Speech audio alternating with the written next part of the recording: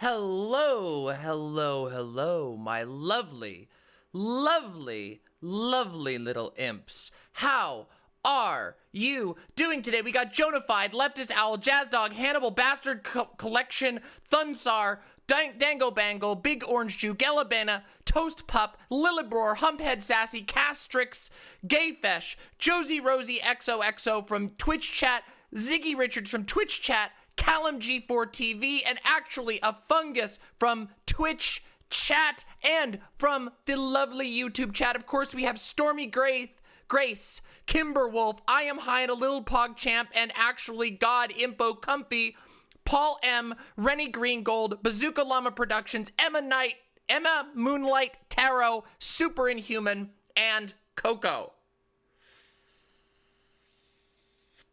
If you are here and you have not liked the stream, please press the like, because that's how we get more viewers. You like the stream, more viewers. That's how it goes.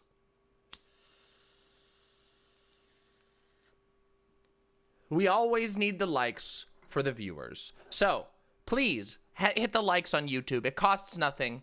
And of course, it's how you can support this show, which is, as always, viewer supported. So how are you liking the new hair? Is it not incredible? But take a look at this. It gets even better. Shing. You know what that is? Look at that. Look at what symbol that is. But guess what? It's not done yet. It's not done yet. Are you prepared for the ultimate reveal? I don't think you're ready. I don't think you're ready for the ultimate reveal. Ready? Here we go.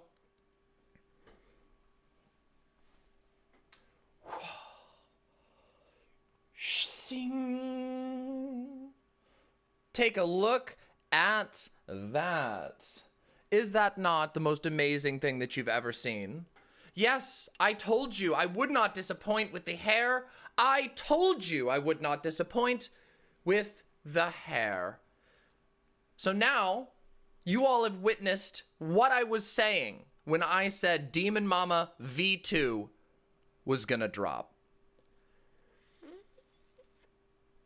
I'm so extra. Why on earth would I spend my one life that I have to live not being extra? Why would I not live my life as excited and high energy as I possibly can? It is good to be extra. And is it not Pride Month?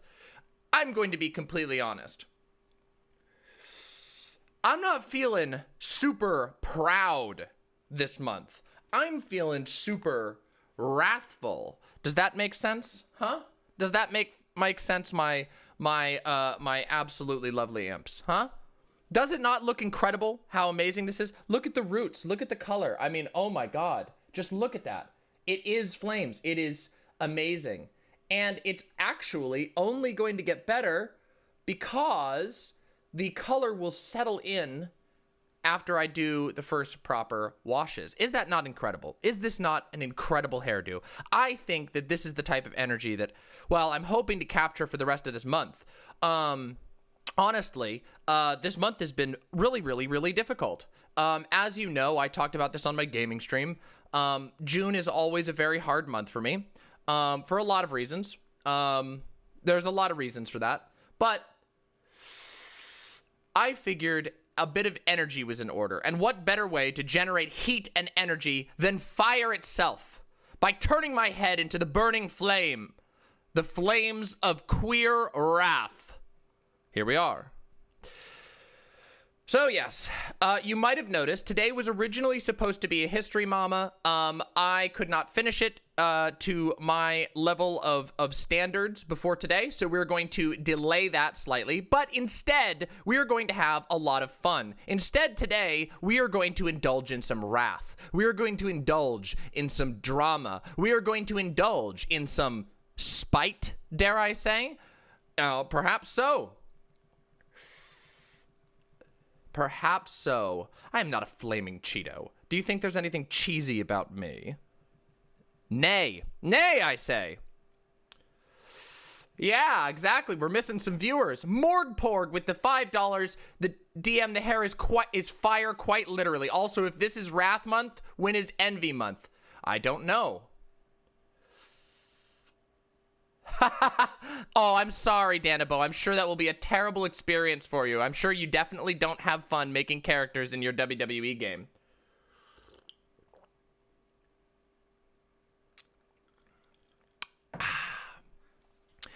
So, let's talk a little bit, shall we? Lady Kelgana with the $5. Thank you so very much for sharing your fortunes with me. I deeply appreciate that. And Leftist Owl with the tier 3 sub, incredibly generous. The hair looks sick as fuck. Keep being you, you gorgeous human. Thank you so much. And Chronic Scene, thank you so much for the tier 1 sub. Seriously, you all make it possible. Unfortunately, as it turns out, running a growing YouTube channel is expensive. Today, I officially upgraded our team to a enterprise Dropbox, which is the most expensive subscription fee I've ever paid in my entire life. I have literally never had to pay so huge of a subscription bill, but it means that my team will gain in power. So we are indeed doing our best to take the show every single step to the next level. Exiaraso says, are you good luck? You come on stream and suddenly I start winning. It's not the luck, it's the demonic energy. What your victory was inside of you all along. What am I smoking? This is a clove cigar.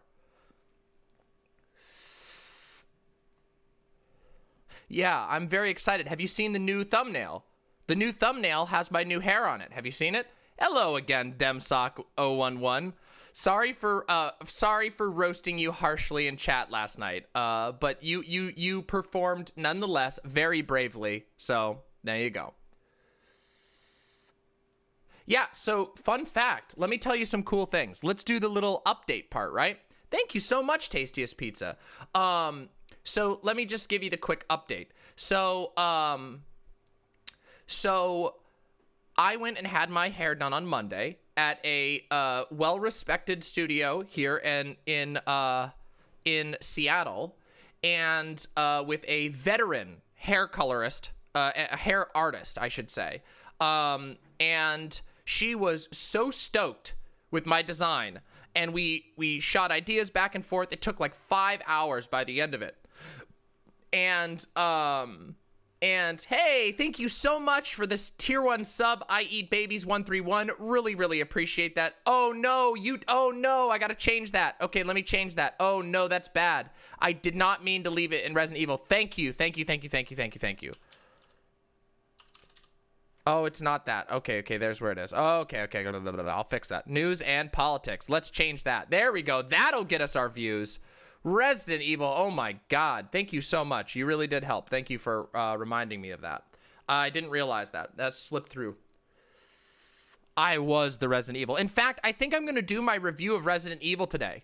I wasn't, like, I didn't know when I was going to do it, but I feel like today will be a good day for a Resident Evil 8 review. We haven't done a review, mama, in forever. Oh, don't worry, Red Flanagan. We'll do the review later, and I'll let you know. And whatever. So we're going to do the Resident Evil 8 review. It was awesome, and I have a lot of things to say about it. We got to do a drama, mama. Have I finished the game? Yes, I have. Will it have spoilers? It will inevitably have some spoilers, but don't worry. I'll let you know so you can mute it for the time that I'm doing the review. I'm not going to do like a crazy one. Oh, these cloves are fucking delicious. It's terrible. Admittedly, they are very addicting. Quite literally. But they're also delicious, so yeah. Don't worry, I will let you all know. But hold on a second. Before we get to that, let me tell you some other things, okay? Nord Guy with the $5 tip. Thank you so very much for that. I deeply appreciate it. For some reason, I didn't see your message there. Let me take a look real quick. God, Streamlabs is being so weird. I thought about subbing, but I don't think Bezos deserves half your money. Nord Guy, thank you. Seriously. No joke. Any support helps, but if you donate to me, I get 100% of it. 100% of it, besides the percentages that go to my team. Of course, all of my my team has a percentage in this channel. That's how I do things. It's a functional co-op, and that's how I do it. So my team, not only, when you donate to me, not only are you helping the future of the show, but you are also helping my team. So thank you. Once again, I'm going to do one last quick ask for likes. If you haven't liked the YouTube video, we have 190 viewers, but we do not have 190 likes. If we could get more likes, it always, without question, always brings in more viewers. Yeah, I know. You can also sub on the website, by the way, Nord Guy. If you want to sub to the website, you'll get the sub-only emotes on the website. Early like gang. Listen, early like gang is where it's at. Okay, so let me tell you something. So my artist, it took about 5 hours to get this hair done. I'm extremely, extremely excited. I had a really good time with it. Thankfully, despite my general bounciness on stream, despite my ADHD, when it comes to getting a haircut, it's actually not so bad. It was a little tiring, of course. Even though you're sitting, you talk the whole time. You have to change positions a lot. There's a bunch of stuff getting put all over you. It's very, very wild, but it was well worth it. And not only that, but the artist was so proud of how it turned out that I got posted to the studio's Instagram. They took photos of me with their lighting setup and posted them to the studio's Instagram, and I got 80 followers just from that. 80 normie followers. I'm talking normie followers. The studio is called Vane. So that's super cool. If you don't follow my Instagram, I don't really post to my Instagram all that much, but that's where I post my my personal stuff. So if I go out somewhere and do an adventure, I'll usually post it there. And, you know, maybe someday in the future, I'll expand my Instagram. Right now, I can't expand anymore because, you know, we've been working really hard, and expanding to other platforms is a huge step. So maybe next month or something. Vain, as in vanity. Thank you very much. Thank you very much. I am very happy with this hair. I am the lucky recipient of being this artist's canvas. And they're the lucky recipient of my money. And they said that working on my hair was so awesome. They were just completely jazzed. Seeing your haircut has me inspired to get my first gender-affirming hairstyle, says Klondike5. Love it and thank you. Thank you for the Prime sub. Deeply, deeply appreciate those Prime subs are really helpful. Apparently, one of my coworkers has seen some of your clips on Instagram. Wow. I do get reposted by other accounts, which is super, super cool. And sometimes not cool. But, hey, there we go. Yeah, by the way, so this is shaved on the sides, and oh my God. Listen, you have no idea. For those of you who are old school Demon Mama fans, you know this is how my hair used to be. I used to have it very long on the top, and I used to have it shaved on the sides. Most people don't remember that unless you're an old school Demon Mama fan. Because of the pandemic, I wasn't able to get my hair cut, so it's been growing out. But having the side shaved is, oh my God, it makes me feel so good. It feels so goddamn good. I love it so goddamn much. Yeah, and it is good when it's hot weather. Also, I can do cool stuff like this. Watch this. Ready? Wait, where'd my hair thing go? Watch this. Yeah,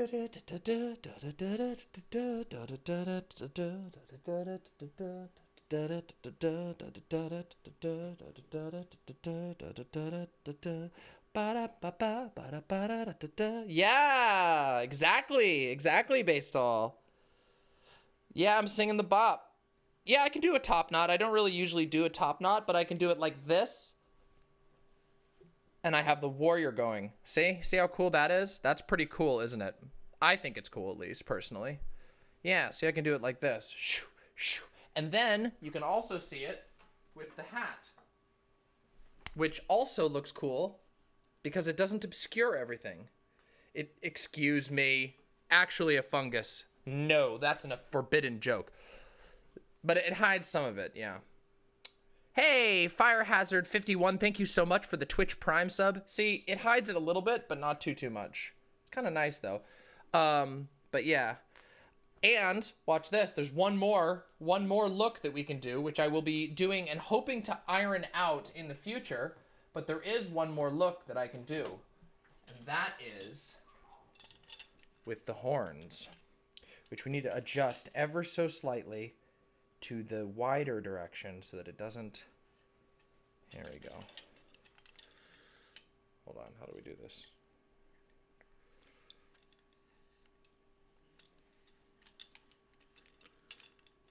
Let's see how this looks. I'll have to tuck it here. Ow! Okay, here we go.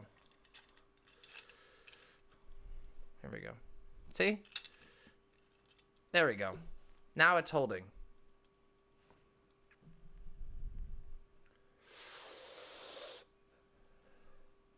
Got my BPD diagnosis this week. It would have never happened if not for your stream making me aware. Thank you. You're very welcome. Lady Kelgana, I promise you your life will get better.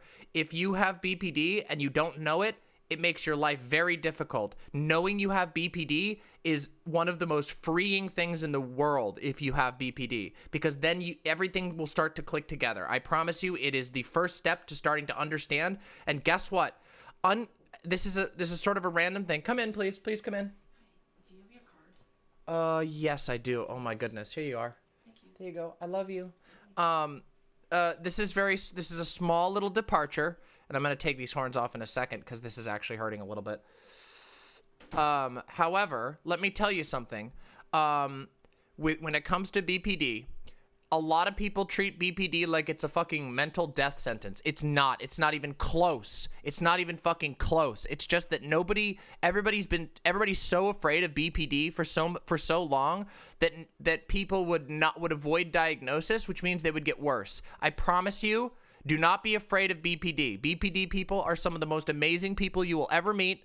It is severely, severely stigmatized, and there is zero reason for that. It is completely bullshit. Soma, thank you so very much for the tier 1 sub for 3 months. Thank you so much. Oof. Anyway, we're going to take that off for a little bit, and I'm going to clean up my hair here. Listen, there's a thing. Hold on. I'm going to take a small moment here. I know that we're not really like into the content or whatever. Do I play musical instruments? Yes, I do. I play piano, and I'm learning guitar again. I used to play guitar, but I'm way out of practice. And I've been relearning it, but slowly because I've been fucking crazy busy. Okay, let me tell you something real quick. So, BPD is a personality disorder, as they call them. BPD is a personality disorder that is generally categorized by severe mood swings, usually relating to relationships, splitting, which is when you tend to see yourself if you're an internal splitter, or others if you're an external splitter, as either black or white, depending on in emotionally intense situations. So let me explain a little bit. This is just a little bit of an awareness stream. I'm trying to get better and braver about doing this. So then it's been helpful to people in the past. So I'm going to do it again. Splitting is like when you get stressed or scared, it becomes very difficult to see people, like other people who you have relationships with, as anything but either all good or all bad. So if it's a partner, this is why BPD people often end up getting stuck in abusive relationships, because they will split what's called split white towards their partners, which means they will begin to think that their partner is like a divine being that can't do anything wrong, and it must be you. And if it's not you, well, you can't it's very hard to comprehend that. You just perceive it as yourself. And now, contrary to popular belief, this does not affect your worldview vast majority of the time. It's your personal relationships. For example, I don't look at the world in a black and white way at all. But when it comes to myself, because I am an internal splitter, I tend to go through phases of life where I either see myself as complete and utter trash, or I feel like I'm at the top of my game and nobody can stop me. And that might sound like mania. It's not like mania. It's more like a moral thing. It's very hard to explain, okay? It's really hard to explain. Hey, Tiffany Starr, great to see you. Thanks for coming by. Come on over to the website. We'll get you a fancy name. How would non-BPDers see relationships in themselves? Non-BPDers are much less likely. Okay, hold on a second. Let me get it. Let me finish explaining this. Another thing that is common with people with BPD is what's the word? Emotional impulsivity. Have you ever heard of like U-hauling? You know, like when you fall in love with somebody and you're just like, move in with me. That's a thing that's common with BPD. And if you don't know you have BPD, that can be very disruptive to your life. And if you know you have BPD, you can control that. Yeah. Not necessarily control it, but you can facilitate it. Yeah. Here's the other thing that a lot of people, crazy ex-girlfriend. Yes, I've heard about that. The border changes color. Indeed. Well, Kubi Rels, you might have BPD, you might not. Lots of people experience some level of these things, but for me, it was actually shredding my life. Like, I didn't know it. I was desperately trying to figure out why I felt the way that I did, and I just couldn't figure it out. And then I discovered I had BPD, and then it made my life make a lot more sense. My emotions are still very intense, but I know how to live with them. I know how to work around them. I've known some people who have a history of going super hard into relationships and then having them fail epically. I guess it dials that up to 11. Yes, it can. It absolutely can. In my case, I tend to have relationships that are either massive successes or massive catastrophic failures. I have been with my partner Gynotype for 6 years, almost 7 years now. What causes BPD? Usually childhood trauma.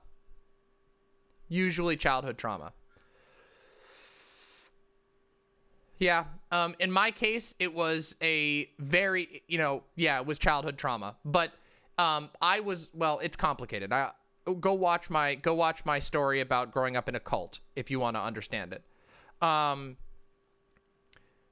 Soma, I feel you. You've always given 110%. Yes. So here's a really interesting thing. Let me tell you a quick story. Okay. I didn't know I was going to be opening with a mental health segment, but you know what? Let's do it. I'm here for it. Okay. I'm feeling it today. Okay.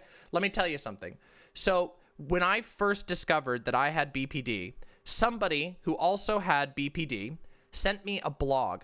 And I'll share this blog at another time. I don't have all the links right now because I wasn't prepared. Hey, Vermin, great to see you. Oh, Vermin, by the way, I've been working more and more on my character concept. You're going to love Alyssa. You're going to love her. I'm telling you, you're going to love her. Shame about Satha. Really sad about that. But I promise you're going to love this character. Be scared. You should be scared. She's powerful. The Pilgrim, Alyssa, the Pilgrim of the Deeps. There we go. We'll talk about that later. Okay, so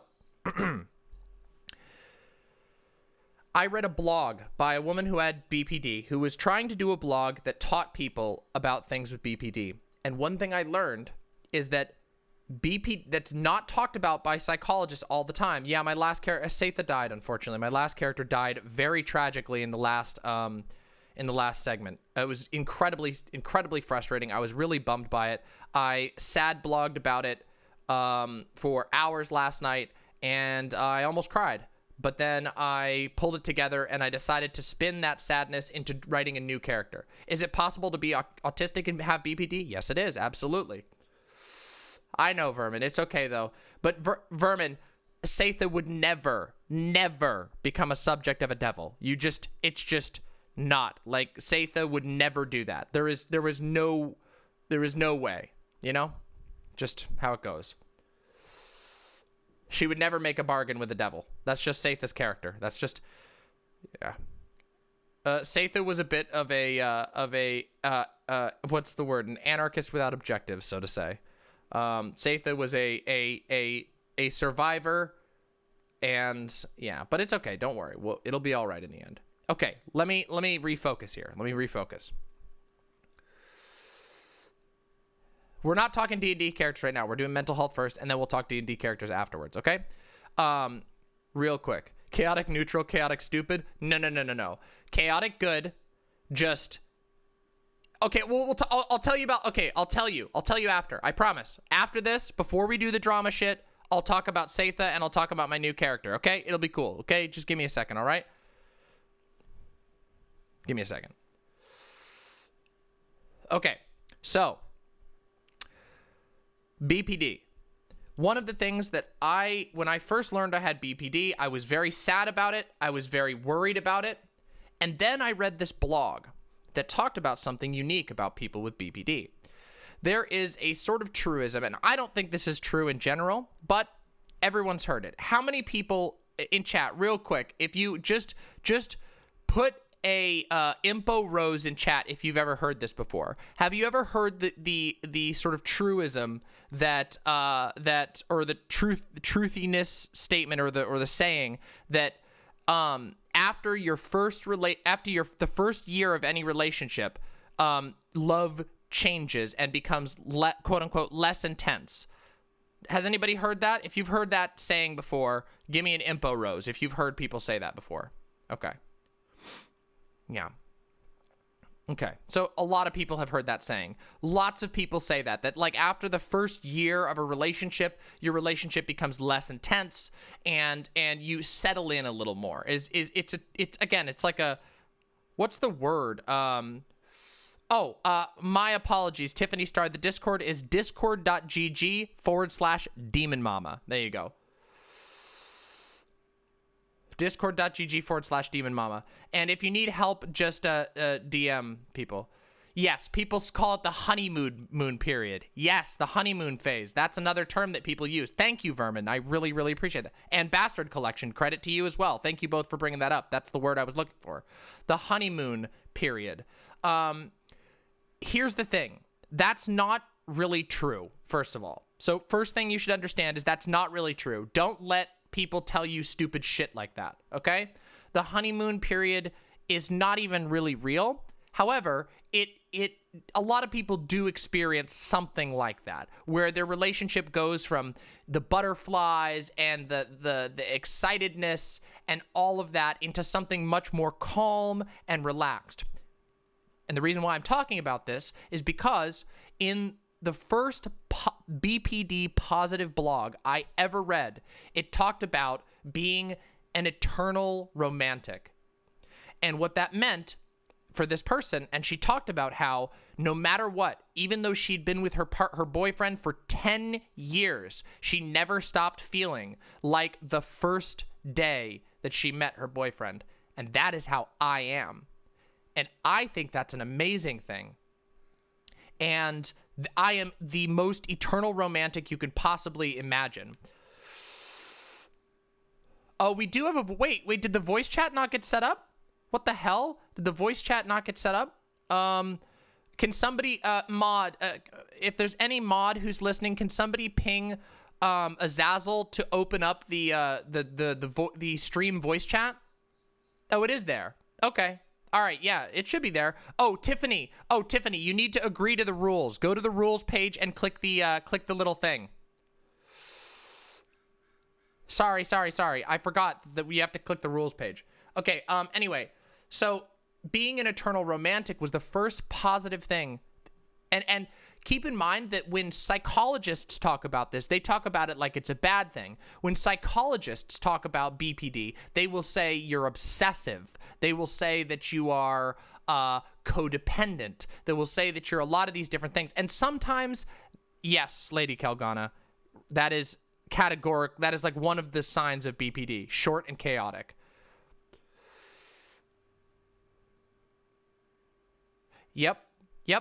Yep, that's fair, Vermin Hands. Yeah, thank you, Lamp. Okay, let me explain this further. So, the eternal romantic. Thank you, Hort Dern. Appreciate that.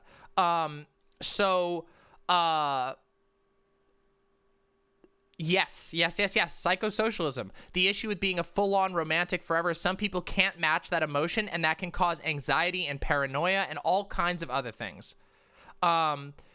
Another thing is people with BPD tend to have severe abandonment issues, which can lead to them being the crazy girlfriend, as is the stereotype of people with BPD, that you always want to talk and you always want to spend time together, and it can become that. That can easily happen, you know?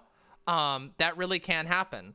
But let me explain. So this blog that I read talked about BPD, again, in a positive light. And instead of saying, oh, you're a codependent, you're this, you're an eternal romantic. And that gave me words to explain who I am and something that I don't want to be gone. I like being the eternal romantic. I like being that way. And I didn't want that to be psychologized. And this person gave me the words to do that. But it also taught me what I need to do to be able to get along with people who don't have BPD or other people who have BPD. And it took somebody talking about it in a positive light. Is BPD a spectrum? I know people who've had pretty severe BPD, but I don't think I'm quite there. But everything you're describing sounds like me pretty strongly. It is possible, of course. All mental illnesses are spectrums. There are varying levels of severity for every person. And keep in mind, even if some of these things resonate with you, that doesn't necessarily mean that you have BPD. So yeah, keep that in mind. It is, again, because it is generally believed to be caused by trauma in your early life. There tends to be a lot of queer people who have BPD because, yes, please come in. Oh, you're amazing. Thank you, Vaughn. Thank you. Oh, early food day. Hey, Smooch. Thank you so much. Hi, Yoda. Hi. Will you make sure Yoda gets out so she doesn't get trapped in here? Oh, amazing, amazing. This was always an issue. Verminhand says, this was always an issue with Vosh. He's a very independent person who likes his space, and I'm literally always down to talk and hang out and do anything together. We got better over the years, and now I'm the sole person he can be around 24/7 and enjoy it as we grew together. But it could be super hard at times. Yes. See, that is how... Okay, so I don't want to get too personal here, but I am very compatible with my partner Gynotype specifically because Gynotype is like that. Because I have come to learn over time, because we communicate a lot, that Gynotype will kind of like do her own thing. Hey, Cherry with the raid. Thank you so very much. Welcome, everyone. Raiders, come in and get comfortable. We're talking a little bit about mental health. Then we're going to talk a little bit about some nerd stuff. And then we're going to get into the meat. We're going to get into the drama, which I know you all are here for the blood. You drama frogs, you drama llamas. So please, come get comfortable. If you are here and you've never watched my show before, please hit the follow button on Twitch and come over to my website, demonmama.com/live. The website has all of the emotes are free, except for a handful of animated ones, which you can get with a site sub, and you can sign in with Twitch, and if you come onto the website, you get to hang out with all the people on the screen. So please come over to the website. We would love to have you. The website is super comfy, super awesome. I do watch the Twitch chat, don't worry, but I promise you, the website chat is way comfier, and you get free emotes, like lots of free emotes. Vosh, indeed good. Very happy to have you. And Cherry, thank you so much. Yeah, no problem, Kubi Rels. Okay, let me be completely honest. So, new people are here. I have BPD. Okay, borderline personality disorder. It is a very heavily stigmatized personality disorder. It is very unfairly stigmatized, like really unfairly stigmatized.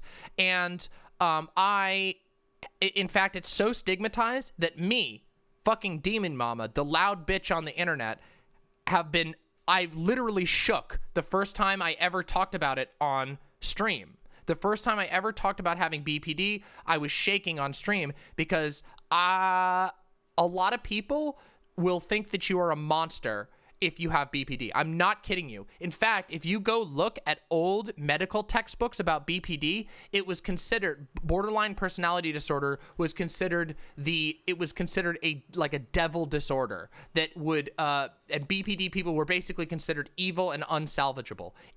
That is complete bullshit, by the way. It's just that psychology at the time had no fucking clue what they were doing, but nonetheless, that has stuck for a long time. Yes, professionals will still dump you over it to this day.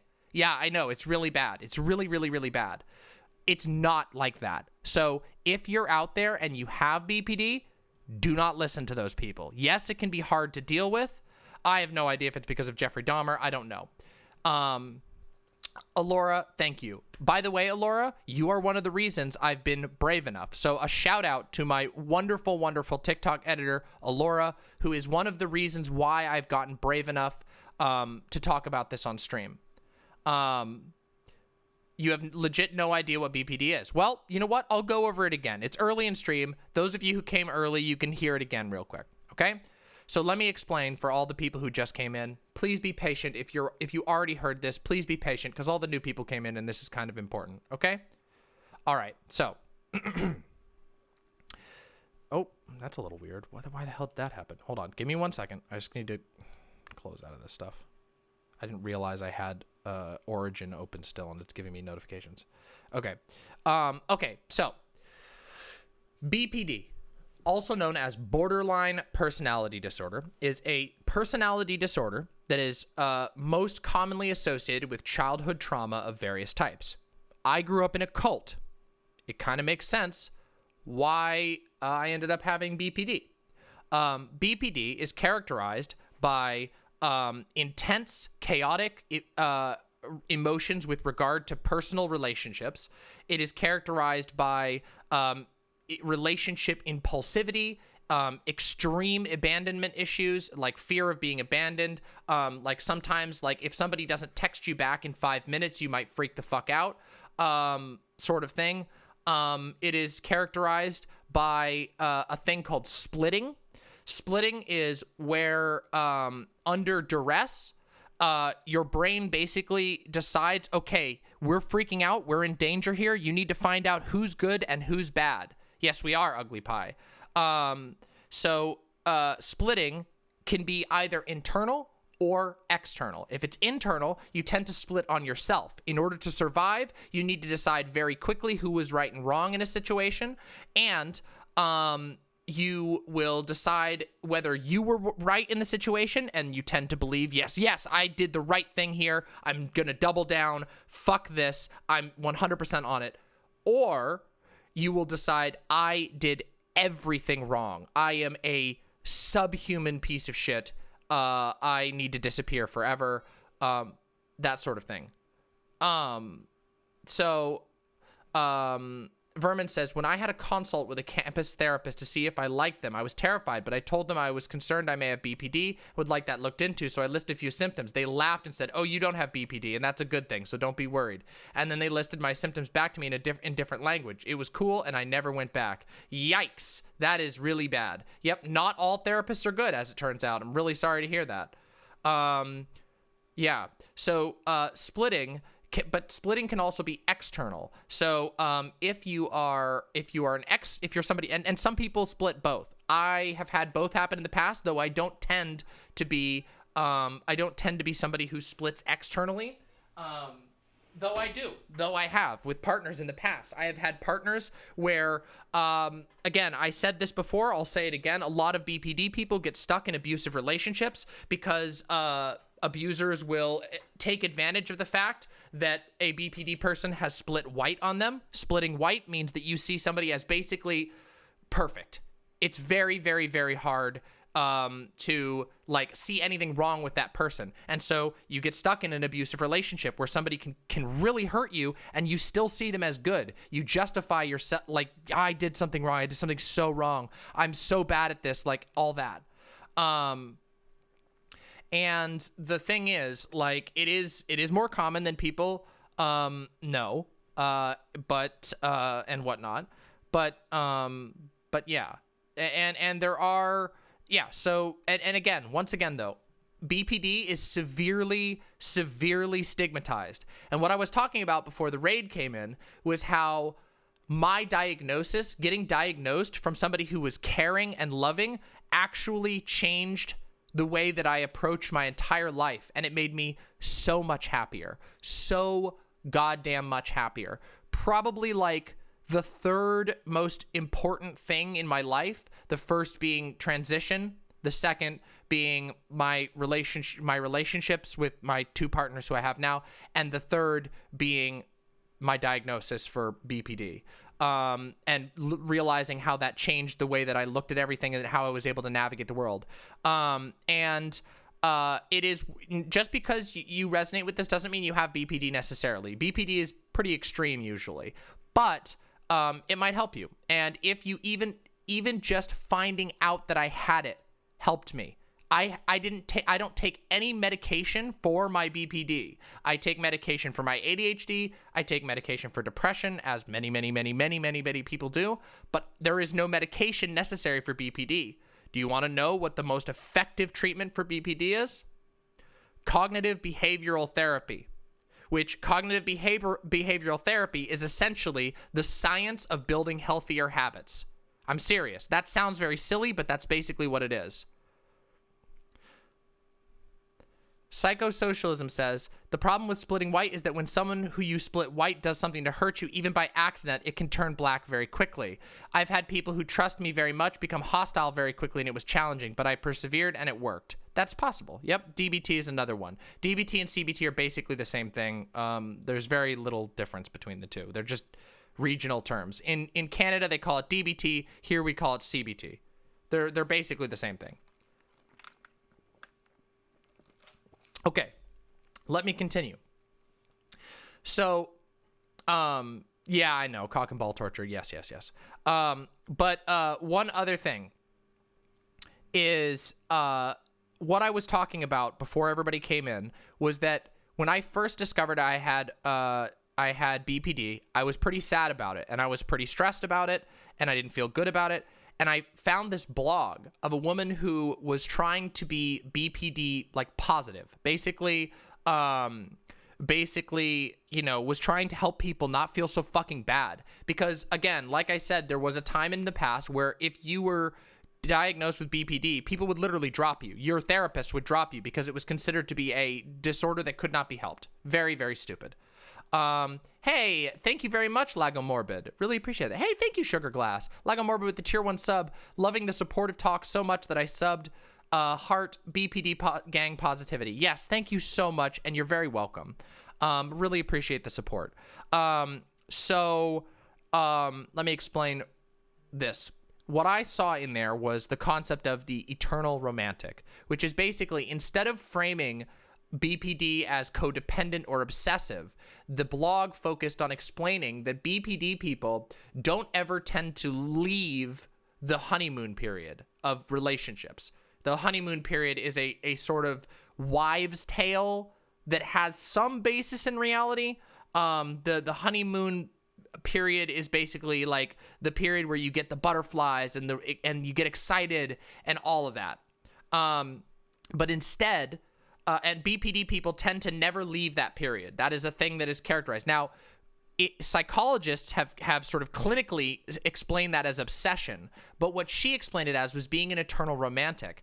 And when I learned about that, I realized there were healthy ways to express myself, and it made me happier. Because instead of like blindly being like super intense and not understanding and feeling like, why the hell does nobody do this for me as well? Instead, I was able to go, oh, like I'm the eternal romantic, and not everyone is an eternal romantic. It was very helpful. BPD is borderline personality disorder. Yes, borderline personality disorder, not bipolar. Bipolar is very different. Yeah. CBT is cognitive behavior therapy. DBT is dialectical behavioral therapy. CBT is used more for anxiety and OCD. DBT is used more for people with BPD, autism, and mood disorders.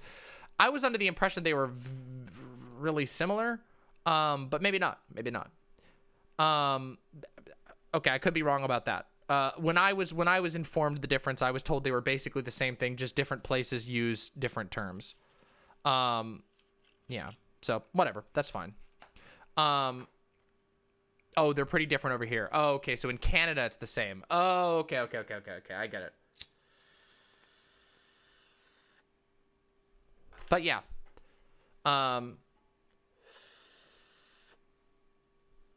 Okay, I see. Psychosocialism. They have different focuses, but the method is similar. Okay, that was something that I was honestly uninformed about. Thank you. But yeah. There was a really great video out there by Curio. Does anybody know the bread tuber Curio? They have a video about BPD that is one of the most moving videos. It literally made me cry. Hey, thank you so much, Cookie. It's a fantastic video. Maybe we'll watch it at some point. It is a fantastic video, even for people who don't have BPD. And it talks about how BPD has been portrayed in TV as like the worst thing ever. Curio convinced me to buy Disco Elysium. Oh, we're gonna play Disco Elysium on stream at some point. That game is so good.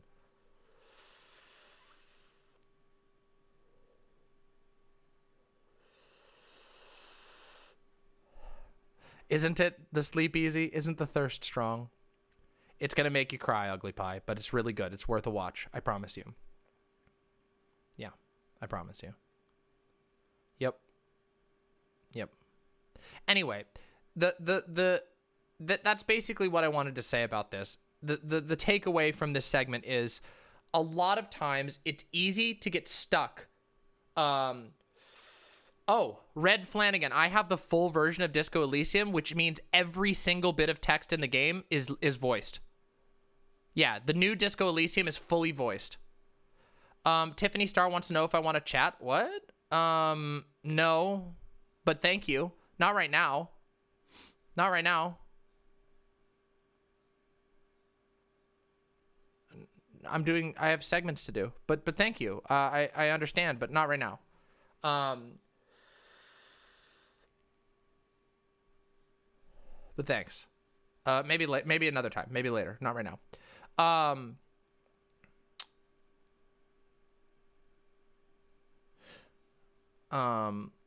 Bastard Collection says, at a choir concert, I was talking to a classmate and being naive, brought up that I'd been suspecting that I have BPD. She immediately started talking about her abusive ex who has BPD and said there was no way I could have it because you're too nice and only bad people have that. Worst part, she was my ride home. That is not true. And once again, if you suspect you have BPD, it is okay. It is not a death sentence at all, I promise you. Not only is it possible to live a good life, it is possible to live an amazing and beautiful life. BPD is not some sort of death sentence. You're not an evil person. That is bullshit. That is bullshit. I promise you, okay? I promise you. Yeah, it can be hard. It's fucking hard. I mean, I struggle with the abandonment stuff constantly. Constantly. It's really, really hard for me. But yeah.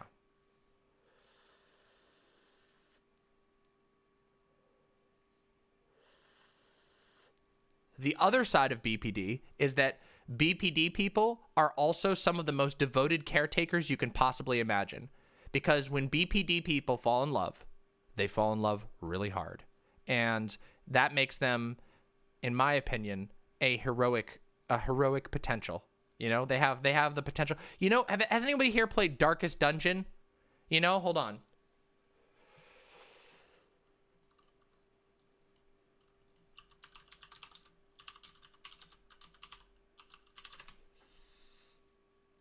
In Darkest Dungeon, here, I'll show you this.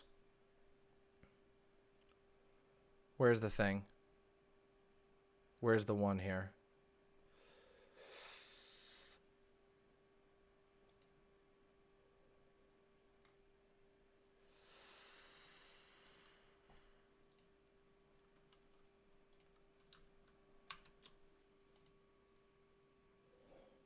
Oh, oops.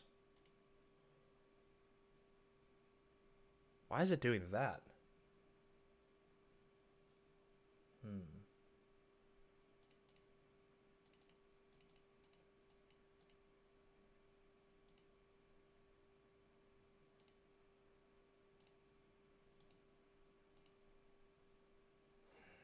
God damn it. Oh, wait, I know why.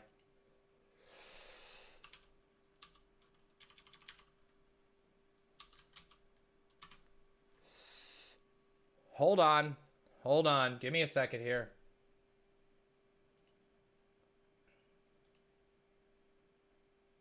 Sorry. I know. This is disappointing, but whatever. It is what it is. Okay, hold on. I'll fix this in just a second. It's my computer's being fucking stupid.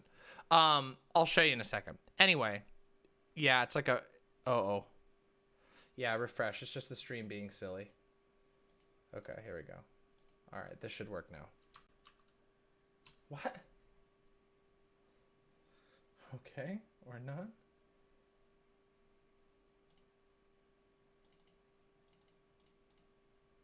Ah!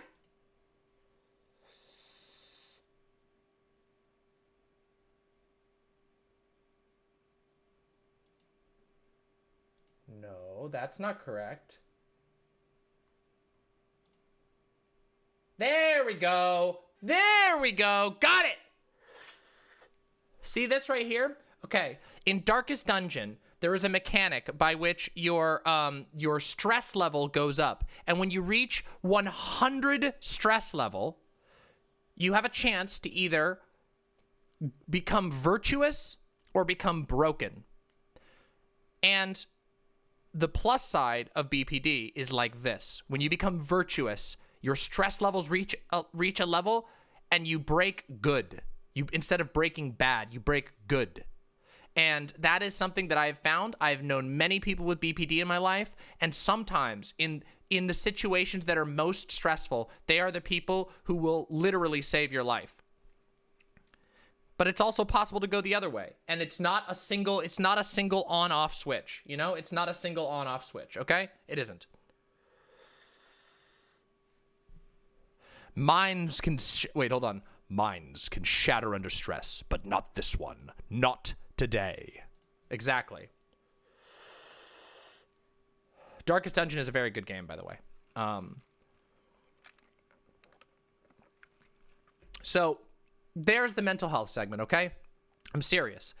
People, if you have a mental health issue, a personality disorder or otherwise, please do not allow yourself to be black-pilled because of it. Yes, our society is not very good to people with mental health things, but I promise you, there is a very, very, very real path forward for you, okay? I'm serious. People are stupid about mental health, but you don't have to be, we don't have to be. Wake and Jake, just realized I'm an eternal romantic. My wife and best friend recently left me in a very traumatic way, and I'm still in love with her. I'm glad I have better language to put to my pain. Thanks, Mama. You're very welcome. I promise you it can help you. It can help. Learning that I was an eternal romantic has helped me build healthier relationships. I'm serious. It has. MS Sloth, thank you so much. I know, isn't the hair wonderful? Some of you are going to get to see this stuff like this on the side here. You know? Hold on, is it easy to see? I don't know. It's hard to see sometimes, I guess. Oh, it's really hard. Here, I'll show it off. Let's show off the hair again real quick. Look, one side of the hair for the newcomers has my little symbol, my little Mercury symbol. And on the other side, I have 5G. Does that look good? Oh, it's got hair still covering it. There we go. 5G. There we go. Much better. Much, much better. Pretty cool, huh? Pretty cool, huh? No, I got the CIA. Just tuned in. What's the Eternal Romantic? You'll want to rewind back. Apex Una, I've already gone over it twice. It's a... I was doing a mental health segment. Just go rewind and watch the segment on 2.0. Yeah, Junji Ito ass bitch. True. True. Yeah, Uzumaki. Yep. There we go. So let's talk about something else, okay? That'll be a segment for YouTube for sure. Yes, if we can, we'll make that a segment for sure. In fact, you know what? I'm going to write that down.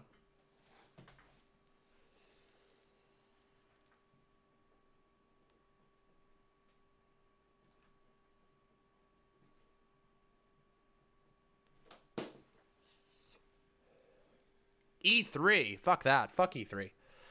Hair hypnosis. You're feeling sleepy. I'm not sure if it's BPD, mental health, or overall human thing, but having a pet at home has been so vital in my recovery and well-being. Yes. Pets can be very, very good for people with BPD if you know you have BPD, because, you know, pets, especially dogs love attention. I think this is the Tiffany Star Gay Fesh was talking about. Who wants to talk? Yes, I know who Tiffany Star is. I promise you, I know who Tiffany Star is. I'm doing my show. I love you, but I'm doing my show. Thank you for the tier 2 sub, 85 to 2D Derek. I know. The famous porn star, Tiffany Star. Yes, thank you. Appreciate it. What the hell was I going to say?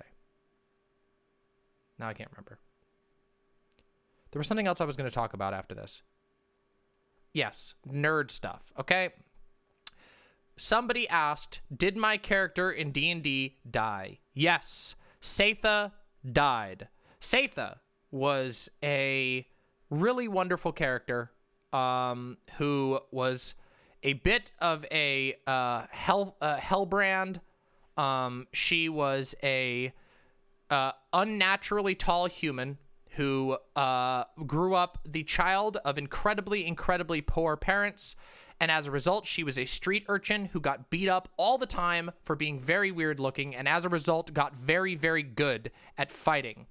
Satha one day got into a fight that was way more than she could handle, and she was stabbed within an inch of her life. At that point, she was rescued by a local doctor who what class and race? She was a human blood hunter. Let me explain this. So she was a 6'7", yeah, she was our only tank. Don't worry, Vermin. We'll talk about the next character, okay? So she was a blood hunter, and she was she was like super tall and very lanky. Believe it or not, I actually designed her before the hype about Lady D, but there are some inevitable comparisons to Lady D. She was tall and very pale and liked blood. And let me explain why she liked blood. When she got into the fight and was stabbed within an inch of her life, a local doctor tried to save her life, but he did not have any blood on hand for a transfusion except for a experimental vial of blood that had yet to be identified as like there was something wrong with the blood, but he didn't know what. However, it was fresh. So he took a risk. He said, I could either let this child die or I can give her the blood.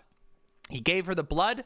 The blood was infected with a bloodborne parasite that warped her into a leech lichen. So when she went into battle, or got bloodthirsty, she would transform into a massive leech monster, like tanky leech monster, and then basically the doctor felt so bad. The doctor felt so bad about what he had cursed her with that he decided to train her up under him. So she was a traveling surgeon who would offer discount surgeries, very good surgeries. She was not a bad surgeon. She was a good surgeon, but she would offer discount surgeries to people who otherwise wouldn't have them. And in order to sate her bloodthirst, she would just drink the extra blood from the surgery. Whatever, it would go to waste otherwise. So that's how she did it. However, she was incredibly impulsive and loved to fight. And so yeah, so that was her. Yeah, I'll show you. Yeah, exactly. Yeah, I'll show the doodle. Let's see. Let me show you the doodle of the characters. Oh, I'm so excited to do this. Yeah, here we go. Let me show you.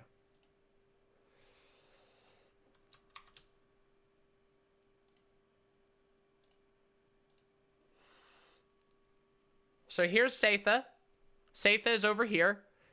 Oh yeah, one of the things, she wears a mask. The reason why she wears a mask is because her mouth was the only part of her body she could not control. Her mouth was always a gaping lamprey mouth full of teeth. And so she wore a doctor's mask to hide her monstrous mouth. Because she could never return her mouth back to normal. She just couldn't keep her form under control. That was one of the negative ones. This is Revel. Revel is a wonderful, wonderful little lad. We love Revel. Revel is our slutty little priest. Oh my God, I love Revel. Yes. Revel's amazing. Yes, I literally at one point picked Revel up by the horns because, by the way, Setha looks not strong. Setha was incredibly physically strong. So yeah. Yeah. But yeah, Revel's amazing. I love Revel. I think Revel's amazing. So yeah, that's Setha. There's also full art coming of Setha at some point. I've commissioned full art, even though Setha died last night during the session. Setha was super killed, by the way.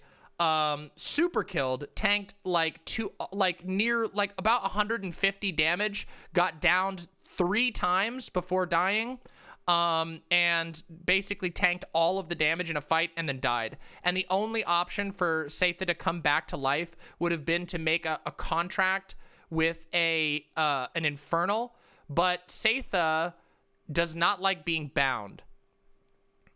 Well, it wasn't that I was disinterested. I was just frustrated, Vermin. Honestly, I'll talk about it more. I kind of felt like Setha...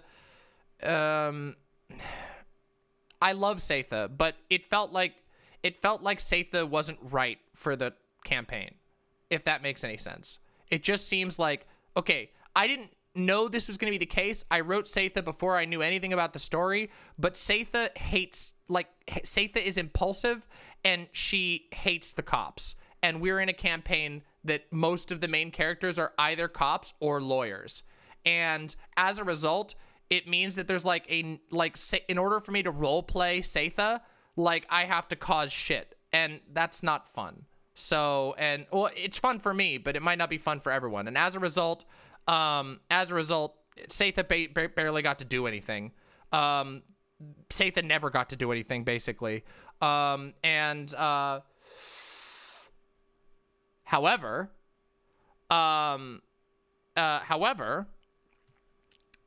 I have made a new character, and I'll tell you about my new character. Do you want to see my new character? This is I haven't made full art, but this is the concept art. So I'll show the concept art. I've not been able to find a full version of this art, but we'll take a look at it real quick because I think it's pretty good. Hold on. Here we go. This is the concept art I have for Alisra, the Pilgrim of the Deeps.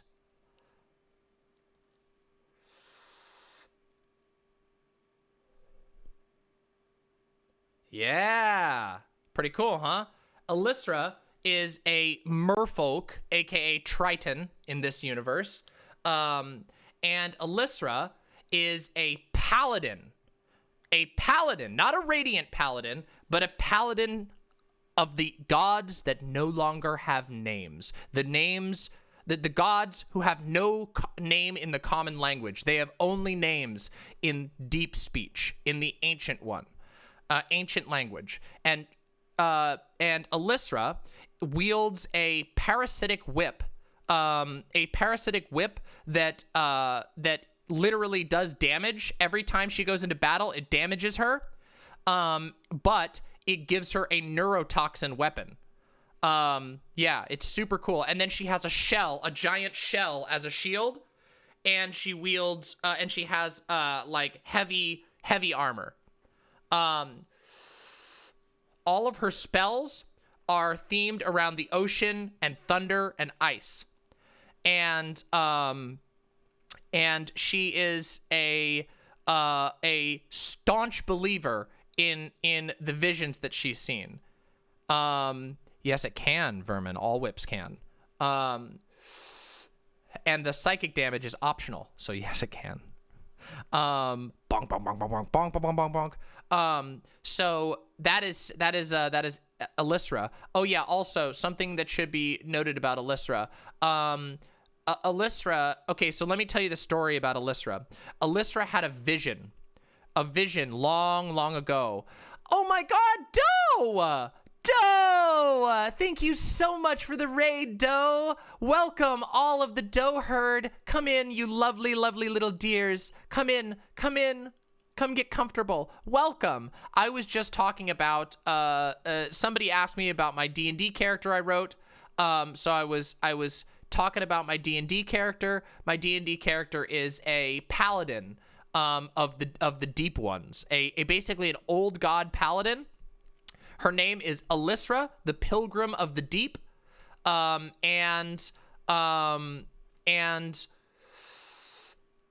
Alyssa had a vision, okay? Long ago, when Alyssa was young, Alyssa had a traumatic vision of the future. A future in which the oceans had turned to poison, the land had burned to ash, and the sky was nothing but smoke. And she was so disturbed by this vision that she decided to become a holy pilgrim, to go out and venture up onto the land from the depths of the ocean to discover what could cause such a calamity. And that's Alyssa. So I'm very excited to get to play this character. I think this character will be very, very fun. Yeah, so that should be pretty cool. Great combo, by the way. For those of you who just arrived in the Doe raid, very, very, very happy to have you. Please consider coming over to the website, demonmama.com/live. And following and subscribing to me on YouTube. All of my YouTube segments, and I do like YouTube segments that are super fucking cool, are on YouTube. To do that, you can go to the website, you can click, and then you can subscribe right on there. So yeah, come on through. The site chat has all of my emotes are free on the site chat. So please come through to the site chat and I promise you'll have a good time. We have a fuckload of fun emotes. The site chat is super cozy and you can sign in with your Twitch. So there's super easy. It's super, super easy. Please come on through. We'd love to have you. We're about to get into the real content of the day. Yeah, YouTube segments are pretty pog, not gonna lie. Wait, by the way, did the Sugoi ever upload perfectly? Did the Sugoi? Oh, it didn't. Why? That's weird. That's Nom. Where did the Sugoi? Why did the Sugoi is broken? Weird. Sugoi broke. How strange. Very weird. That's odd. I'll have to fix that. Okay. For real though, I think that Satha would have at least beat Revel within an inch of their life for working with Malum knowingly or otherwise if she found out the truth. Yeah, probably. Well, I don't know that Satha would have beaten Revel, but Satha would have wanted to kill Malum for sure. Listen, Satha has problems with authority, okay? Look, let's just put it that way. Which, I mean, hey, relatable, right? What's up, fellow tankies? Wait, is this the right stream? Oh, totally. Oh, totally. This sounds like people nerding out about an obscure show I've not heard of. Well, no one's heard of it except for the people who play in it, like myself and Vermin Hands. This is my D&D campaign. Yeah, that would have been fun. It would have been fun, but we'll see. You never know when Satha might make a reappearance. And here's the thing. I often bring my characters back to life. In fact, let me tell you another thing. Are you ready? Are you ready? I'm going to hype up another cool thing. So Alyssa is one of those characters. Alyssa has existed before in a previous form.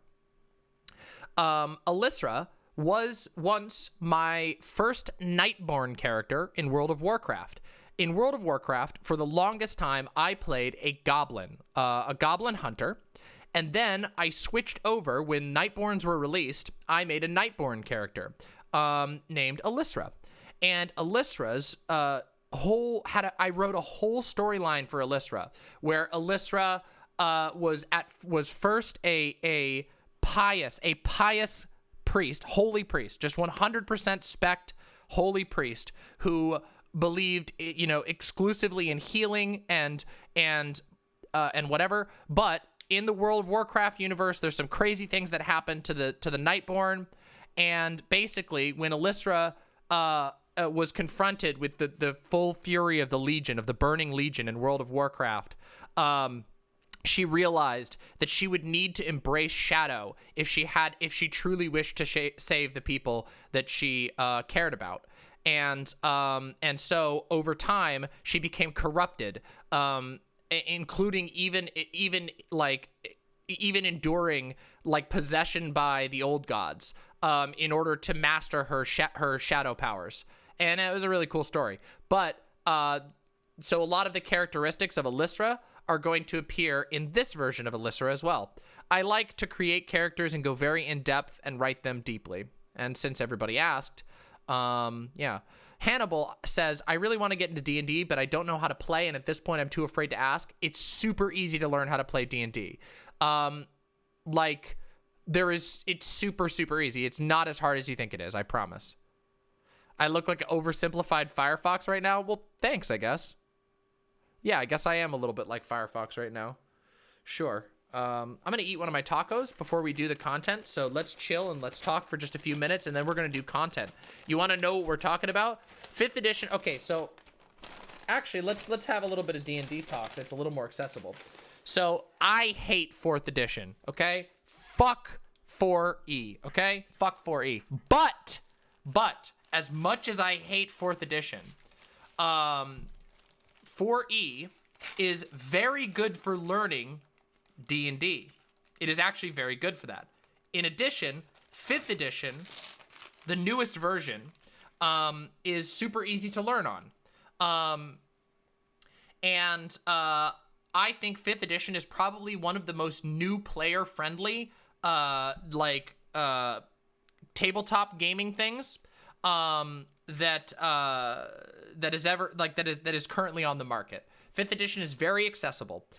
But there's a problem with 5th edition, okay? Are you ready for it? Are you fucking ready for it? I don't think you are. It's run by Wizards of the Coast. That's the problem. 5th edition is run by Wizards of the Coast, which means it's monetized to fuck and expensive as hell. So you need to find somebody who already has the stuff, or group together and buy stuff together, because it is, or pirate it, which becomes very annoying because you can't use their official tools. See, 5th edition has a really, really good online tool set for making characters, but the content is very lacking unless you're willing to drop about $250 to buy all of the content. You literally won't be able to use the online tools. Now, I know there are some other ones that we can or we may or may not be able to discuss here. However, it can be pretty limiting. So I recommend finding somebody who owns some stuff if you want to play 5th edition. I will say 5th edition is by far extremely easy to learn.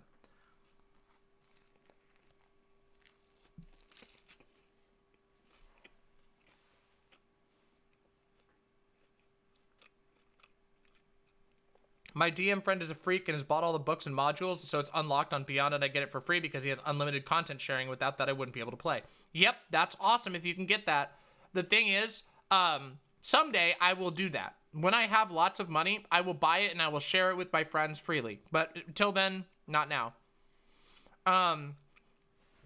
But let me explain some things. Pathfinder is really cool.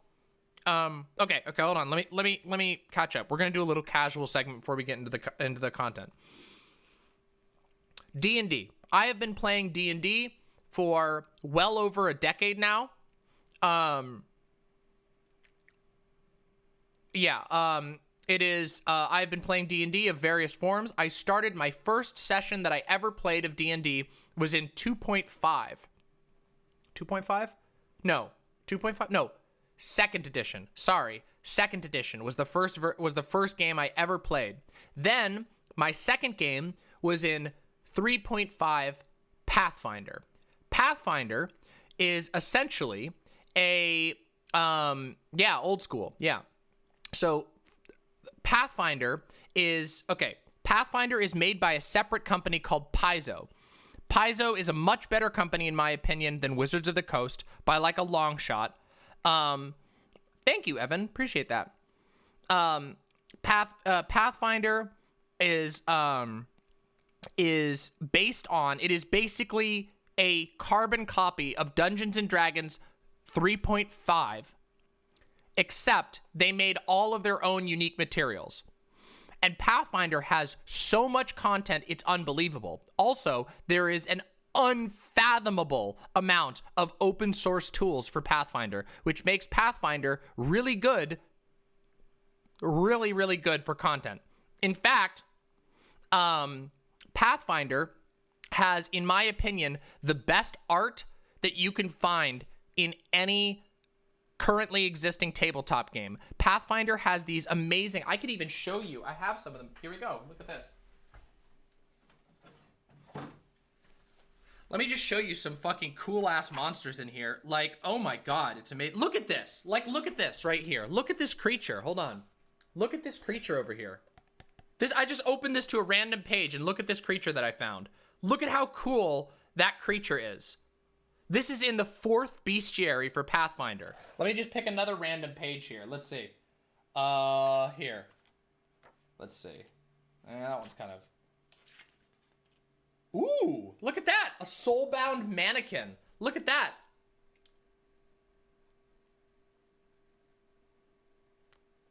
Look at these. We got 2 mannequins. Super, super cool. Absolutely amazing art. Oh, that's creepy. Look at that. Look at the fuck. That's fucking creepy as shit. It's like a crab with human heads on it. It's wild. It's wild. So, and this is the 4th bestiary. There are currently 6 bestiaries of varying sizes. The 4th is one of the smallest of the bestiaries. The other ones are bigger. The 5th one is the one I really want to get because it has a bunch of aliens in it. It's alien themed. The fifth one is alien themed, and also has some like Chinese myth themed creatures. But anyway, point is, there's tons of material for Pathfinder, but the problem with Pathfinder is it is very hard to teach because Pathfinder is based off of 3.5, which is a decades-old system now.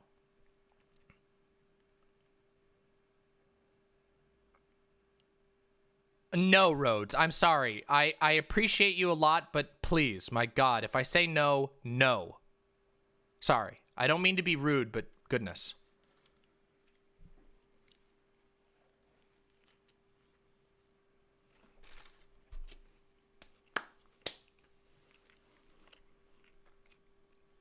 I'm like angry munching this sandwich or this burrito.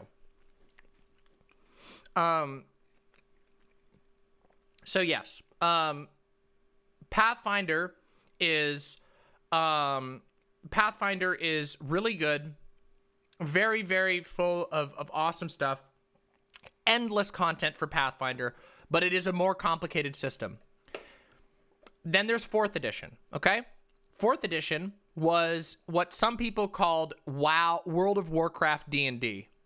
World of Warcraft D&D is sort of, it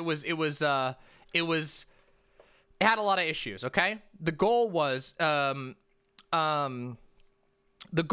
make a more new player-friendly version of D&D. And they definitely did that because 4th edition is the easiest, without question, version to play. You can easily learn to play 4th edition. Anybody can. You can learn it just by reading the book. But it is very flat. And 4th edition has really, really limited character designs. In that, like, basically every single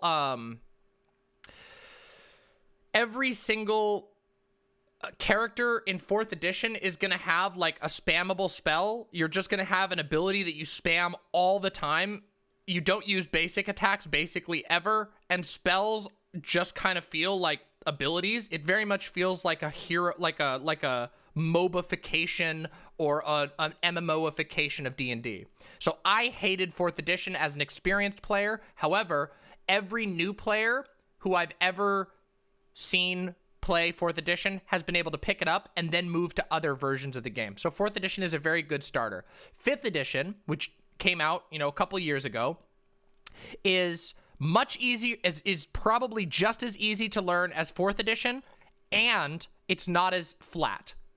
But it still has the content problem because it's owned and operated by Wizards of the Coast, and Wizards of the Coast is greedy as fuck and likes to make tons of money. Thank you, Carlos. Appreciate the compliment on my hair. So, there you go. There's the rundown on D&D editions. There is a second edition of Pathfinder that's either just come out or it's coming out soon, which is kind of exciting because I'd love to see where they go with that.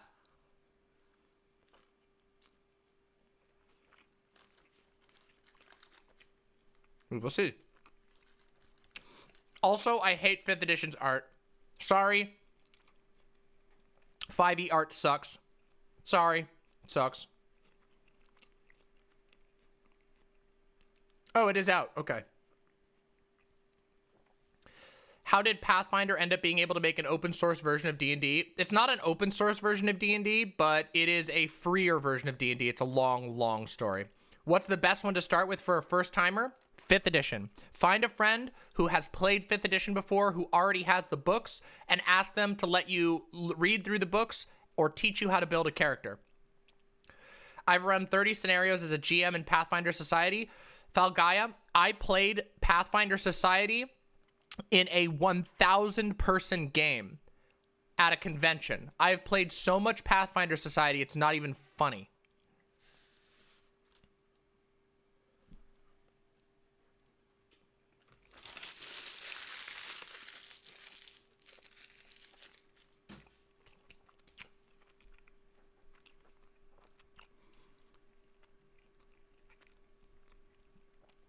The DMs was literal employees of Paizo.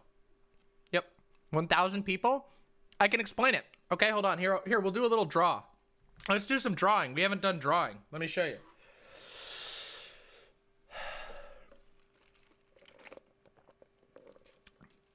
I'm really interested in Genesis. Genesis is what I want to learn next, and I'm probably going to do a campaign in Genesis because Genesis looks amazing. And I really like it. Let's see here. Hold on a second. Let me just bring up GIMP here. Yeah, I'll show you how it worked. I know, this is fun. This is fun. I'm actually enjoying talking about D&D. This is like a little bit of a departure from what I usually do, but it's fun. Are the editions like different sets of rules, monsters, character types? Yes. But usually they change mechanics is like the main thing. They changed the core mechanics and all that. Okay, so here's how it works, right? Let me get you this. Okay, so here's a giant stage. You're at the convention, okay? Here's the giant stage, and there's like a podium, and there's like some tables up here, and there's gonna be a bunch of people who are here, you know, boop, boop, boop. You have the announcer here, and whoop, whoop, whoop. And then down here is the like conference room area, and there are just tons and tons and tons and tons and tons and tons of tables. So just imagine as many tables as you can imagine. 1,000 people worth of tables, okay? And at each table there will be one DM at every table.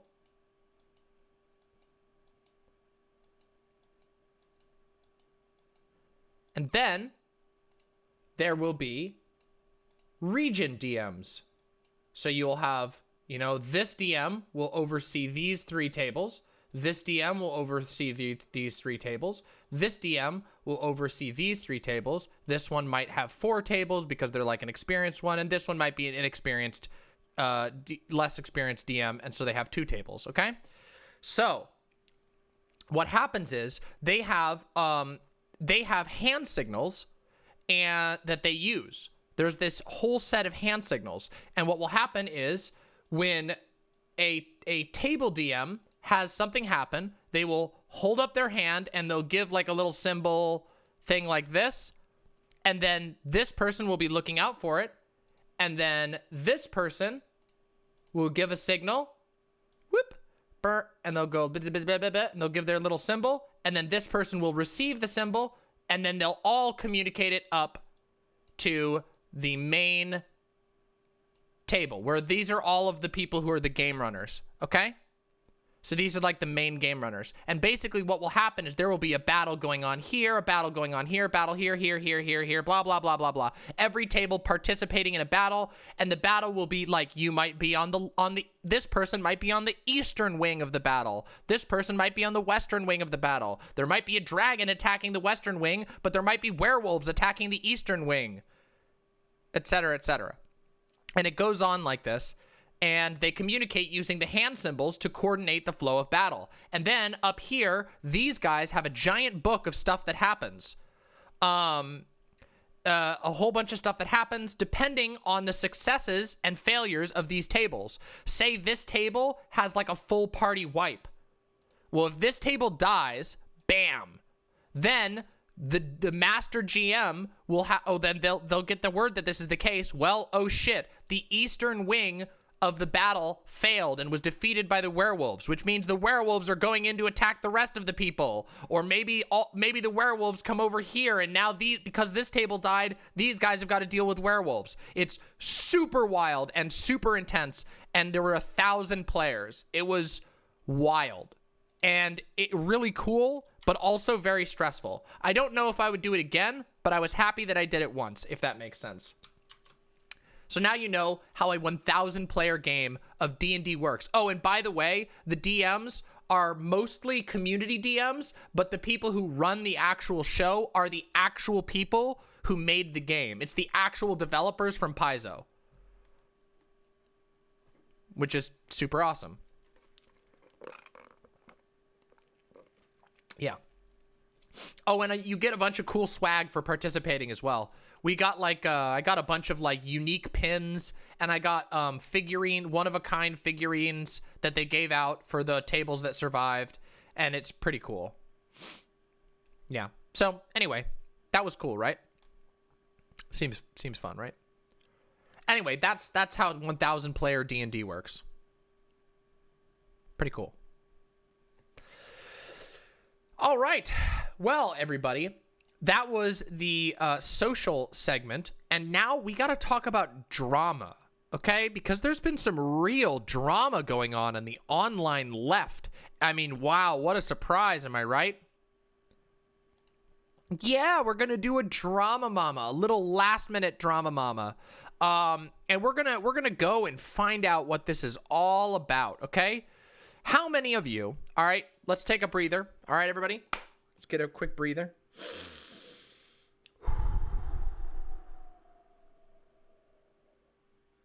Focus, everyone. We're going to do this together, okay? We can do this. All right, let's make this happen, okay? Let's do the Drama Mama theme song, because I wasn't really planning for this to be a full Drama Mama, but I want it to be a Drama Mama. So let's make it a Drama Mama. Here we go. Enjoy the song.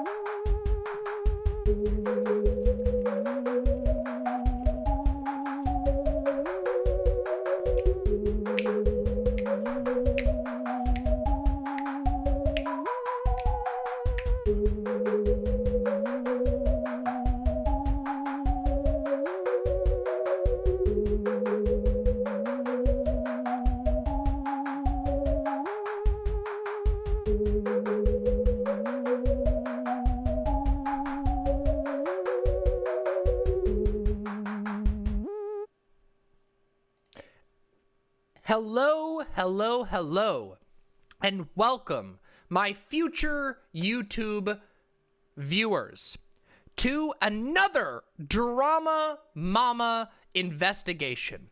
Here on Drama Mama, we do live investigations of ongoing internet or pop culture drama.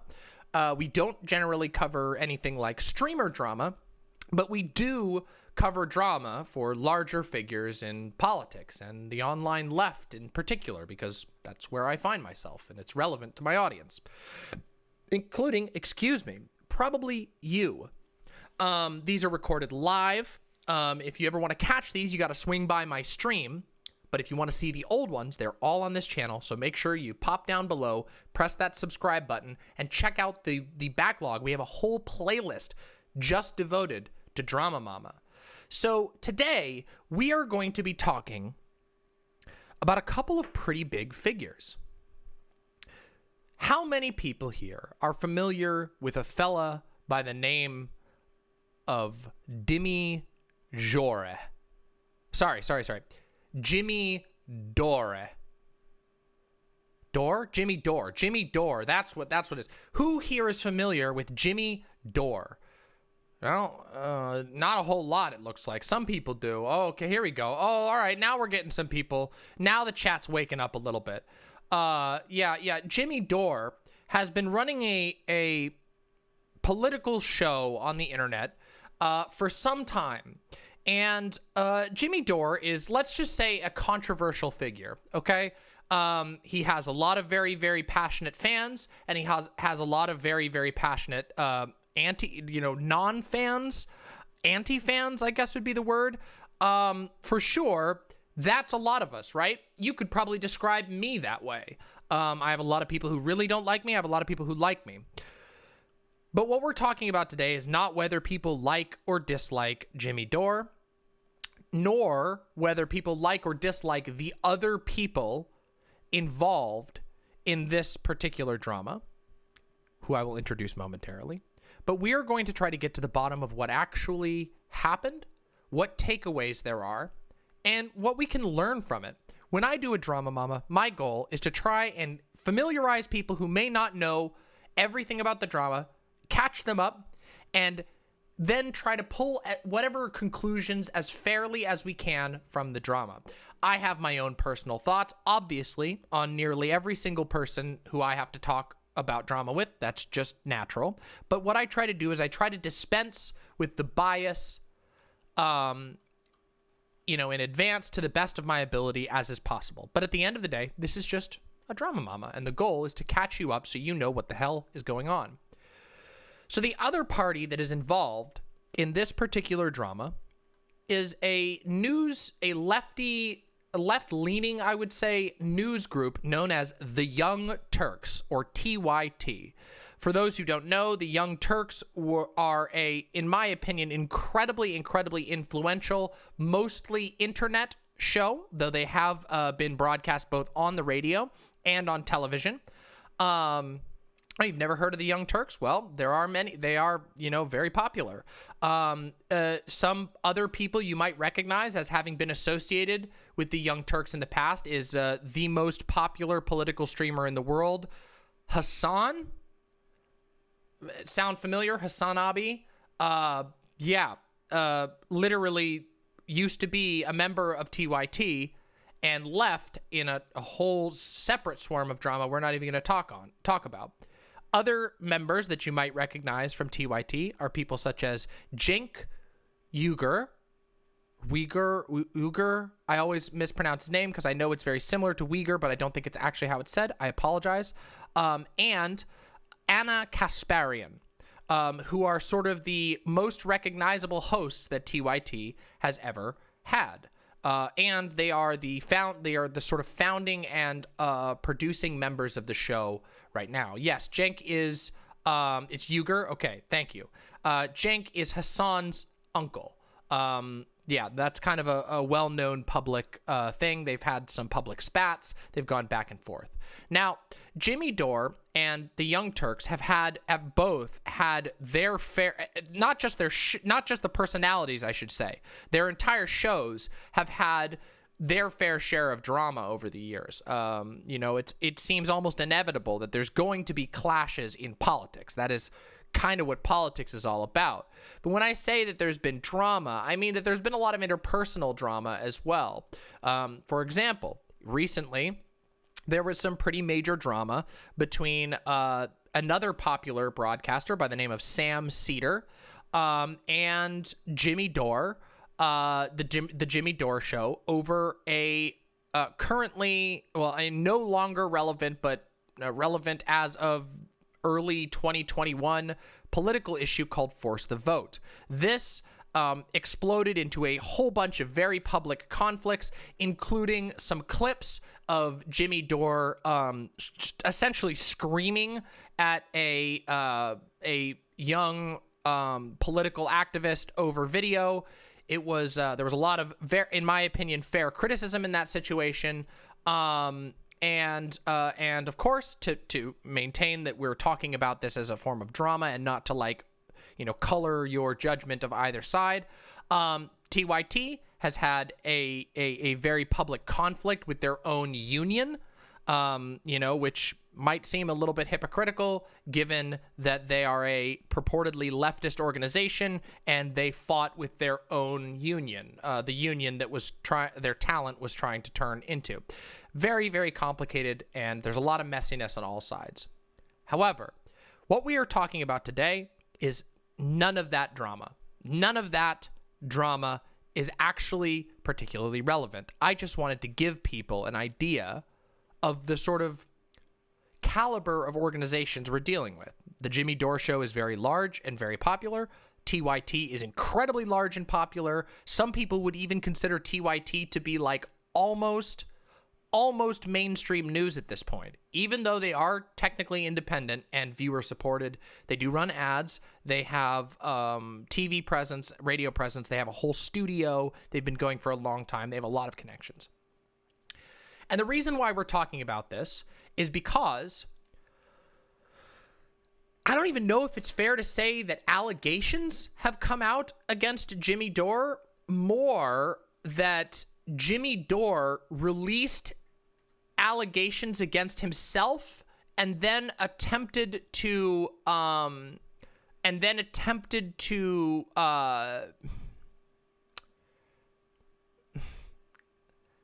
distance himself from the allegations that he released.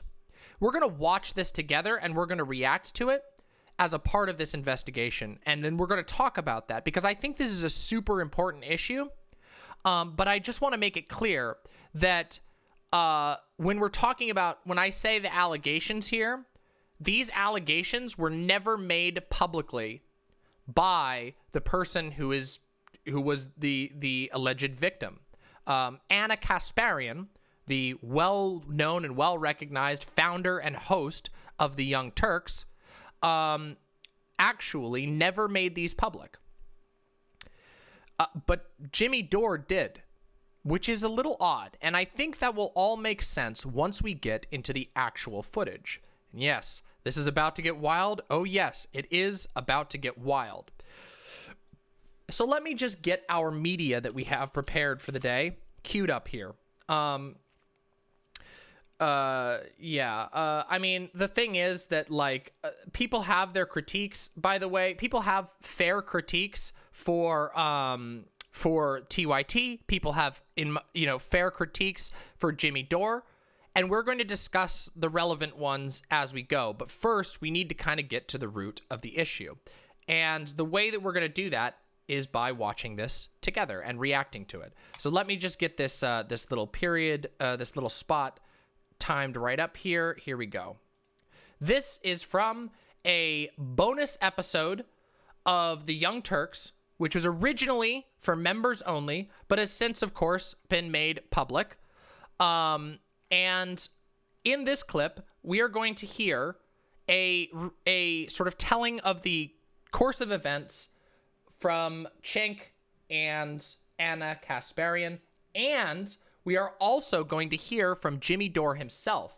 Once again, the strange thing about this situation is that Anna Kasparian never publicly released these allegations. And yes, before we go any further, allow me to give a sort of courtesy trigger warning. Though nothing in here is extremely explicit, it's sexual harassment. Like, a lot of sexual harassment is going to be discussed about. So please keep that in mind. If that's a topic that you don't want to hear, or it's bothersome to you, or it's triggering, just keep that in mind. I always do these as a courtesy when we're talking about really serious issues, because for some people these can be really traumatic and whatnot. So without any further ado, let us react together and watch the content from the source, shall we? Here we go.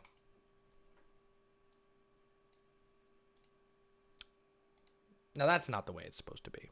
Now that's not the way it's supposed to be. Now why is it doing that now? Of course, every single time. Every single time. I swear to God.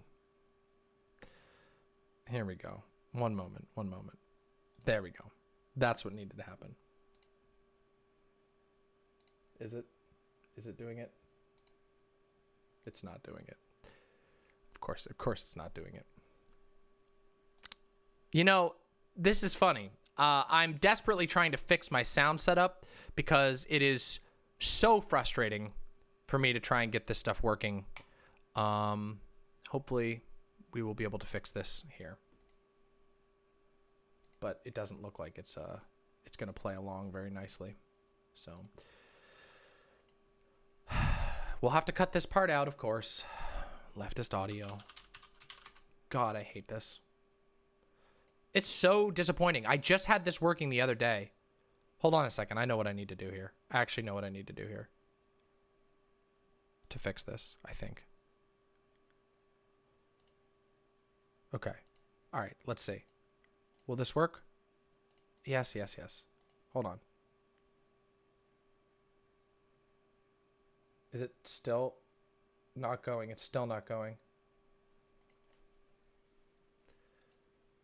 God, this is so frustrating. Well, thankfully we'll be able to cut this out. Please ignore me for the time being while I solve this issue. God, I hate this so much. This is why I talked about being so stressed this month, because I've had just these stupid issues and I don't know how to fix it, and I really don't know why it's even having this issue at all. Hold on a second. Let's try something real quick. Hold on.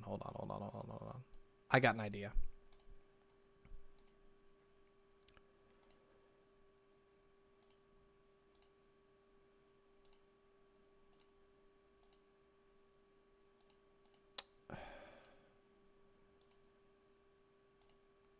We're going to try one last thing real quick. Please forgive me. It's very, very frustrating to me.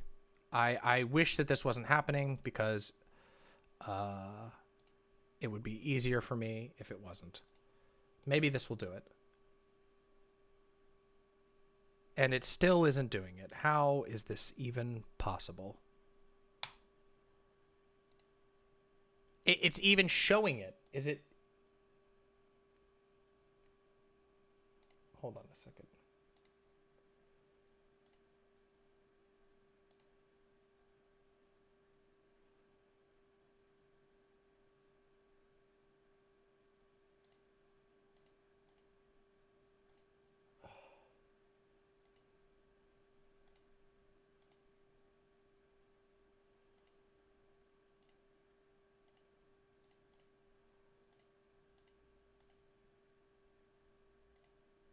It's just not even pulling it in. I don't get it.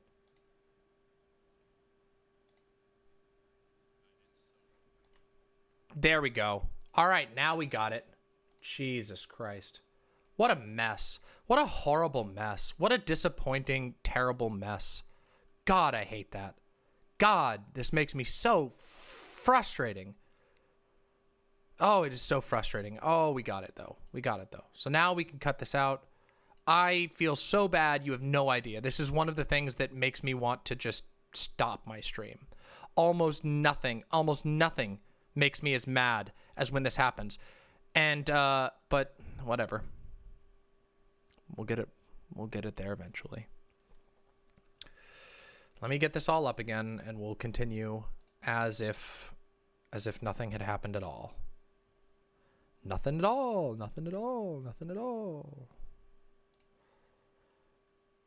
OBS and most streaming, it's actually horrible. Like, I'm not kidding you when I say that this stuff is like just terrible. when I have to do this stuff, it's like when I run into issues like this, it is so frustrating and disappointing. I can't even express it. It makes me feel like the worst person on the planet. I hate it. In fact, where is my stuff here? I need to get back to my page, and then we'll be able to mark down the time. And I don't even know how I do this. Sorry, give me a second. I'm sorry. I know we're going to be bleeding. I know we're going to be bleeding viewers too. So it always happens that way. All right. All right. We got it. We got it. We got everything back. Okay. Okay. All right. Okay. All right. Here we go. Let me mark down the time. What's the time? We got 1:54:11. End of tech issues. All right.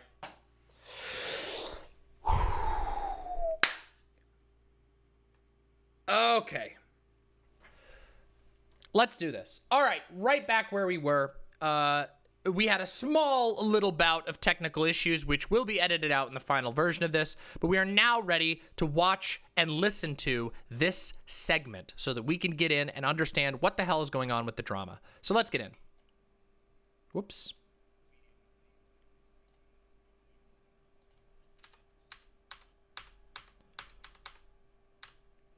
Here we go.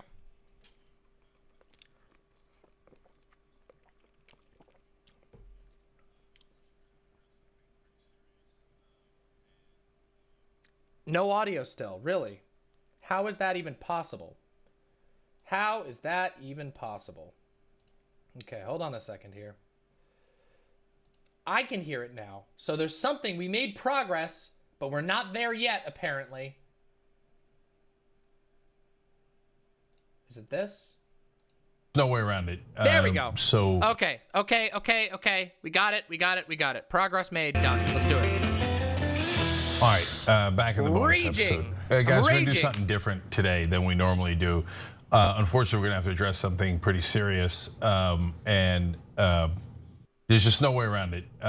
So we want to make sure that you guys saw it because there's a lot of people that are lying online, and I want you guys to have access to reality. Okay, so let me get started. So unfortunately, Jimmy Dore used to work here. It's a decision I deeply regret. We try to expand the spectrum of what is acceptable thought, and so corporate media has it easy. They just have to ask, do you believe in the status quo? And people answer that. This is now this part right here, this is an ad, which I don't like this. But I guess respect to the hustle for plugging your channel as you're about to talk about very serious allegations. Yes, Dave Rubin did used to work at TYT. Dave Rubin used to say he was a leftist, all kinds of things. But yeah, this is kind of like whatever. Let's just continue. Not explicitly, but implicitly through their answers, and then they get hired that way. We hire a wide range of folks, and sometimes it goes wrong. And Jimmy's one of those examples. So, and I found out recently about an incident that happened while he was working here, and now the person. So that's something to note. That Jimmy Dore worked at TYT for a brief period of time, which that was just stated. But this is something that even Cenk didn't know. That's talking about it is Jimmy. So he has been attacking us online over and over again with nothing but lies and smears, some of which I'm going to show you right now. But we still held back, and of course it's frustrating. He was a friend, or at least I thought he was, to me and to a lot of people here, and we've been a little shell-shocked by not the disagreements. Who cares? We had disagreements when he was here. That's not an issue at all. But by honestly the lies and the smears and the attacks that were deeply personal in nature. Thank you very much for the Prime sub, Cake Horn. I really, really appreciate that. Thank you very much. Deeply appreciate that. Thank you. So both Anna and I got frustrated, and at one point she sent him a DM that Jimmy's going to talk about in this clip that we're going to show you, and it was basically saying, look, we know all these things about you that we haven't shared before, in a way of saying we are holding back while you're going nuts. Yeah. Right? Yeah. And so do you have no humanity or decency? And then you're about to find out the answer to that, because this is what. So, just so that we're all clear, this is what we are about to see is a response to a DM. Now, we talk about this kind of stuff online all the time, right? Like because it's kind of a new thing. Leaking private messages is a new problem. I don't really know if there was an equivalent in the past, right? Like in the past, maybe recording a private conversation, or maybe a letter, like if you exposed a letter.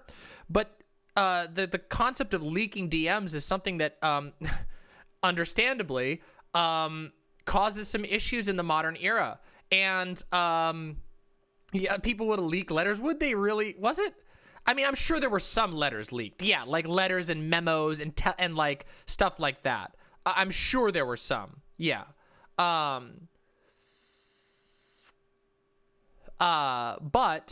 I know there's obviously some equivalents, but it's a little different in the digital age, right? Because it's a lot more. It's just more. It's internet-y, if that makes sense. Yeah, I know it was seriously a thing. I know there were telegrams and there were memos and things like that have been leaked. There have always been leaked. There have been wires, you know what I mean, are like a huge thing that were leaked in government situations. But what we're talking about now is that there is a new type of media, the private message, which can exist across multiple platforms, and it can be easily shared, and it can also be incredibly easily doctored. And on top of that, there seems to be no like universally, even loosely agreed upon standards for when it is okay or when it is appropriate to leak a DM. I mean, how many of you here, I'm sure, just throw a thinky fish in chat. If you've watched a drama unfold online that involved the leaking of DMs, just throw a thinky fish in chat real quick. Go ahead and give me a thinky fish. Yeah, look at that. We're gonna get a huge combo. I know it seems to be a part of almost every single type of drama that happens online. We got a 13 combo, and now we're getting a 20 combo. For those of you who don't know what that means, these are people posting the emote from chat in response to me asking for it. We're getting like a 35 combo. Everyone has seen an internet drama that involves the leaking of DMs. And nobody agrees on it. Nobody agrees on when you should do this or not. I think that we can all agree that there are times where it's appropriate to leak a DM. Like, for example, what if somebody threatens you via a private message? Is it then appropriate to leak a DM? Well, what if it wasn't a threat? What if you leak a DM, something that was supposed to be understood in private, and you leak that? And to my knowledge, there aren't a whole lot of laws about this either. So it's mostly a ethical issue, isn't it? Yeah, no problem, Cocaine. I don't know if I said that right.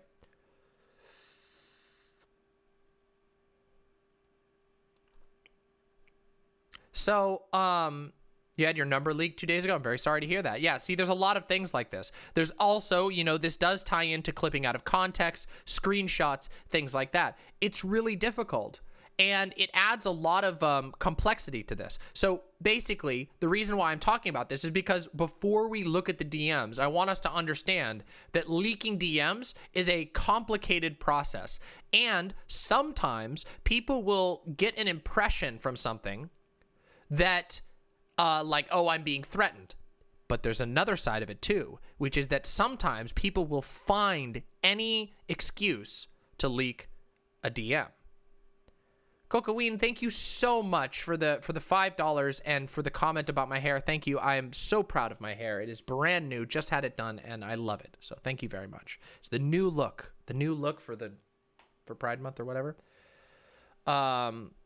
Yeah, and then there's other situations. Posadas John brings up a pretty notable drama between two other big lefty streamer figures, between Vosh and Mike from PA.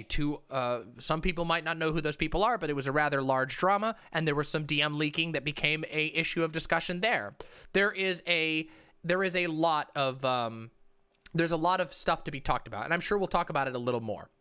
I just wanted to give that little preamble before we get into this part. Set on air, but before we get to that, yeah. yes, so I want to be clear about something. So the DM that I sent, and for those who don't know, this is Anna Kasparian, one of the founders and the decades-long host of TYT. Sent him, specifically called him out on his constant sexual harassment of me at this place, at TYT. I also want to be clear that I didn't talk about it with anyone. I never talked about it with Cenk until very recently, because for obvious reasons. I agree, by the way. And so I sent him that DM. For those in chat who are saying that Anna is a good reporter, I tend to agree. I think Anna is a supreme professional. I have a lot of respect for Anna Kasparian. I don't agree with her on everything, but I do have a lot of respect for her. Because the harassment has continued. It's not sexual harassment. It's been constant harassment online that wouldn't go away. Doesn't matter if I ignore him, which some of my friends, my leftist friends have told me, just ignore him, it'll go away. Just ignore him, ignore him. Kept going and going and going, directing trolls at me nonstop. And finally I couldn't take it anymore. So I sent him that message saying, you remember what you did to me. Yeah. And I can't stand that he positions himself as this moral fighter for progressive values when he and I both know the kind of behavior he engaged in when he was working here. So I wanted to give you that context. So by the way, why didn't Anna tell me? Because I would have fired him. And no good deed goes unpunished. So she didn't tell me. Hey, there you go. That's pretty upfront. That's pretty upfront of Cenk to say. I would have reacted strongly and fired him outright. That is, and you might think, oh, he's just trying to make himself look good here. But no, that's something that's a reason why a lot of people don't come forward, by the way. Just so you know, in cases of sexual harassment, a lot of people never report it because even if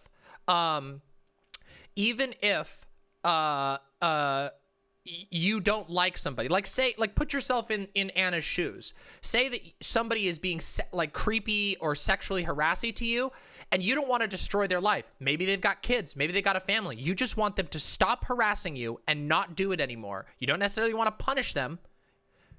If you tell your coworker, Cenk, in this case, and you know he's going to fire him, you might not talk about it because you're nervous because of that reaction. So in this case, I actually think on this, I'm willing to say that I think Cenk is being very honest here.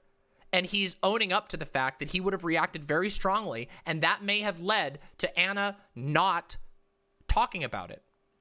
That's I think that's respectable. And I think we should, I have a lot of critiques for Cenk, but I think this is a totally valid thing for him to say and own up to up front.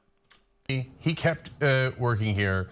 And next thing you know, he's about to tell you a story of what happened. Now, ironically, there's lies in here too, but let us show you who Jimmy Dore actually is. Here, let's begin. But here's how she's trying to threaten me. And I'll tell you why this is a big mistake on her part. She says, I'm sure. So real quick, before he talks, I just want you to notice something. The last message that Anna sent before this message was in 2016, 5 years ago, April of 2016. Anna has not DM'd or messaged Jimmy since, and he shows this right here, that she has not messaged him in 5 years on this platform. You remember when you constantly made inappropriate comments about how sexy you found me at work, and even felt the need to ask me where I shop for my jeans so you can buy a pair for your wife. so she dresses better. Thank you. That was Okay. followed by an apology card you wrote me for the degrading harassment. I've been holding back, letting you run your mouth nonstop as if you're some sort of warrior for what's good in the world. That's going to change.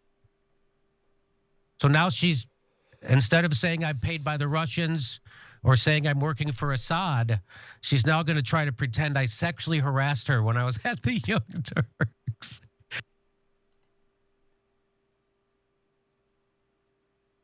Okay, let's continue.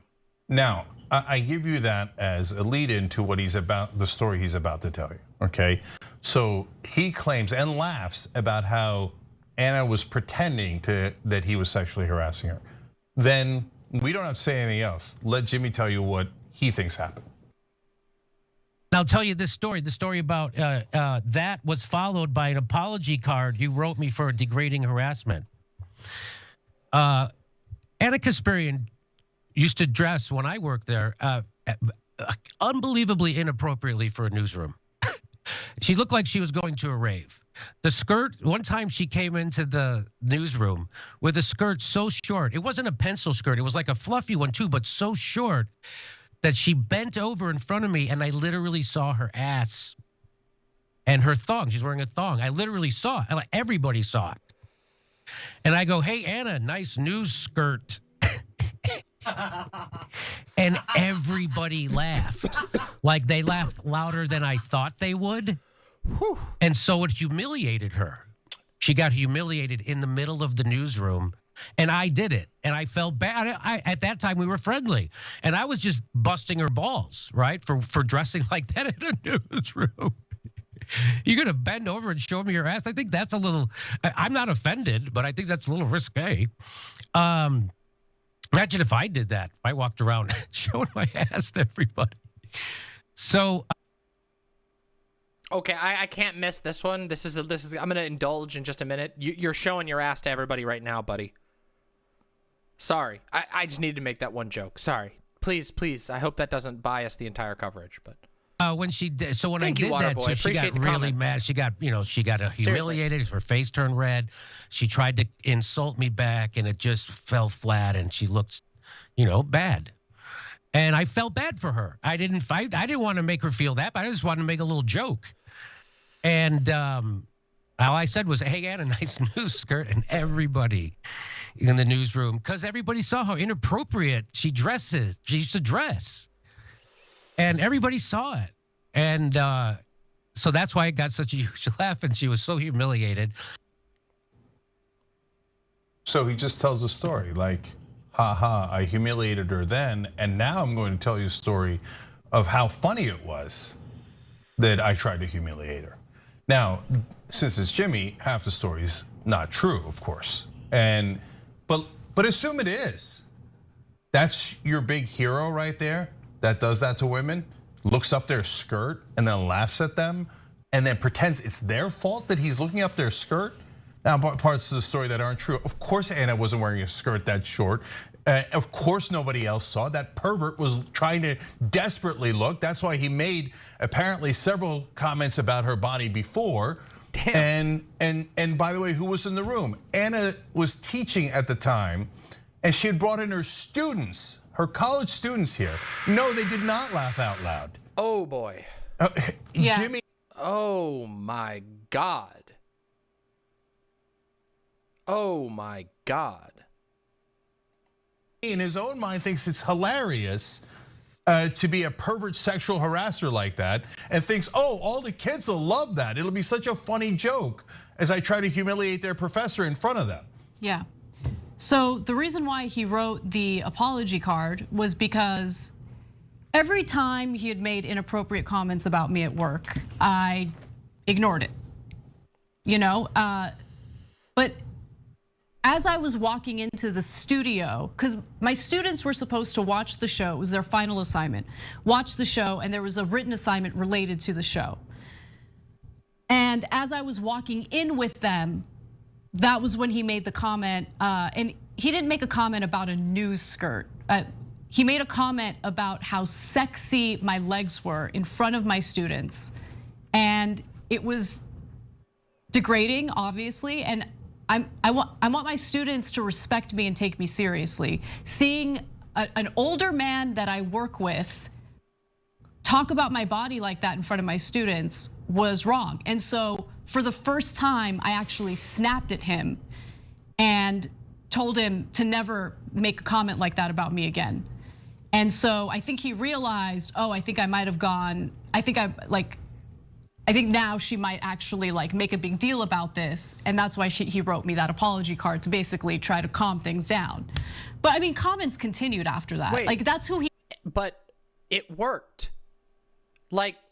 Even though, and I want to point this out right now as it's happening, because this is a really important thing for us to note when we're doing these drama mama investigations.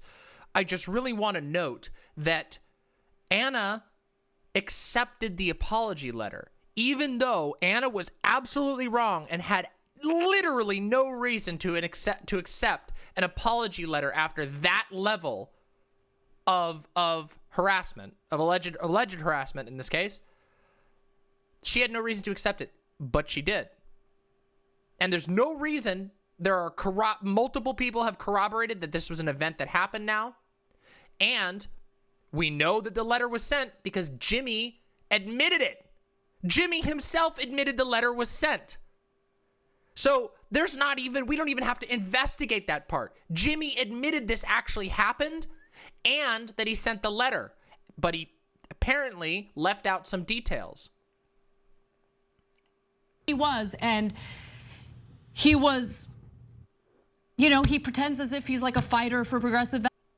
I'm sorry, what did I say? Did I say Anna was wrong? No. Did I just stumble on my words? I apologize if I mixed up my words there. Even though Anna didn't do anything wrong. Even though Anna had no need to accept that letter. I'm really sorry if I mixed up my. No, oh yeah, I thought I said she was wronged. She was wronged. Sorry, that's okay, yes. I remember now what I said. Yes, I said that she was wronged. I apologize. That's just okay, that's just a misunderstanding. That will be cleared up simply. Okay? That's simple. Small mistake, okay? Values. I heard the way that he spoke to Live producers show, here. how it goes. Is anything but the so-called leftist that he tries to present himself to be, and his audience reflects that. His audience reflects that in the way that they responded to that video. Because anyone on the left, anyone who wants to fight for decency, to ensure that everyone lives a life of decency, wouldn't watch that video and think, oh no, that's my guy. That's who I want to side with. That's who I want to fight with.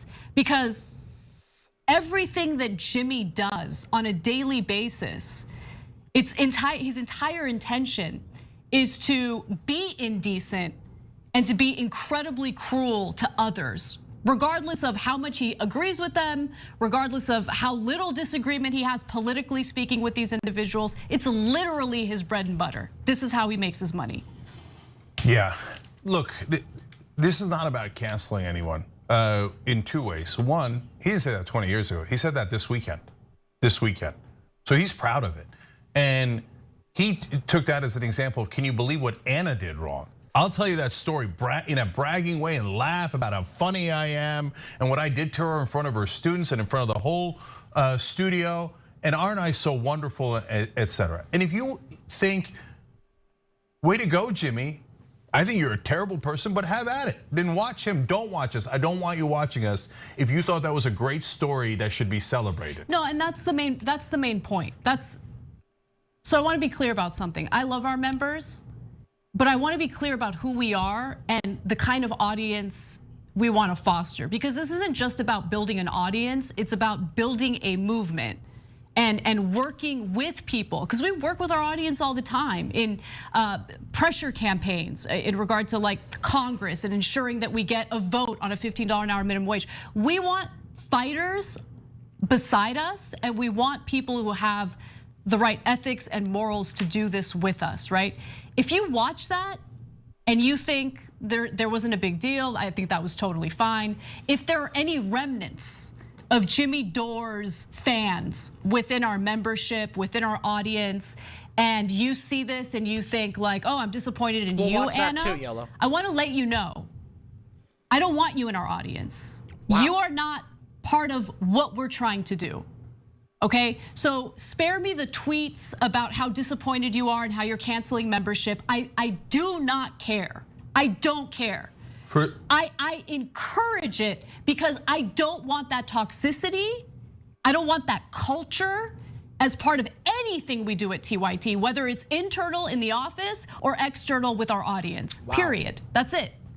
Yeah, now guys, a lot of you didn't see that. That's why we're showing it to you. We did a couple stories today about Syria, et cetera, because a lot of you didn't see it. So it's okay if you didn't see it and now you do, right? But what we're saying is, if you see that and you think that's great, sexually harassing women at work and making fun of their clothes and telling everybody that you know. Aristocracy TV says, to be honest, I think even some right-wingers would be grossed out by that video. I think many right-wingers would be grossed out by this video. I don't think that that behavior is necessarily a partisan issue. Of course, I do tend to think that right-wingers are a little more permissive of this sort of thing. However, I don't think that that's a partisan issue. What you're looking at underneath their clothes, etc. If you think that's great, that's why we're telling you that if you're associated with us, I'm worried you're going to cause more problems, right? So if Jimmy wants all those toxic folks who are right, generally speaking, most of them are right wing, but I know that he's tricked some left wingers into thinking he's a leftist. If you think that's leftist, have at it. Okay, that's all we're saying. It's that simple. We love our audience. We think you guys are incredibly smart and care so much and have already made a giant difference in the world. All right, look, I'm gonna give you more if you weren't already convinced. He had Max Blumenthal from Gray Zone on here we go. With him. He tells that story, then turns to Max. Let's look at. Okay, Max Blumenthal, another figure who has been the subject of a lot of drama online, okay? A lot of drama. The Gray Zone writer has been, and just so we know who this person is, for those who don't know, Max Blumenthal is a writer for the Gray Zone. The Gray Zone is let's just say a controversial publication, okay? Let's continue. Notice Max's reaction and then Jimmy's reaction thinking, oh, this. Oh, and not to pause 2 times in a row here, but Aristocracy brings up, we are a movement. I don't know, that feels weird. I agree. I don't like that type of advertisement. I've criticized that many times. We're not really here to criticize that in particular today, but I do think that's a little above and beyond. Make sure you show off the rockin' new hair again a few times for people who haven't seen it yet. Absolutely, Paul. Thank you very much for the $5. I appreciate that, and we will. Don't you worry. We will do that for sure before the end of this video. Let's continue. Story might not have killed in the way that I thought it did. Watch. So you kind of screwed the pooch there. But good luck. Good luck. I'm sure you'll get some shit libs to retweet it for you. But it will have. I don't have a manager, and I don't have a human resource department. So let's bring in Max now. Max, where would you like to take the conversation? Wow, dude, look at that. Now that is, whoo boy, right there. Holy shit. Can I watch that again? Oh my God, I need to see that reaction. Let's bring in Max now. Max, where would you like to take the conversation? Yeah, this isn't really where I thought the conversation was gonna go. I don't have the same history with these people, so. I have no problem with Anna Kasparian's style of dress. Let's talk to we don't have a dress code at the Gray Zone. People can show up however they want. I do have a problem with this campaign of McCarthyite lies. And honestly, I'm even hesitant to get in the gutter with these people. Now, you can tell he was uncomfortable because what Jimmy had said was so awful. But understand that at the end, Max Blumenthal was talking about us being in the gutter. That we're in the gutter and that Jimmy is the one trying to clean us up and get into and engage in a rational conversation with us. And the one thing that is enormously true is no, Jimmy does not have an HR department. That is for sure. Now, this is not the only instance of these guys, again, pretending to be on the left, going after our appearances. So Roger Waters was on. They're so ecstatic. They're like, oh my God, a random Pink Floyd guy from like 80 years ago. He's got to be the chemical weapons expert in Syria, and he's got to be the progressive policy expert that we all dream about. He's on with Katie Halper and others. But instead of talking about that, first he called me fat. Oh my God, you broke news there. Nobody saw that coming. I've never gotten that except for the 10 million times I've gotten it. Guess why? Because I. Oh God, boy, listen, Cenk, you and I, for 1 second, me and Cenk are like this. Wow, you called me fat. Congratulations. Good job. You did it. You got it. I'm fat. Woof. I gotcha. I actually am overweight. Got me. This is not a got you, but okay, so you want to talk about my appearance. Who cares, okay? But then he couldn't help himself. So Roger Waters says this as everybody else nods along. Yeah, let's do more sexism. Listen to that garbage and disgusting and foul-mouthed, I have to say. That young lady, well, I hesitate to call her a young lady because she's clearly not in the prime of youth. But that's neither here nor there. She's not in the prime of youth. So. Ooh. Is that? Oh no. That's Leslie Lee III. I generally like Leslie Lee III a lot. Oh, that's not good, dude. That's neither here nor there. She's not in the prime of youth, says Roger Waters. Another comment about her appearance, and the so-called left laughs along. Let's make fun of people's appearances and look up their skirt, and that's the way to be progressive. I think you might have missed what it means to be a progressive. Now, we've covered that amply, unfortunately. Now I want to talk about his lies real quick. In that same segment Jimmy had with Max Blumenthal, Jimmy made up my position on Syria. Out of whole cloth, every part of this is a lie. Let's watch. They were pro-bombing Syria in 2014, 17. Cenk said Trump didn't bomb Syria enough. So he's all for bombing brown people. I'm all for bombing brown people. I'm from the Middle East. It's a talking point that he has that he uses against others. Yep. So, and he doesn't have a plan B. So he's like, Cenk is against bombing brown, or in favor of bombing brown people. I don't know, said the Jimmy, who is apparently the expert on brown people. But that's actually. Yes, this is Cenk, this is Hassan's uncle. Yes. Less important than the first stuff he said. Totally made up. Yep. We were never in favor of bombing Syria. Never, ever, ever. And by the way, saying that a chemical weapons attack happened, and we did an hour-long segment on it earlier today, and you could watch it for yourself and you could make your own independent judgment, doesn't mean you want to bomb Syria. In fact, we went out of our ways to say every single time, we are not for American imperialism, we are not for bombing Syria, we are not for attacking Syria. But it doesn't matter what we say because Jimmy's gonna lie anyway. What difference is your actual position when he's just gonna make it up? And I said that Trump didn't bomb Syria enough. Show me the video. Well, it's funny because someone actually shared a screenshot of one of your old tweets where Madeleine Albright had said that she wished that Obama had followed through on his red line in regard to the Syrian regime using chemical weapons. Remember, he had said that his red line is, if they use chemical weapons, we will retaliate. The United States will retaliate against Bashar al-Assad's regime. And then he didn't follow through on it.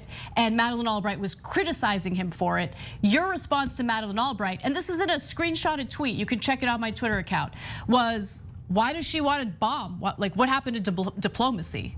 Yeah. Why can't we do this through diplomacy? Exactly. So you can't find me saying we should bomb Syria or that Trump didn't bomb Syria enough because it's an unmitigated lie. And that's why buyer beware. Just because somebody's saying something doesn't mean it's true. You have to look at and investigate a little bit to see what the facts are. Speaking of liars, Max Blumenthal then jumped in at the end of the interview with another lie. And get a load of this whopper. I remember Cenk when Trump happened, Cenk said, the CIA is good now. They're our friends. Yes. We need to drop our opposition to the CIA. No, he said that. I remember distinctly him saying that. I bet. I mean, I wouldn't put it past him. It's funny that they lie and then their lies are so outrageous. The other one's like, really? And their stories are so ridiculous. The other one's like, right? Did I say the CIA are our friends now and we shouldn't criticize them now that Trump is in office? Of course not. Of course, that's insane. That's insane. So when pressed on that outrageous lie, Max's fallback was, well, in one tweet, you refer to our intelligence agencies as our guys. Woo! Is that any of the things that he just said there? Nailed it. He nailed it. Okay, that I was, that the CIA are good guys now. We should just trust them. No, we don't say that at the Young Turks. Max Blumenthal is an outrageous liar, and that is a tip of the iceberg of his tremendous lies at Gray Zone. Those are different topics. We've covered some of them. But guys, buyer beware on all of these people pretending to be on the left and then meanwhile helping authoritarian governments do their propaganda. Mysteriously, oh no.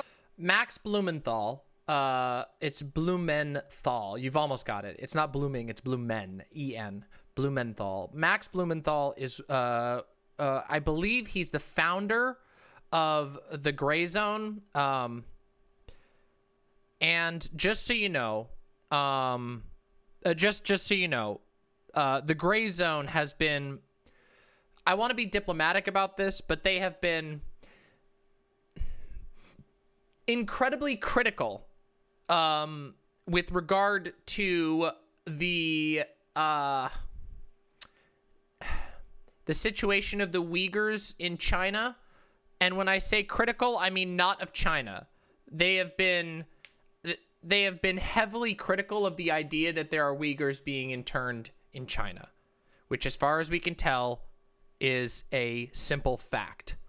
Now, as far as I know, they haven't outright denied it. However, the Gray Zone was in hot water relatively recently and heavily critiqued because their implication was that it is not as bad as the left, as some members of the left were making it. So that's neither here nor there, just an awareness of the previous type of conflict that has been going on here.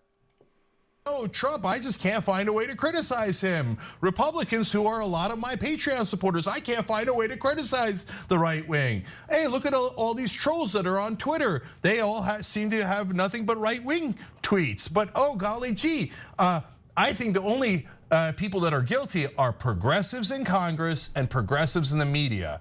You guys should, all of you who are on the left, and by the way, there are real people who are on the left who follow Jimmy and follow Gray Zone. And again, you didn't know, that's okay.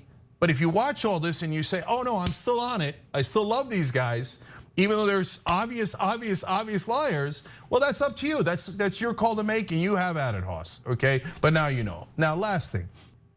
Jimmy, in an interview with Jordan Chariton, talked about how a mysterious executive here at TYT said something to him.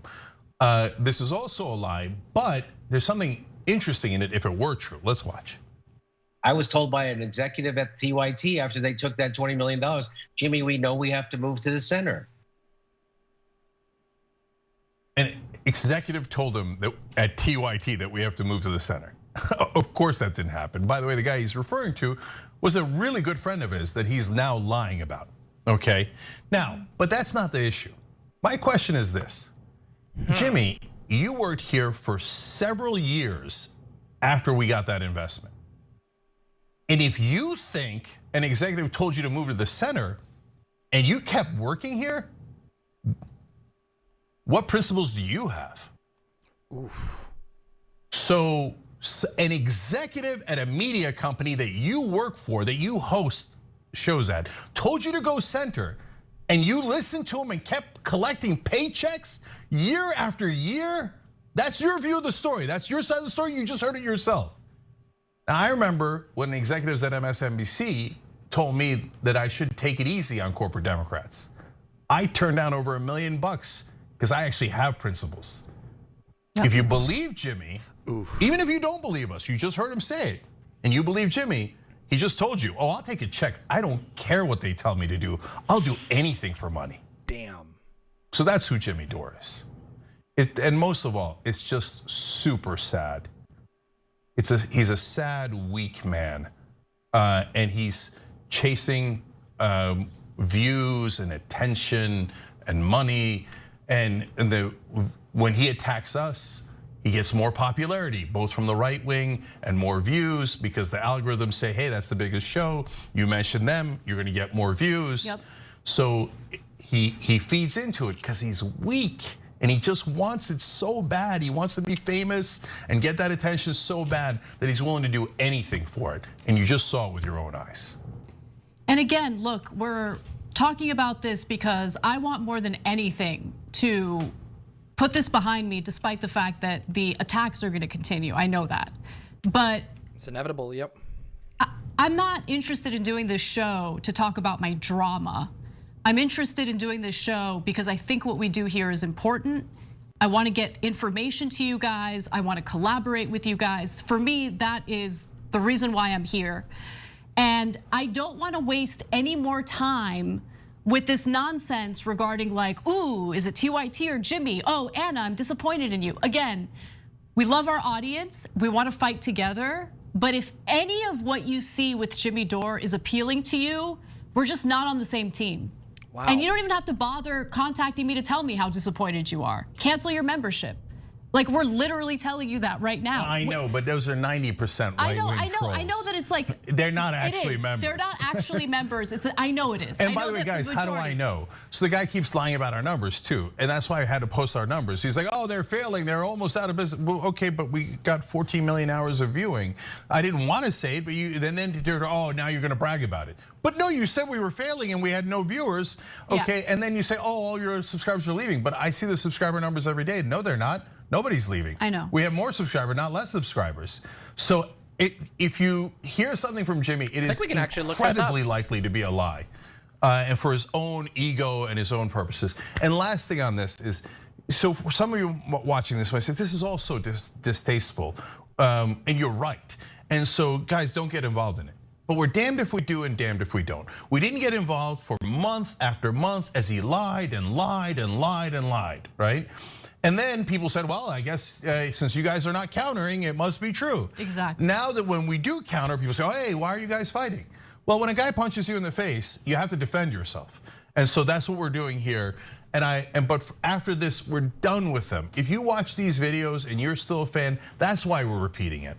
Okay, go ahead, that's fine. But we're not gonna talk about him if we can, unless he tells another insane story about how he sexually harassed us and other outrages, like, I don't know. But we're gonna try really hard not to talk about him because he doesn't just hurt us, he hurts the movement. Yes. And he hurts unity within progressives. Yes. And don't let him divide you.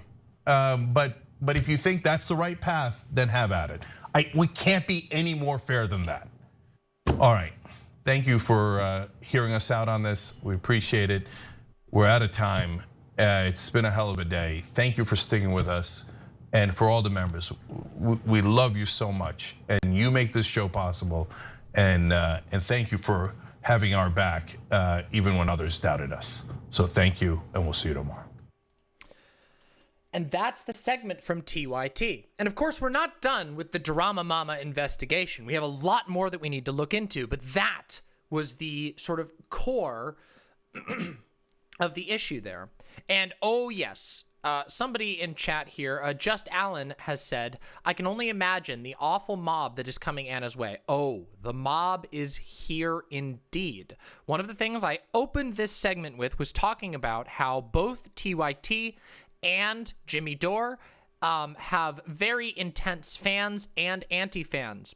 And oh my God, the anti-fans are absolutely fixating on Anna Kasparian right now.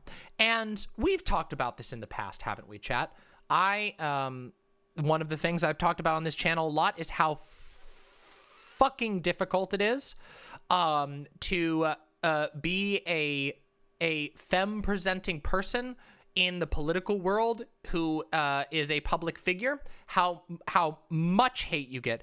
It is unbelievable. Every single femme presenting person I have, not just that, first of all, every single public figure I've ever met has had to deal with a lot of harassment online. But women, femme presenting people get so much you can't even fucking imagine.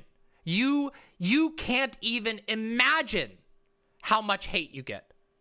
And I can see already my fellow femme presenting content creators are speaking up in chat. We have some here who are talking up about it, who are saying, yeah, we've had entire panels over this. It's ridiculous. And I don't know. I don't know how how the comments have been. This was a day ago now, right? No, this was 2 days ago that this was sent. And it's and it's hard to actually see what type of comments come in because of course there's the YouTube algorithm, there's all this sort of stuff. There's not a whole lot. In fact, it looks like on this video alone, there's not a whole lot of comments at all. However, I have heard that other segments have had comments on it. And I am interested in being fair. So let's take a look at the video itself, shall we? Let's take a look at the video itself. Because Jimmy Dore posted a video, okay? And we're going to look at it. So here is the video that Jimmy Dore posted about this, from which those clips were from, and we are going to watch this thing together. And we're going to go through it, and we're going to listen to it, and we're going to see, because, again, Drama Mama is about being as thorough and investigative as possible. We are going to try and find out, if it was true. This is a picture of Anna Kasparian flipping off the camera and says, Anna Kasparian blackmails critics. All right. Well, that is a pretty provocative title and a pretty provocative thumbnail. But to be fair, that is the name of the game on YouTube, is it not? On YouTube, on YouTube, it is simply true that people have to name things spicy things, okay? So let's put those aside, and let's see if this can stand on itself. Oh, okay, so here we go. Oh, wow, these comments are already interesting. Anna is turning into the thing she used to hate. Ann Coulter? Ann Coulter? What? Does people who don't know who Ann Coulter is an extremist, far-right talking head, a propagandist, like one of the most categorically far-right propagandists in America. And these comments are saying that, oh, and this has 100 upvotes. 100 upvotes from Jimmy's audience. They don't give you $20+ million to tell the truth. Anna has become a parody of herself. Anna isn't a journalist. She's a reaction channel host. 826.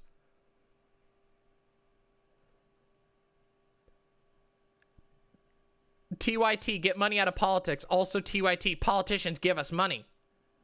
The Young Turks come across as mentally unstable. We're not interested in facts should be the new TYT shirt. Anna Kasparian is to journalism what Logan Paul is to boxing.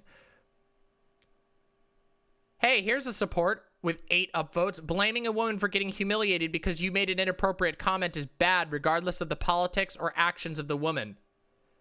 Why wear that dress, though? You can't have it both ways. That is literally just a right-wing talking point.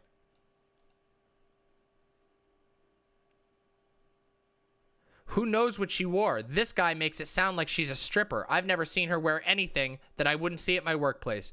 You must be from the Middle East. Dude, what the fuck? Dude, what the fuck?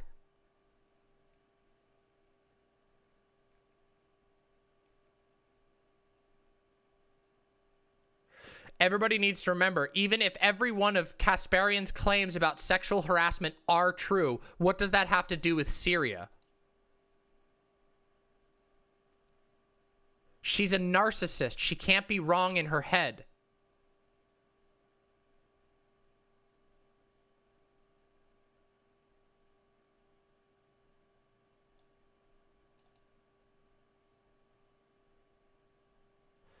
Your title is wrong. Anna Kasparian threatens to blackmail actual journalists. You're welcome.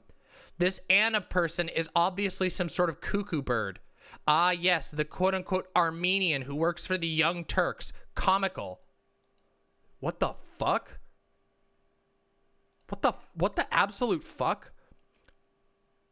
I'm so glad that Anna got exposed. She's always irritated me. So pompous. I think I'm still subscribed to TYT just because I'm curious what the hell they will do next. I have not watched a segment in over a year. Anna's smears of Tulsi just gave her away as an idiot. I used to wonder why Cenk didn't fire her already. He was always a little more likable. But like so many others, I mostly subscribed to TYT for Jimmy Dore and Jordan Chariton. After they left, I realized there was no one else on the channel worth listening to. I still think Jimmy should help lead an effort to coordinate all of the true progressive independent channels in the vein of TYT, only honest and intelligent. There should be a directory at least, somewhere to point people to.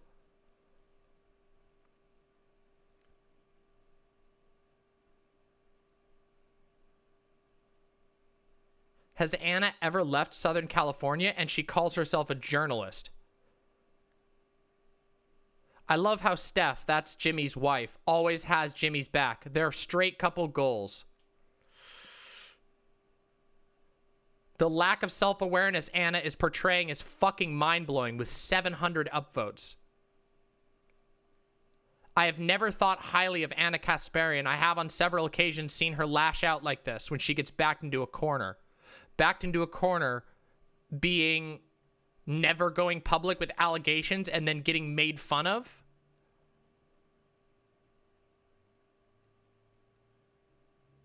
A lot of people being like, this is precisely why I unsubscribed from TYT.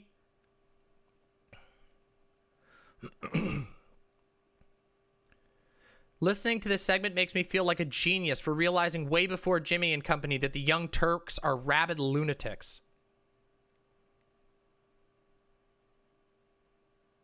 At this point, Cenk should just replace Anna with Alyssa Milano. No difference. 42 upvotes.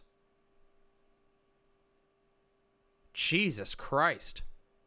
So yeah, I told you there is absolutely a hate campaign boiling. But again, let's see the segment for itself, okay?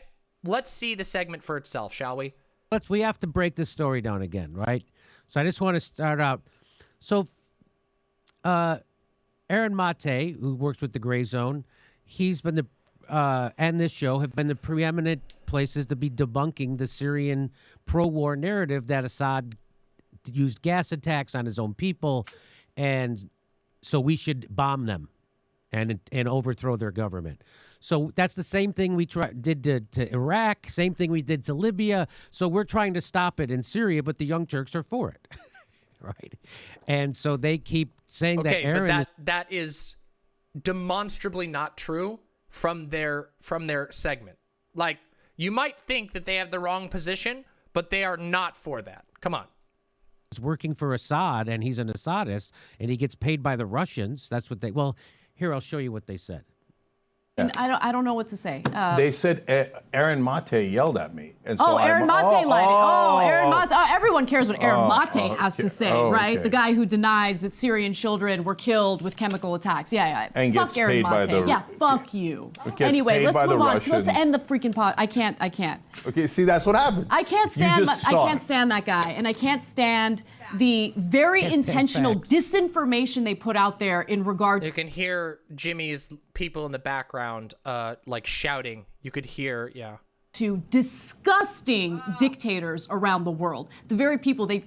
She won't ever say what the disinformation is, ever. She'll never say what it is. One of them is Jimmy's wife. But she just keeps fighting straw men.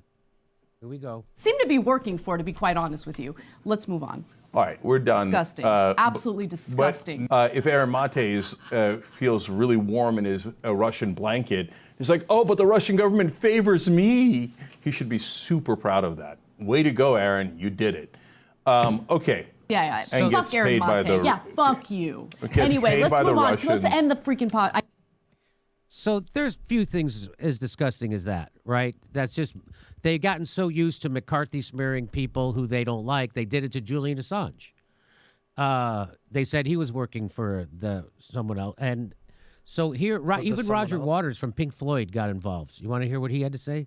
Yeah, of course, sure. Oh, Yeah. fucking stupid prick. All you have to do is a little bit of research to understand that all the research that has gone into the OPCW debacle and the huge story that lies behind that has been completely ignored by the mainstream media because it's inconvenient. When you look at it compared with the measured arguments of Aaron Mate, who's a fine young journalist, and Joe, whatever his name is, the first president of the OPCW who started. Oh, Bustani. Jose Bustani, I believe. Exactly, Bustani, exactly. Well, he turned up on the same day that Aaron Mate did, all right, to give evidence to a hearing of the Security Council into the whole story of Duma and the fact-finding mission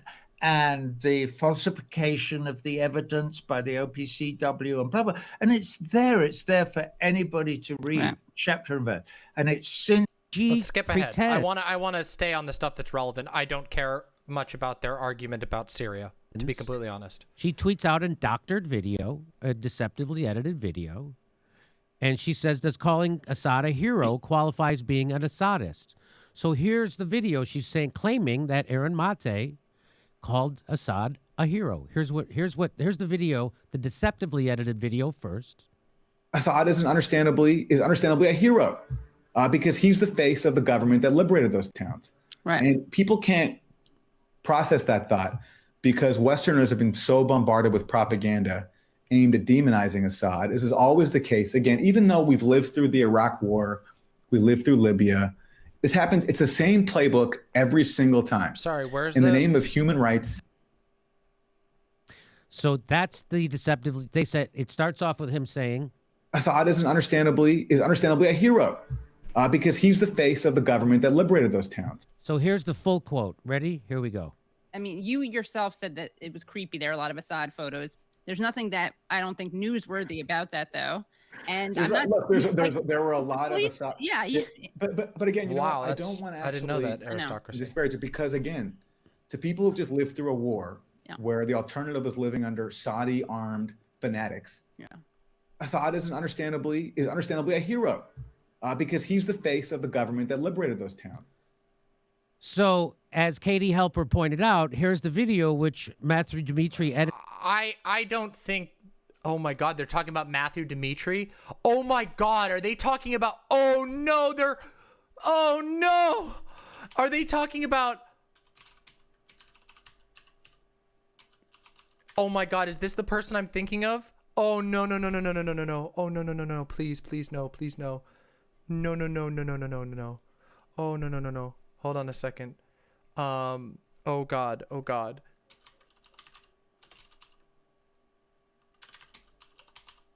What is this? Is this the guy? I don't know how to spell it. Is this the guy I'm thinking of? Does anybody have a link to Matthew Dimitri's account? Isn't this the guy with the Civ 6 icon? Is that who I'm thinking of? Am I thinking of the right person? Does anybody have a link to it? I can't find him on Twitter because the Twitter search algo sucks. If anybody has a link to his account, oh my God, please. Oh my God, that guy is such a goofball. Anyway, that's neither here nor there. Who's this? Is this the one? Yes, this is the one. Oh no, it's this guy. It is. It's this guy. It's the Civ 6 guy. Oh no, this is the guy we roasted. Okay, this guy. Oh God, listen. Oh no. Oh no. It's Matthew Dimitri. He comes back again. Oh God. Okay. All right. Okay. All right. Let's bring it back in. Let's bring it back in here for a second. Okay. Oh my fucking God. Okay. So is this deceptively edited? I don't know. But that's not what Anna posted. That was what Matthew Dimitri posted, right? Like, can we confirm that? Let's see if we can confirm that. Let's go to Anna Kasparian.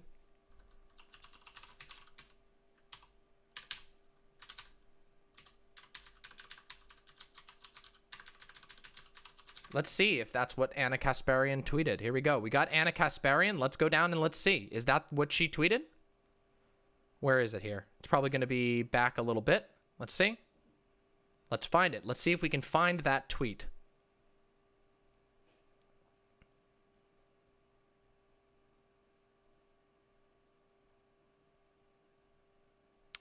Where's the original one? It would have been...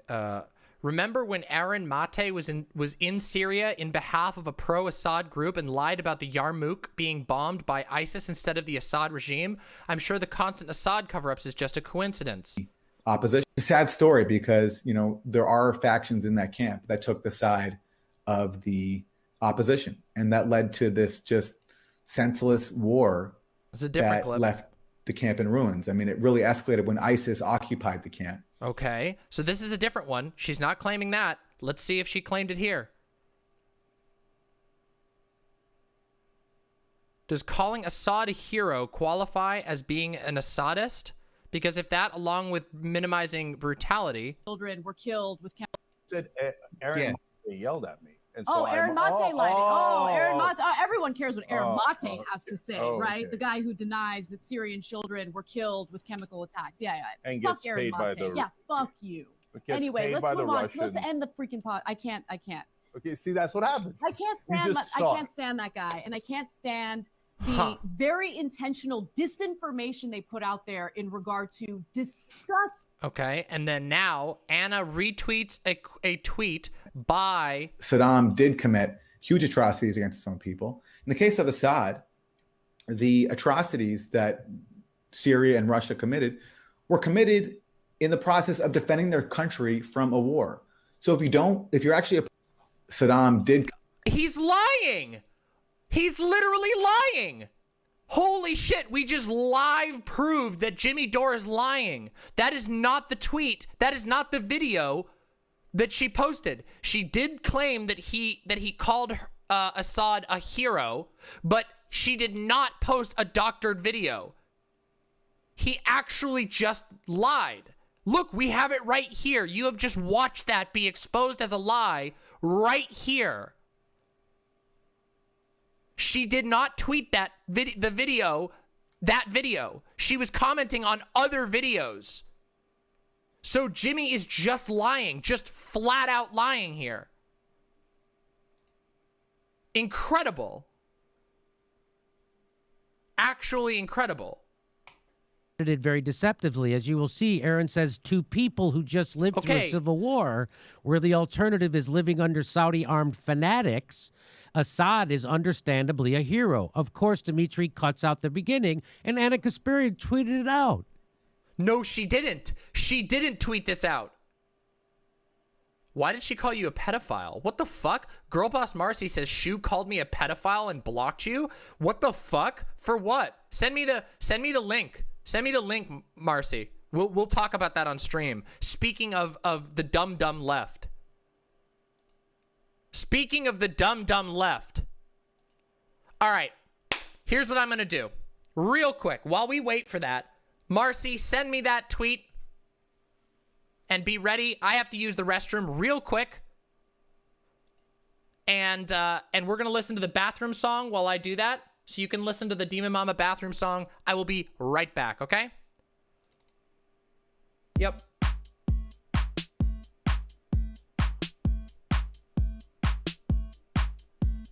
Hey chat, Demon Mama has to go to the bathroom, so listen to the Demon Mama bathroom song. She streams 20-hour days and 9 days a week, so let's give her and her bladder a little fucking break.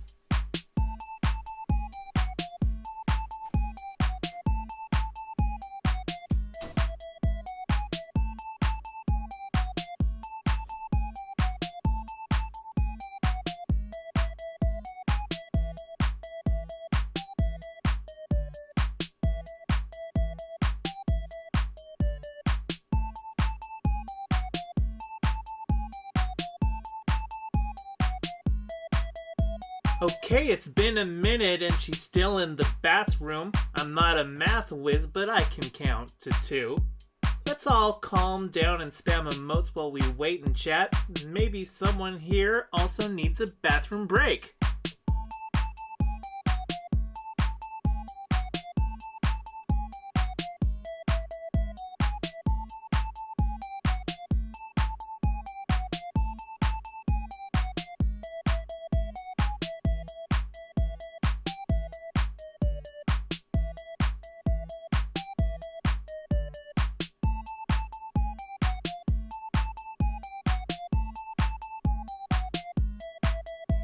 It's been a bit since Demon Mama went to the bathroom. Not like I'm counting, but this track's at 142. So don't you fret, my little lips, cause I wrote this track down to give you something boppin' while she's taking a break.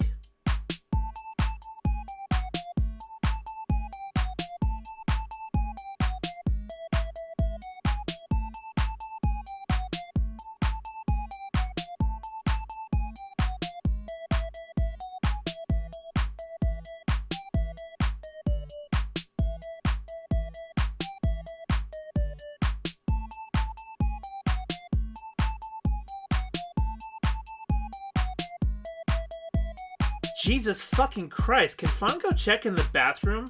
I hope she doesn't lock the door when she uses it. But if she does, you might need a little running start and hope the door hinge is weak enough to break.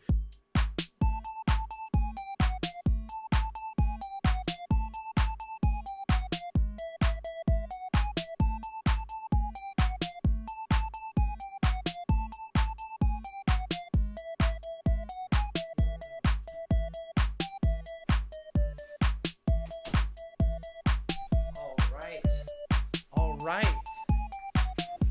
I've returned, my lovely imps, and it's time to continue. Okay, you're just fucking with me now. Put down your phone, the stream is still running. I can only assume you forgot because you were doom scrolling. Jesus Christ, Demon Mama, do we need to call a doctor? Song's over, stop. Somebody help her out. So good. So goddamn good. So goddamn good. Perfect timing, honestly. Perfect timing. All right, we will do this afterwards. Okay? I will look into this Marcy stuff after this segment. Let us continue with the Jimmy Dore, Anna Kasparian stuff. So we're back where we're at. We just verified that Jimmy is just flat out lying about what was going on here. He even has it on the screen and he's lying that brazenly. That's pretty bad in my opinion. And then she says the unedited video changes. So people were like, she says the unedited video changes nothing. And you know that. What? It'd be nice if you maybe address the second tweet in my thread where he literally minimizes Assad's brutality. What's your excuse for that one? Go. That's the thing. And keep in mind, just so that we're clear, when she says the second tweet in my thread, that's the video that she tweeted. She did not tweet out the first video. Katie Halper was heckling her about a video she didn't tweet. What in the... So Katie comes back and says, please stop projecting. I'm going to sleep. But if you haven't understood the difference between calling someone a hero and explaining why people see someone as a hero, I'm happy to explain it to you. Literally, all you had to do is admit you posted a dishonestly edited clip. You could have said it was an honest mistake. You undermine whatever argument you make because you're clearly not in good faith. And then she tweets out, this is embarrassing. Yeah, for you. For you. Genuine question. Has Kasparian ever done a segment on the genocidal U.S. sanctions on Syria? No. They've never covered the OPCW whistleblowers either. Just like the rest, just like MSNBC. Is that true? Let's find out. Let's find out, huh? Maybe they have.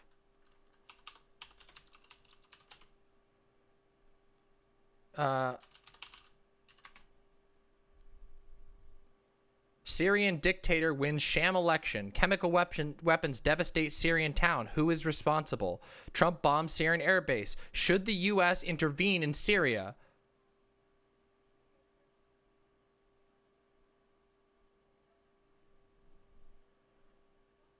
Is Syria calling Obama's bluff? I mean, I don't know. They've talked about it a lot. I feel like they've probably mentioned it in one of the many, many videos that they've done 3 months ago.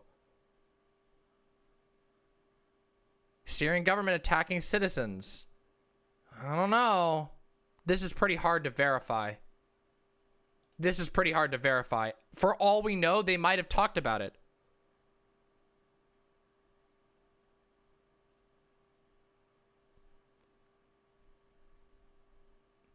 I think that's very hard to verify. I don't know if that's true that she's never done a segment on that. And I don't know how we would be able to learn that without going through their whole library, right? It's very hard to verify. That's what they... Yeah, exactly. Yeah, it seems like there might be a little intentionality in that, huh? All right, let's continue. Let's continue. See, they're not going to cover it. Aaron Mate will cover it, and he'll probably win another award for it. Of course not. In Anna Kasparian's defense, she might not even be aware of them. So he's responding to this. Has she ever done a segment on the genocidal U.S. sanctions in Syria? And Aaron says, of course not. In her defense, she might not even be aware of them. Nice. So it gets even worse, Max, before I bring you in. Anna Kasparian is now retweeting Bellingcat. So this is that anti-interventionist peace group that gave awards to people who were covering Syria correctly. And she's trying to say it's pro-Assad. We're pro-Assad, which is like saying people who were debunking the WMD's lie about Iraq were pro-Saddam Hussein. That's what Anna Kasparian's saying. What? That's what Bellingcat is. Now, Bellingcat, as we've shown you on this show many times, takes money directly from the U.S. government and NATO to tell lies about places like Syria, Libya, and anybody like Max Blumenthal or Aaron Mate or me. If we're doing good work debunking the pro-war narrative, they're going to smear you because they're being paid to do propaganda. And they admit it. They admit that they get paid by the government. The NED, the National Endowment for Democracy, they admit it. They can't hide that. But nobody knows what that is, and so does. And obviously, Anna Kasparian has no idea. But there she is retweeting these garbage propagandists that we're here. So what does this have to do with anything? We've been outing them on the regular, and she's retweeting them. So okay, I'm going to jump ahead and I'm going to see. She then said, so harassing her. Wait, hold on a second. Directly by try to smear indeed. And I like what Chase says. He says TYT should get an IMAX screen for all that projection. So this is the kind of things that they will stoop to try to smear somebody. They'll first McCarthy smear them, say they're working for Assad instead of debunking a pro-war narrative, say that they're being paid directly by the Russians. I mean, is there anything scummier they could do than that? I mean, the next thing she's going to do is accuse Aaron of sexually harassing her. Because that's what she's going to try to do to me now. Because this is bothering them so much. She kind of did. Oh, she did. What did she say? She accused him of harassing her. She accused him of harassment. So, I mean, you're halfway there. Well, she's doing it to me because this is really driving her crazy. That we're pointing out that they are doing repeating State Department talking points. They've always been pro-war. They were pro the Libyan war. They were pro-bombing Syria in 2014, 2016. Watching you guys kick ass right now. That was her last DM to me. But here's how she's trying to threaten me. And I'll tell you why this is a big mistake on her part. Wow, okay. She says, I'm sure you remember when you constantly made inappropriate comments about how sexy you found me at work and even felt the need to ask me where I shop for my jeans so you can buy a pair for your wife so she dresses better. Thank you. That was followed by an apology card you wrote me for the degrading harassment. I've been holding back, letting you run your mouth nonstop as if you're some sort of warrior for what's good in the world. That's going to change. So now she's, instead of saying I'm paid by the Russians or saying I'm working for Assad, she's now going to try to pretend I sexually harassed her when I was at the Young Turks. So I remember she's what she's. Okay. So this is so far they've reported accurately on this segment, and as we see, he continues. As we can see, he continues talking about the DMs. How inappropriate she dresses. Here's that segment, and everybody saw it, and so that's why it got such a huge laugh, and she was so humiliated. So I felt bad for her. So the next day, I wrote her a card saying, "Hey, I'm sorry. I won't do that again. That was inappropriate. You don't have to worry about that happening again. I won't comment on your clothes anymore." I should have said, no matter how fucking ridiculous. You mean you'll stop commenting on her thong? On her thong, that I could see. Dude, what? The what? That wasn't even in the TYT video. The wife making that comment. What the fuck? This is how low they're stooping now, Max. She's gonna try and gin up some kind of bullshit like this. Some kind of hashtag Me Too against me. And what she doesn't realize is that she's revealing that the reason why she's coming forward with some kind of accusation isn't because it bothered her and it was true and that she was traumatized, and that she's trying to get back at me because I'm telling the world about their poor journalism. So she's literally, I'm going to fucking hashtag Me Too you because of what you're saying about my journalism. That's not how it's supposed to work. That's not supposed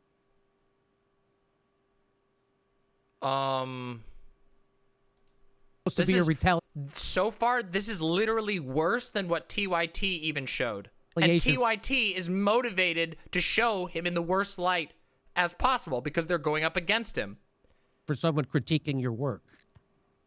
I'm going to hashtag Me Too you for fucking... That's not how it's supposed to work. So you kind of screwed the pooch there. But good luck. Good luck. I'm sure you'll get some shit libs to retweet it for you.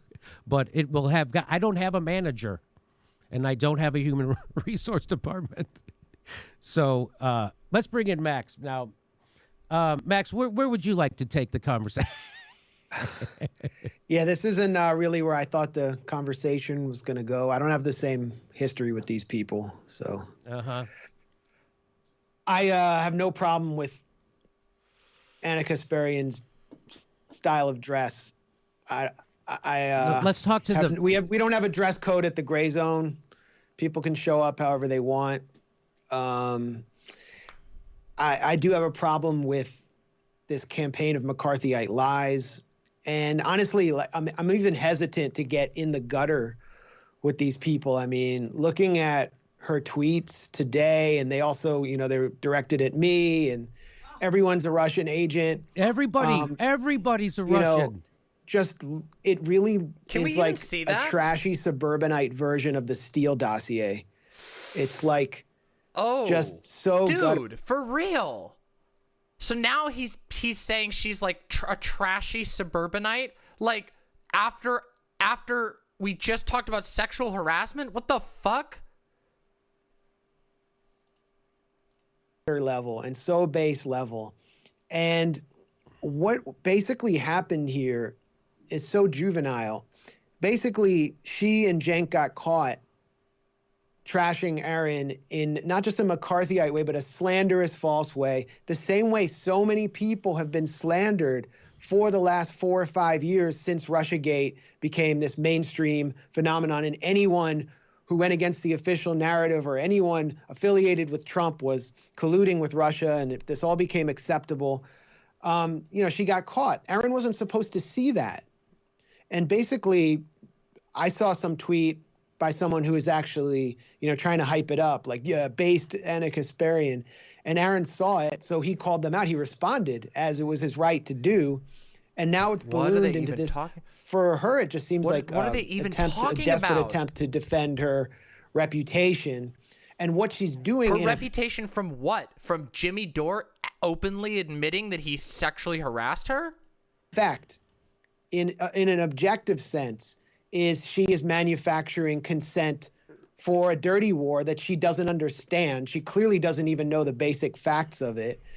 and replicating and extending the whole paranoid, sick McCarthyite narrative of Russiagate to attack independent media and accuse us all of being Russian agents. And so it's just like it's like getting at such a gutter base level with people who are operating on such a primitive mindset, when what we should be talking about are the issues that Aaron and what, you know, I went to Syria to help expose for Americans, because this is where the sausage is made. This is where the decision is made to starve the entire Syrian population through the Caesar sanctions, so that now the World Food Program finds that 56% of Syrians are food insecure. They don't have enough food for the day. We want to talk about oil tankers from Iran going to provide Syria with basic fuel because no one else is allowed to under these sanctions, What and does they're this getting have to do with torpedoed anything? by the Israelis.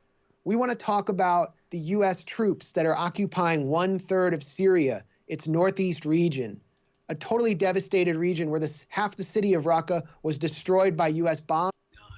No, she said that Aaron Mate lied about ISIS bombing the Yarmouk refugee. Okay, we've seen enough of this.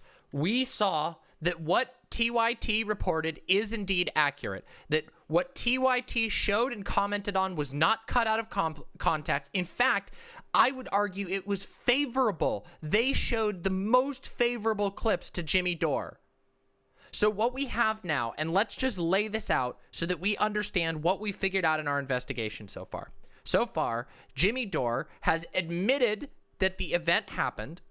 He has admitted that he wrote an apology letter because he felt bad for how humiliated she was, that she was humiliated in front of a whole bunch of people, the details of which we have found out that without any major contest, that these were students, these were Anna's students that he chose to do this in front of. And he thinks it's funny and stands by it to this day, and in fact thinks he should have gone harder. He trivializes Me Too, and he claims that Anna Kasparian is pretending about sexual harassment. So far, what our investigation has revealed is that Jimmy is so far in the wrong here that it is beyond a shred of doubt in this case. Beyond a shred of doubt. There is even, again, and by the way, I don't think Max Blumenthal gets to waltz away from this clear. After Jimmy goes on a obviously patently misogynistic, victim-blaming, disgusting, and not just disgusting, but pridefully disgusting. He is proud of his actions. After Jimmy goes on this rant, Max Blumenthal describes Anna Kasparian as running the trashy suburbanite Steele dossier. That is really bad. That is really, really bad. Wow. Okay. All right. So there's one last thing I wanted to check in on. Because I've heard about a segment that was done by another major figure on the online left that many of us know, Sam Seder and the Majority Report. And I'm very interested to see what Sam has to say about this. And I'm also interested to note there is a huge amount of dislikes on this video. Way more than most of Sam's videos get. Let's take a look at another one by comparison. So we have this video about Jimmy Dore. Let's click on the Marjorie Taylor Greene video. 12 dislikes on a video about Marjorie Taylor Greene, who is somebody who has a rabid fan base. 12 dislikes. But on the Jimmy Dore video, 1,500 dislikes.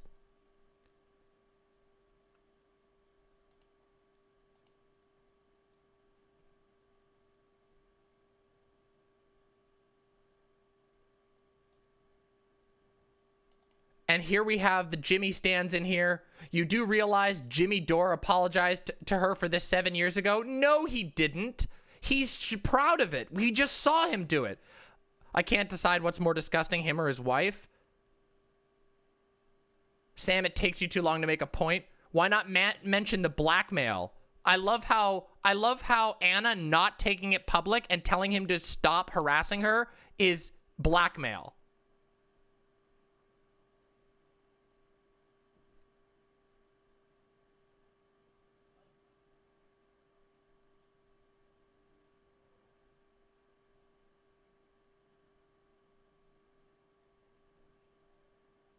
All right, wow, there was I just saw a comment that was pretty gross. All right, let's hear what Sam has to say on it, huh? So let me just preface this by saying I did not see this on Twitter at first. I got 2 different comedians sent this to me, very successful comedians in their own right, or in anybody's right, actually. And now you have to understand the mentality of comedians. I think, particularly I like Emma. My friends are too. sensitive to all sorts of issues involving like misogyny and racism and whatnot. But one of the greatest offenses that you can do when you're a comedian is to be really unfunny and to perceive yourself as funny. That's the worst thing. For someone who is dispositionally a comedian, when someone is unfunny and thinks they're funny, that's just who Sam is. Like almost like that's like charming. The most Dr. unforgivable crime. Okay. And so when I watched this, I was like, holy crap, that is misogynist and not funny. But here is a clip of Demi Dore, who this is what is so insightful about this guy. He is incapable of realizing, like he presents this, I think, in such a way that he thinks it makes him look good. But here he is sort of bragging about the time that he sexually harassed Anna Kasparian. Sexually harassed Anna Kasparian. He thinks this makes him absolved. It's bizarre. Here it is. Demi Dore on his own show. Wait, what? Talking about... I made the same joke as Sam. I haven't seen this segment. I didn't know that we made the same joke. Privately, after he's going off on her, Assad puppet, whatever the case, you can keep going or keep that up there. And so it wasn't public. He decided to make it public. And then this is his, they were not going after him on the show. This is his own decision to put this information out there about his own behavior. And I'll tell you this story. The story about that. Okay, so they play it, and then we'll go forward. Sort of amazing. Everybody laughed. Everybody laughed. Brilliant. And they laughed because it was funny, as opposed to like, wow, you just tried to humiliate her in front of a bunch of people. Emma has more to fill in on this story. Yeah. But you just tried to humiliate. You just attempted to humiliate her. I had a feeling Emma might have more details. People. Maybe we're laughing because it's uncomfortable. And Look at how pissed Nomiki looks. And he says she felt bad because she was humiliated, as if he hadn't done it. He literally said, I humiliated her. He just said, I humiliated her. And he owned that. Yes, that was the last line he said. I humiliated her. Push it back a little bit. It sounds so passive, what he's saying, the passive voice here. And everybody laughed. Like they laughed louder than I thought they would. And so it humiliated her. No, she got humiliated in the middle of the newsroom. And I did it. And I felt bad. No, I did it. At that time, we were friendly. And I was just busting her balls, right? For dressing like that. Is that how you do that? Is that how it works? You're going to bend over and show me your ass? I think that's a little, I'm not offended, but I think that's a little risque. Oh, you're so conservative, Jimmy. So that's the thing, right? Like, one, if you were her actual friend, you would take her side. If you had that relationship, which I don't even think that would be appropriate in this instance, and say like, hey, like, just so you know, but that's not even what happened. One, I mean, I spoke to Anna about this, like her underwear wasn't like, I don't even want to get what is so gross about this too is that Anna was a professor at a college. She had her students in studio. Their assignment was to watch the production of TYT. Right. So it wasn't just like the old boys club or this is what I was talking about. Anna's story has corroboration and Jimmy's does not. Or I should say, Jimmy confirms the story happened, but his version has no corroboration, and everyone else who has commented on it has repeated that Anna isn't lying about the details. Co-workers who have worked with Jimmy and Anna, and there were friends, and everyone was there together. He humiliated her, or attempted to do so, in front of her students. And of course she was embarrassed. Of course she was. And she wasn't even dressed in the way that he's saying, but he thinks that this makes it, in some way absolves him. And this wasn't the only disgusting comment that he made to her. And it wasn't the only abusive way that he treated another employee at the company, because I have received messages from crew members. I've said this on the show before, that he was degrading, abusive, whatever the case may be. And I've talked about it on the show and received messages saying, thank you for saying that on the show. I'm not going to speak about people's personal experiences that aren't my own, right? But this was part of what informed a lot of my viewpoint, also because I have 2 eyes and 2 ears, that so much of his commentary about Ocasio-Cortez was informed by misogyny. And I would have come to that opinion if I didn't have this background information as well. But this is exactly who this guy is. And the fact that he thinks this makes him look better just takes that up 200 notches. I think this is when you say this is who he is, this is his business model. This is the business model of that little section on the internet. And we have to make it very clear. This was intentional. There's no excuse. I'm not even going to entertain his argument about what she wore. Who cares? Who cares? He's a misogynist. He's using this opportunity to literally amp up his little misogynistic base, because they're the ones who fight for him online. Every single move he makes is intentional about keeping his ratings going, and he knows that he and his little buddies in that little circular firing squad who love to go after progressive women or any women, that they make money off of misogyny. And I think that YouTube needs to crack down on that. I mean, it's like he also went after Francesca Fiorentini. Yes, no, we know. He's a misogynist, but it's got to stop. It's got to stop. It's and just so we know, this is now 3 of the most prominent left reporting women who have now come out to say these things about Jimmy. I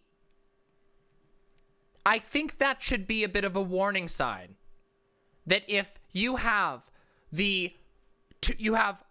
Nomi Key, who's the host of her own show and has been working in lefty politics, Democratic politics, for a very long time. And just for those of you who don't know, Nomi Key is the real deal. Nomi Key was responsible for making really serious changes in the Democratic Party before she began reporting on politics. Emma Vigeland is the co-host of The Majority Report. Anna Kasparian is one of the most prominent members of TYT. Like these shows or hate them, this is not every single, but a number of the most professional left-leaning women who are coming out to talk about this. To actually use she was dressed for it and was asking for it type of excuse is just almost like full-on parody in and of itself.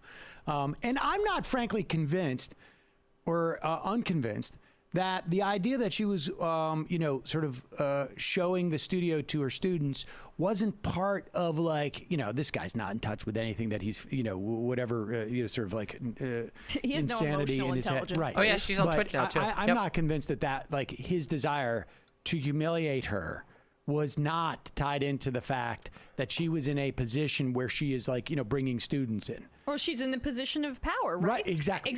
So let's bring that powerful woman down a notch. That's how I'm going to talk to Francesca Fiorentini in an abusive way. That's how I'm going to talk about Ocasio-Cortez and other women. And it really just grates at him when there are women in positions of power that don't take shit, and this is how he chooses to put them down. It's textbook. And just because he liked Bernie Sanders at one time doesn't mean he has any progressive core values that are something to be espoused. I mean, the way that his fans are going after Anna and other women speaking out about this shows that this is not the same audience that we're speaking to here. This is a separate, different right-wing audience. It's a lot of right-wingers who want to say, oh, I hear both sides, so I'm going to listen to this lefty Jimmy Dore, when everything about him just screams misogynistic, right-wing, racial resentment towards Ocasio-Cortez, towards the squad. I mean, that's everything that's embedded in the way that he talks about politics. So, I mean, like, and it's scathing. Not just like stupid YouTube drama, and I'm emotional about it because I love Anna and I don't like it, and I experienced sexual harassment too in a very extreme way.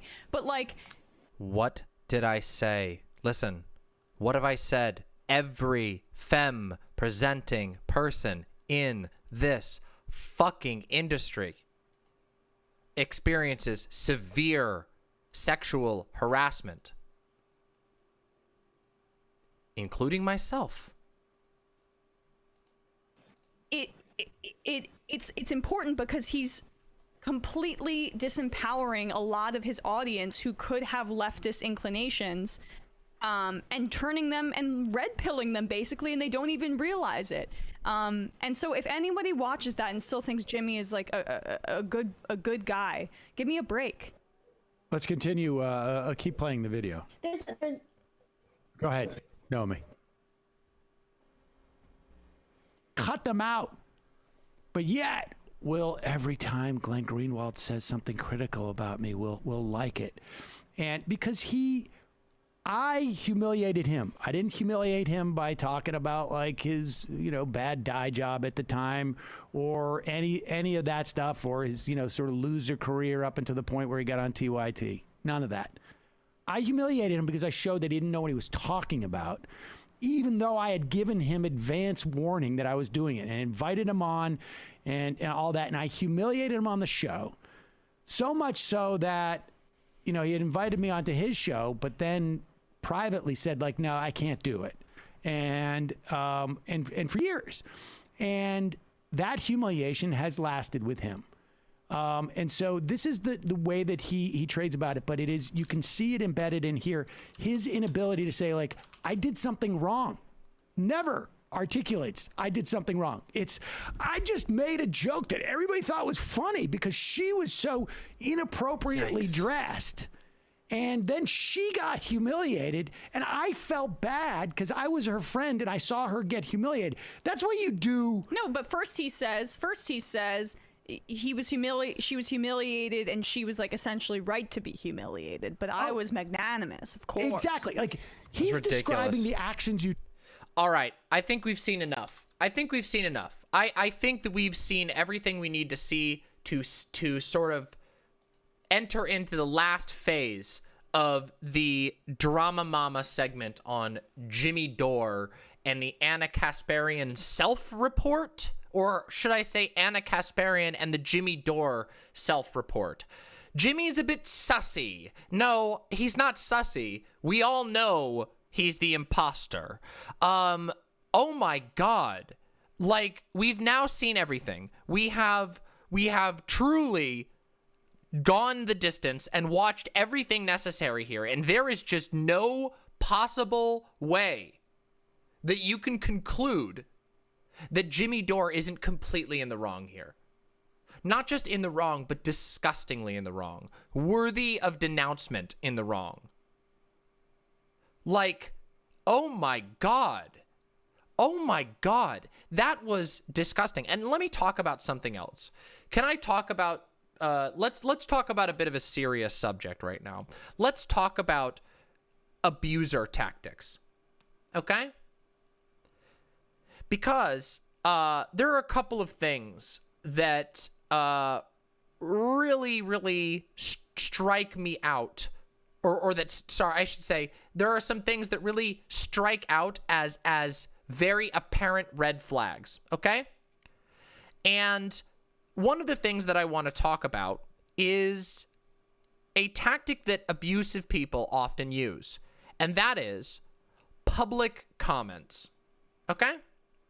Something that perhaps some of you are familiar with, but that is very, very common among people who are serial abusers, is that they will make extremely uncomfortable, boundary-pushing comments, and they will specifically do it in public. And you might go, well, that seems weird. Doesn't that mean that people saw them do it? Well, yeah. But it also means that it becomes more embarrassing for the target of the abuse to speak out against it. It becomes a scene. You know, if it's in private and somebody says something to you, you can tell them, fuck off, and nobody will know the difference. But if you've got a bunch of students and coworkers and maybe even your boss in the same room as you, and someone makes a comment that maybe isn't 100% inexcusable, but pushes a boundary really hard in this case, you're in a position because you either let it go and they get away with the thing that they just did and everybody forgets about it, or you make a scene and your life becomes complicated. Isn't that weird how that works? You see, if you don't make a scene, the abuser gets to keep being abusive, the thing that they want. They get to express that control over you, which is what abuse usually is about. Control. It's about controlling another individual against their will. And if you say nothing, the abuser gets what they want. And they know that. They know this, whether they know it instinctually or whether they know it in a cold and calculating manner, or maybe both. They know that if you make a stink about it, well, all of a sudden, now there's drama. Now everybody's looking at you. Now everybody's asking about it. You have to talk about it. And they don't have to do anything because they know what they were doing. And they'll just downplay it. They'll say, it's not what I meant. I was just kidding or whatever. Just like Jimmy Dore did. In fact, I would say Jimmy Dore did way more than that. Jimmy Dore way down. Jimmy Dore was like, I can't even believe that he made this segment. It is so stupid, so monumentally obvious what he was doing. But you'll notice that the price for the victim is doubled down. If you speak up against the abuse, you have a headache on your plate. This is why this is an abusive tactic that needs to be called out. It's not necessarily illegal, but it's certainly unethical. It's certainly manipulative. It's certainly emotionally harmful. And it puts people, specifically professional women, in a position where they have to become the office bitch or they have to endure sexual harassment, which is literally what we have seen in this case. And Cenk owned up to it, to his credit. I have many critiques for Cenk. Many critiques. And Cenk, by the way, Cenk has some fucking skeletons in his closet with regard to this stuff too. But all of that aside, Cenk owned up to it. He pointed out that Anna was right in feeling like she was in a position. Because if she said anything about it to anybody else other than who was there, it would have made a huge stink. It would have possibly cost Jimmy his job, which is what she didn't want. She just wanted to stop being harassed.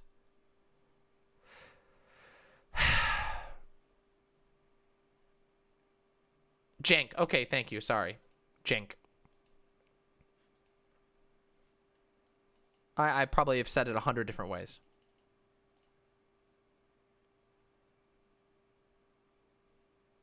So it's a bit odd, isn't it? My opinion on this, and this is my opinion, having done our little investigation, but my opinion here is that Jimmy Dore is a creepy uncle-esque misogynist who is more than willing to utilize his rabid fan base to harass, humiliate, insult, and damage the lives of professional women that he doesn't like. And you could probably look and find plenty of other examples that were brought up by the Majority Report. This is something I happen to know the Majority Report has commented on in the past. And I happen to know that there's a lot of women who've commented about this, a lot of professional women in this space that have talked about this a lot. Jules Chrysler says, this is true. I have put up with harassment because it's a bigger problem to speak up. Yes, that's why harassers usually get away with it. That's why we had a talk about the Me Too movement, because it becomes incredibly, incredibly risky to say anything at all when you're in a position like that.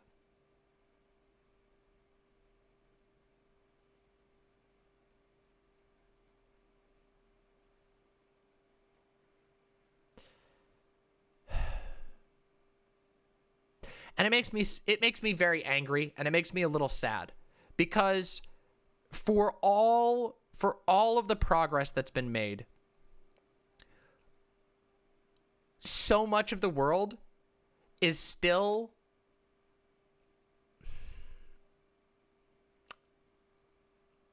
is still a boys' club. It's still the nasty, offensive, violating, humiliating, dehumanizing locker room bullshit that we all saw so perfectly summed up with Donald Trump's "grab her by the pussy" comment. Didn't we? That's the kind of stuff that we still see all over these industries. And you wonder, and people go, oh, you know, it must just be that women aren't as interested in reporting. Women aren't as interested in comedy. Women aren't as interested in video gaming. Women aren't as blah, blah, blah, blah, blah. Nah. It's because it's fucking terrible. It's because you have to be like me and have a fucking iron shell to survive in an industry like this. You've got to be like Anna Kasparian and just develop an iron skin. And we're going to talk about some other stuff as time goes on, of course. But President Parakeet says, do you think Jimmy Dore is going to be held accountable? I'm seeing so many people on Twitter, some with platforms themselves, defending him, and I'm just so disappointed in that. No, I don't think Jimmy will be held accountable. Not any more than what this is. Yeah, there'll be people like me who do a bit of a you know, an expose or whatever. But no, unfortunately, we are not at that point. Maybe someday something will come out that will destroy his career, but this will not. Because unfortunately, and I hate to tell you this, but this type of behavior is considered acceptable. Still, in leftist spaces. In leftist spaces right now. I'm serious. I'm dead serious, by the way. And if you don't think that's true, well, you got to start paying attention. You really got to start paying attention. Because the misogyny problem on the left right now is going to undermine the left. It is actually going to cause the left to lose, or at least contribute to it heavily.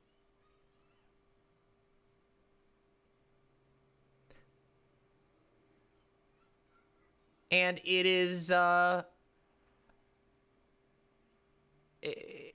we shouldn't stand by for this stuff. We really, really shouldn't. And that's why, you know, my conclusion, if you want the total drama mama conclusion, well, here you go. And here you have it. Fuck Jimmy Dore. Fuck Jimmy Dore. Fuck Max Blumenthal. And you know what? Fuck those people who had that washed out whatever guitarist or whatever he was. Fuck him too. And the reason why I say that, and this is a pretty conclusive ending to a drama mama, where I usually try to be as unbiased as possible, but this is the conclusion segment. And my conclusion is fuck Jimmy Dore. Fuck Jimmy Dore. Fuck Jimmy Dore's fans. Fuck people who behave like this. Enough is enough. These types of... I am so happy to see that both Cenk and Ana Kasparian both said, we don't want you in our community.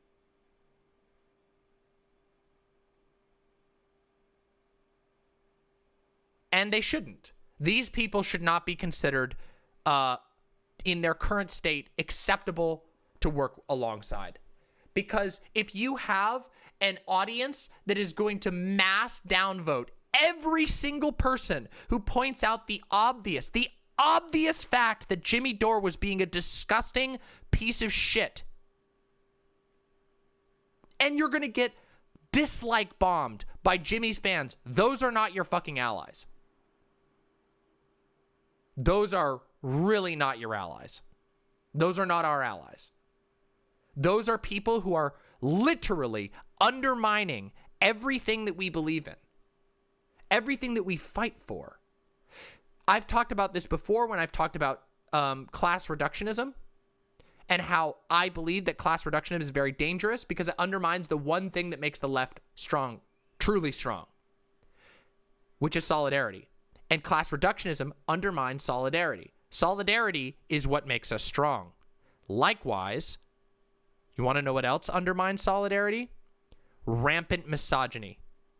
Rampant misogyny from rich and powerful figures, leaders, quote unquote, in our political spaces. And I promise you, here's the thing. Ready? Here's the real thing. We don't need them. We don't need them. There is no value that comes from Jimmy Dore and Jimmy Dore's fans that we won't get from actually encouraging solidarity. Think about this. Imagine that you're like, oh, but we should work with anybody who's willing to accomplish our goals. Oh, is that so? Well, what if working with that person, let's say that person let's keep the number small. Let's say a disgusting chauvinist pig has an army of 100 people that are going to help you. But if you bring them in, you're going to lose 300 more talented women who will just never, ever take off the ground. Because that person, even though he's got his 100 little followers, is empowering you. You're going to lose 300. See, it's simple math if you really think about it. And I'm willing to guess that Jimmy Dore's pathetic, ineffectual, whining, misogynist fan base is going to alienate more people from the online left and from leftism than he's ever going to bring over. I just think that's true. And also what's worse, here's what's even more sinister. You want to get what's really sinister? Because he's not just driving away individuals. He's not just driving away individuals. He's smothering talent. How many people do you think... Okay, let's pretend for a second that it wasn't Ana Kasparian in that position. Ana Kasparian is, like her or hate her, a badass. Okay? Let's be real. Ana Kasparian is tough as nails. Okay? That is a fact. I'm sorry. I don't care what you think about her political opinions. She's a badass. Okay? And imagine if it was somebody else. Imagine if there was someone who was just a little bit less tough than Ana. But they might be just as talented. They just might not be as tough just by pure chance. Because not everyone should have to be this tough. There are all kinds of talented people who aren't necessarily tough, who are still talented. And people like Jimmy Dore smother them. We lose talent. Those people might end up going on to have their own whole fan base. But people like Jimmy Dore smother.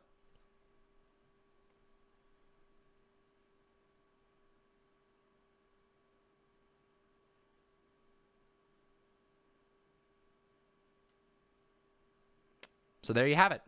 This has been Drama Mama. There you have it.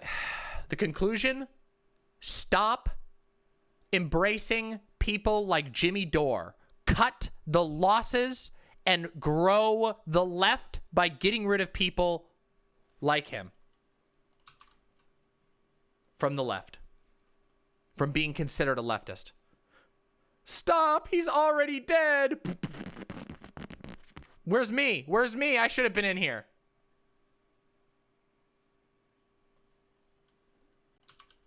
You want my opinion on the Paul brothers? I don't know enough about them. I'd like to talk about them at some point. This was an amazing drama, Mama. Thank you. I try to make them special. I try to make them... This one's going to have to take some editing. So I'm going to have to make sure that I email Danny about it.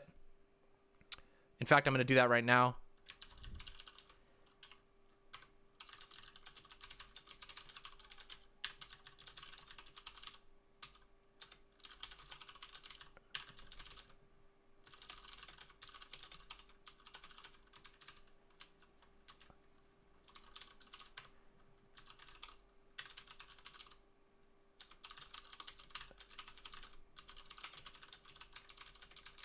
There we go. Okay. On rich people? I don't know. That's a really broad question. Wait, Shu is on Vosh's stream right now? What about? Oh, we got a new emote? Hold on. We got a new emote? Hold on. Let me go check it. Let me see the new emote. Tiki tiki tiki tiki. Let me go see the new emote.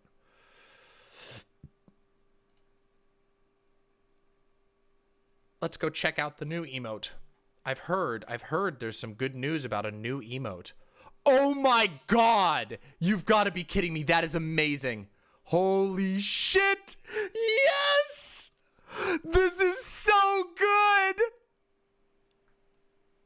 Holy shit! Elag, what the fuck? That's so good!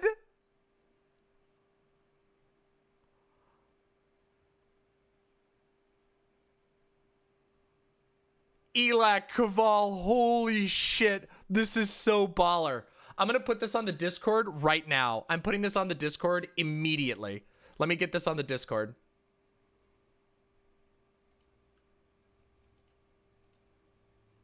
Holy fuck, that is so goddamn good.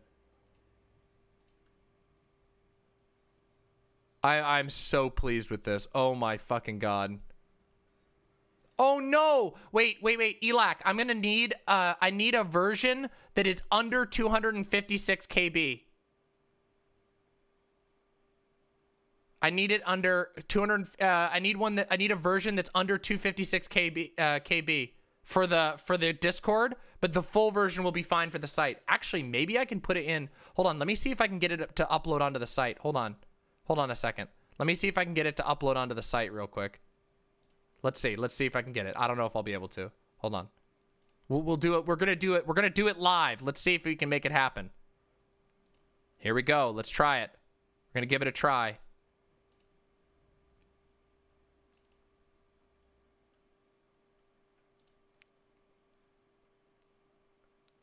Did it work? Oof. I don't think it did.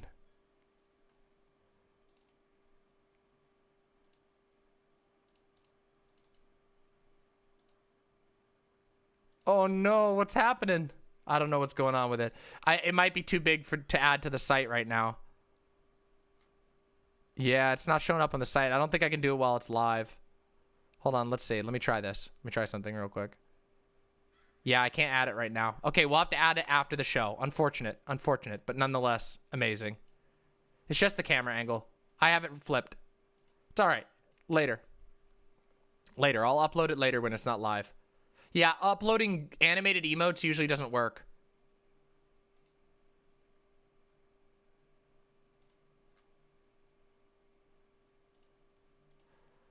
Hello, Industrial Arts. Hello. All right.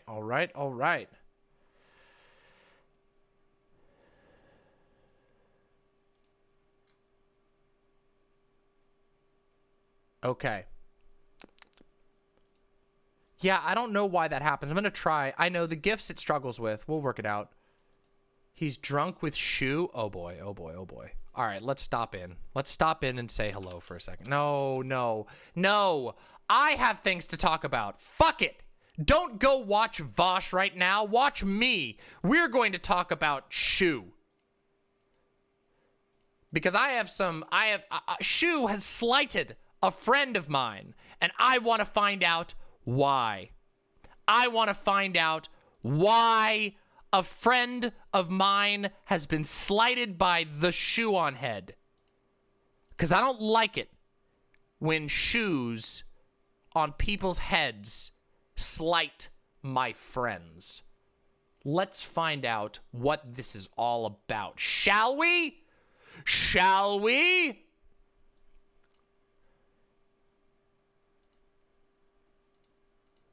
Cucking to Shoe right now? Oh boy. Yeah. Well, remember, I think Shoe kind of wants to be friends with Lauren again. All right, let's take a look at this. Let's make it happen. Let's see what happened. Girl boss Marcy says, okay, oh, so the original Lauren Southern tweet. Okay, I remember this. All right, hold on a second. All right, okay. Oh, let me just do a quick stretch. All right, everybody. Oh, by the way, if you are here and you have not liked the YouTube stream, please like the YouTube stream. I work 20-hour days, 7 days a week, and to bring you the best content around. I am always girl bossin', indeed, 9 days a week. I'm so sorry.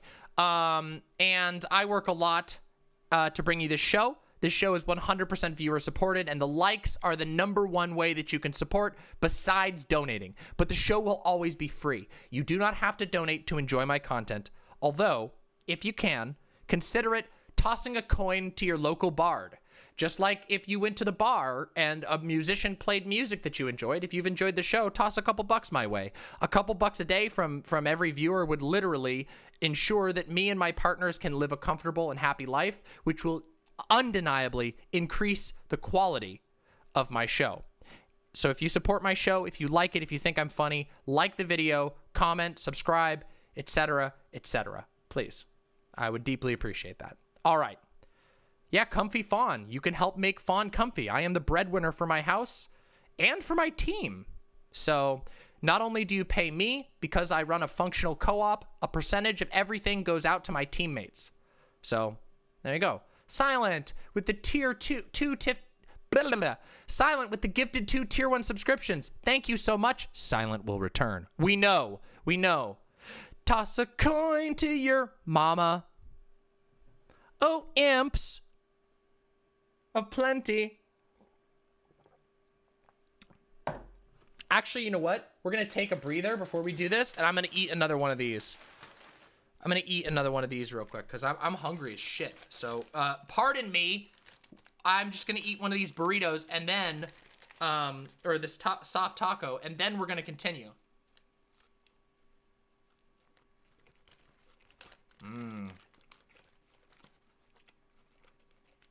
Yummy.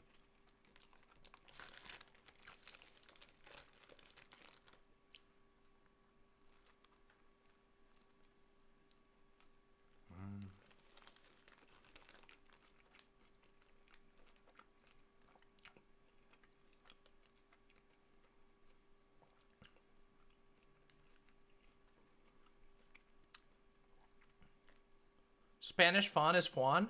I didn't know that, but that's cute. Now you're hungry? Well, it's a good time to get a spicy potato soft taco from Taco Bell. Ding! This channel not brought to you by Taco Bell, just a general endorsement. I like these.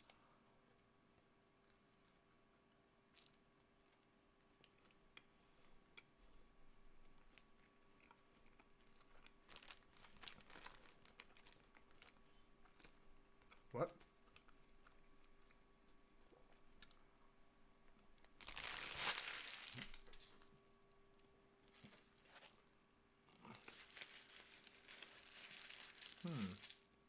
Bong. No, you didn't.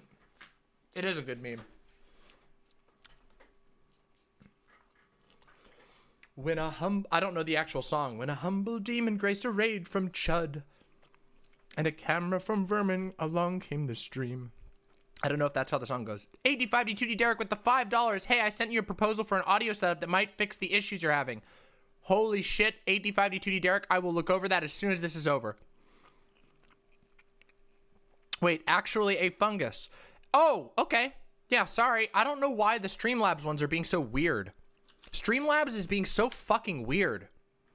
It's not showing me my Streamlabs ones normally. Thank you so much, Session. Yeah, I just had my hair done. Here, let me show off the hair real quick before we get back into it. Ready? Are you ready? Look, side one. Bam. Side one. We've got the symbol for Mercury into my hair. Incredible. Yes, yes, I know. Absolutely wonderful. Absolutely amazing. And then get ready for side two. Ha! Ha! Side two. Isn't that cool? 5G. Sick, huh? Isn't that sick? It needs to be 256 kilobytes. Half a meg. Am I a Virgo? What's that?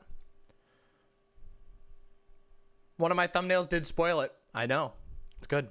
Fungus Among Us. Mama, you're a huge inspiration to me. I'm glad and proud to be a part of the Imp Army. The Imp Legion. Indeed. I'm happy to have you, the Fungus Among Us. Thank you so much for your support. Deeply appreciate it. Seriously. Thank you for reminding me. If I ever miss a dono, please remind me. Okay? Seriously, please do.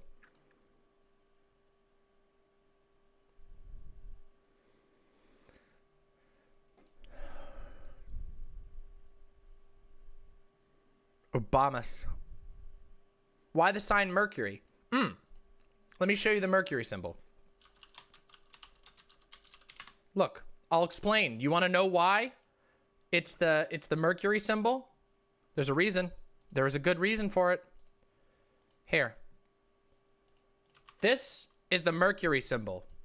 Witness it. See? It's very cute. The reason why it is the Mercury symbol, so first of all, Mercury, the Mercury symbol is the Venus, the symbol for femininity, bam, but it has horns like a demon. So a woman with horns, but there's another deeper meaning. Are you prepared? Are you prepared? Mercury also represents communication. And what do? That's my entire thing. My art is communication. So having that symbol reminds me and empowers me. It's symbolic. I don't believe it endures, it gives me any magical power, but it gives me emotional power to have that sort of symbology. So, yeah, a little poetic. I like that sort of thing. I'm a bit of a goofball like that, you know? All right. Okay, without any further ado,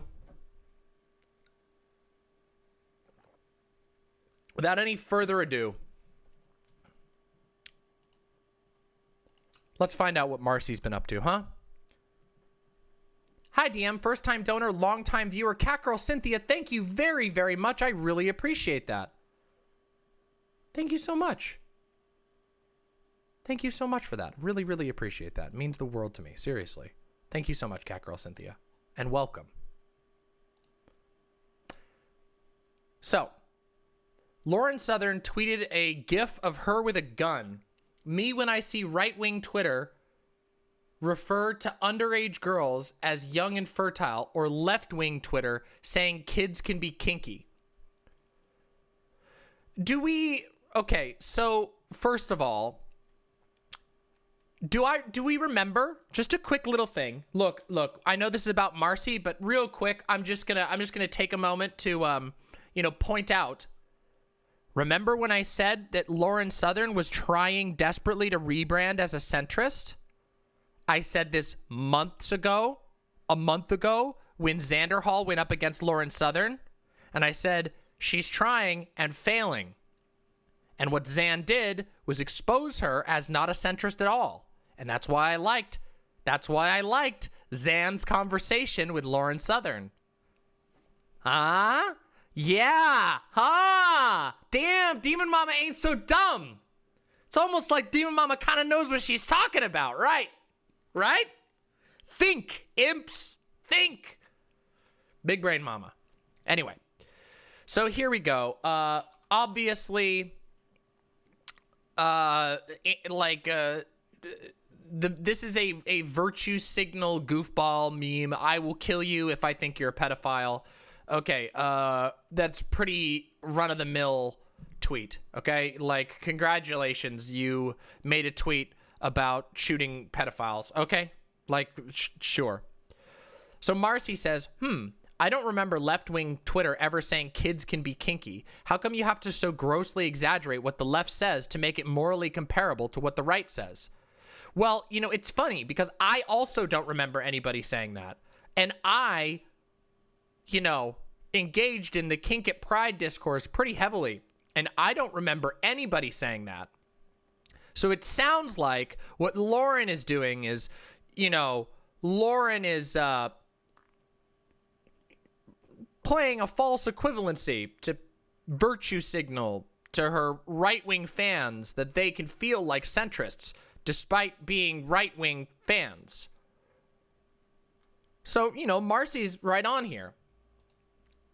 Lauren Southern says, lol, the right-wingers saying this are 99% weirdo anons. The lefties are blue checkmark journos and influencers. I was being fair in my disgust regardless of influence, but to pretend you don't have a problem on the left is laughable. These days, the narrative is that transgender people will come into bathrooms and abuse little girls. The supposed purity of the victim has remained stagnant. There are no little princesses. Little girls are also kinky. Your kids aren't as straight and narrow as you think. Okay. This is a contextless image. And yes, Lauren Southern is a blue check. Remember that. So, no context for this, just a made-up one. Here's the full quote by the person in the picture. As you can see, the picture Lauren has posted is a very loose clipping of out-of-context words and lines from a broader valid point challenging the way conservatives fetishize the innocence of kids and teens. Caught you in a lie, my friend. Oh, shit. Oh, there's the lines. They're literally just completely chopped up. There are no fairy tales and no princesses here. Little girls are also queer, trans, kinky, deviant, kind, mean, beautiful, ugly, tremendous, and peculiar. Your kids aren't as straight and narrow as you think, like everybody else. I've been a cute little girl and a gender non-conforming young adult. Let me tell you, everywhere along that spectrum, I've been complicated and strange. Yes, that is true. What this person is saying is accurate. Like, what the fuck? There's nothing, and yet this is what was concluded out of it. Interesting how that works. Interesting how this becomes this. Damn, Marcy. Now that's what I'm talking about with the being girl bossing. Always be girl bossing. Always be a girl boss. Always be a girl boss. Always be girl bossing. Always. A. B. Jimmy. Always be girl bossin'. Like a girl boss, Marcy has come in. Now let's see what the anti-girl boss has come to say. This is dead ass some of the creepiest shit I've ever read. The context made it worse. Why would you post this? The conclusion they come to is that little kids aren't innocent and therefore are able to receive violence? Fuck off. What am I reading? Like, damn, I seriously don't see how this can justify it. It doesn't. This is advocacy that will absolutely 100% help normalize pedophilia. Children aren't that innocent, actually, so who cares? Now, how about you go to prison? Shoo? All right. I'm doing it. I'm doing it. I'm doing it. I'm doing it. Shoo? You're a motherfucking idiot. You have been an absolute motherfucking dumb shit on every single step of this kink at pride discourse. Up to and including constantly trying to associate trans people with pedophilia by desperately pretzeling yourself into the most disingenuous positions I've imagined. When I went on to talk to Vosh about this, you were fucking mauling in the chat because you literally couldn't keep, interestingly, you couldn't keep it in your pants for long enough to let me have a conversation with a friend without literally losing your shit in the chat. Shu, I think it's time for you to take a fucking chill pill. Because at the rate that you're going on right now, you are risking at launching straight back into the fucking unbelievable anti-SJW bullshit you used to peddle in. And not all of us have forgotten all the stupid shit you used to say online. Not all of us are as unbelievably forgiving as Vosh, though many of us have tried to be. I am not impressed. I am not amazed by your shitty Twitter dunks. This is an issue I take very seriously. I just recently did a very heavily researched piece about the history of Stonewall, and more importantly to this particular topic, about the history of the criminalization and demonization of homosexuality and queerness and queer identity and queer expression in the United States. And let me tell you something. They always fixate on pedophilia. They always do that. And there's a reason for that, because it's emotionally manipulative. It's emotionally manipulative to constantly be bending over backwards to do whatever you fucking can to associate gay people with pedophilia, to associate people who have different expression with pedophilia, people who have consensual sex with other adults in a different way than you're used to with pedophilia. And you're doing it. You're doing it right now. You've just done it to a friend of mine on Twitter who's trans, who has very reasonable takes on this issue. And you're sitting here accusing that person of advocating to normalize pedophilia. Have you lost your goddamn mind? Or did you just never have it to begin with? This is something I do not go lightly on. And the reason I don't go lightly on is because this type of rhetoric is going to get someone killed. Maybe that's your goal. Maybe your goal is to contribute to a fever pitch about how, oh, all the homosexuals are trying to be child rapists. They're trying to normalize pedophilia. Maybe that's your angle. Maybe you want that. Is that what you want? Are you aiming to, like, I don't know, you want to be like the next stochastic talking point? Because, I mean, that is what you're engaging in. And I don't think that's hyperbole. I think going around and constantly, shitting on drag, constantly spreading misinfo about what does and doesn't happen at pride parades, and specifically accusing pride parades of being events that are rife with child abuse, accusing trans people on the left of advocating to normalize pedophilia. You're doing it, Shu. You're doing it right motherfucking now. And the thing is, Shu, I like you. I think you're funny. I think you're really fucking nice. Every single time I've talked to you one-on-one, we played some games together, we've talked a few times. I don't think that we talked quite a bit on that one panel before you had to go. And I found you to be a very pleasant person to talk to. But what you're doing with this rhetoric is really fucked up. And if you want to actually talk about this issue with any sort of responsibility, and if you don't want to provoke my ire further, which you will and are, then I would recommend rethinking how you're approaching the issue. Because I think it's fucking stupid. Not only is it wrong, but it's also motherfucking stupid. Your arguments here are not convincing. They're not based in reality. They are based in propagandistic misinfo. You are talking about a literal lie. You are excusing a fucking Nazi. And yes, Lauren Southern is a Nazi. Remember the 1488 bracelet? Yeah, we know about that. Oh, we know about that. You are defending a Nazi spreading disgustingly mischaracterizing propaganda. You're boosting it yourself. For what? What's your goal?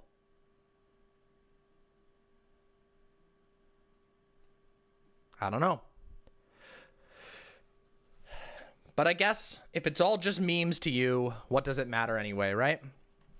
The tide comes and goes, and who knows? Maybe in a couple years you'll be I don't know. Maybe we'll progress and the queers will be illegal again, and you'll be there laughing about these disgusting queers fighting for their rights.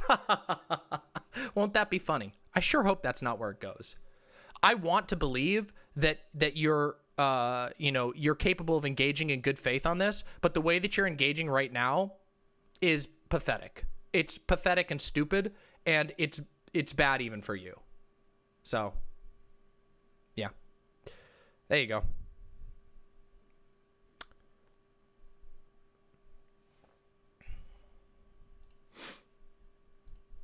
Good?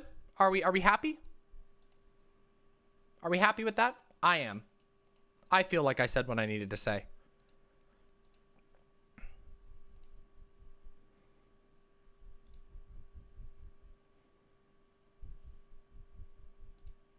Oh, is Zan being stupid about this too? Oh, I'll call out Zan too. I'm not afraid of calling out Zan. I'll have Zan walk on right now. To be fair, she quote tweeted a fairly large lefty account saying kids can be kinky recently. Oh, really? Is that true? Do you got any citation on that? Let's see if we can find that. Is that true? Damn, Zan. It's pretty fucking sad.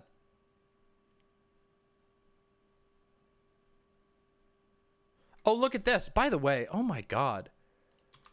Lauren Southern retweets people like Ian Miles Chong. Welcome to San Francisco. Petty theft has been decriminalized. What? Dude, what the fuck are you doing? Retweeting RT.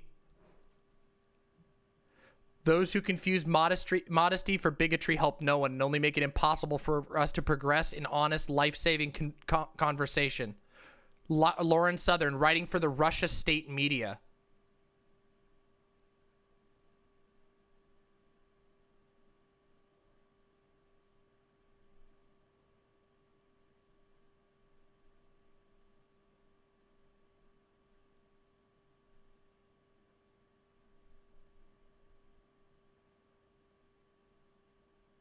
Got Count Dankula. Oh, damn. Know nothing. Oh, shit. Oh, wow. Love it. I love it. I got medically diagnosed as a male in an hour. That's a joke, whether you're laughing or not. No, you fucking didn't. You fucking liar. This right here is anti-trans propaganda. Lauren Southern is actively engaging in anti-trans propaganda, and you motherfuckers are defending her? Are you fucking kidding me? Zan, what the fuck are you doing? Hey, Zan, somebody send this clip over to Zan. What the fuck are you thinking, dude?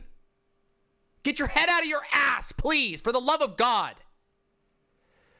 You know what? Oh, I'm getting fucking pissed. Listen, I told you I'm running out of fucking patience.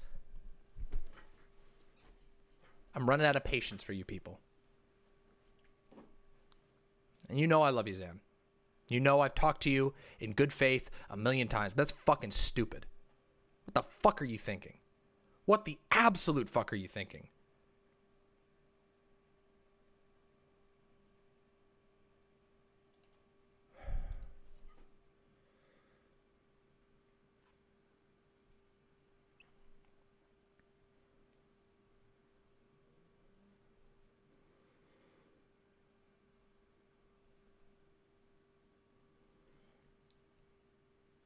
The reason I haven't run out of, Ziggy Richards says, I don't know how you haven't run out of patience already. Mine's been gone for months.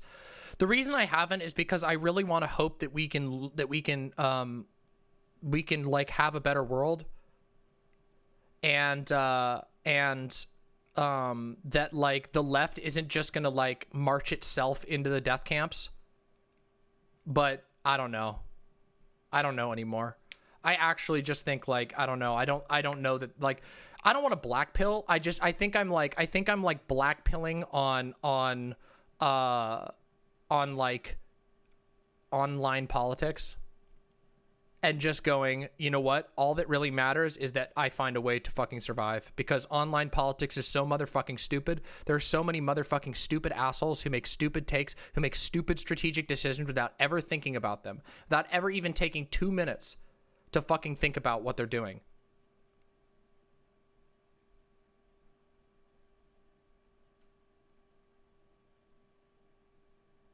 It's not just Twitter discourse. This is going beyond.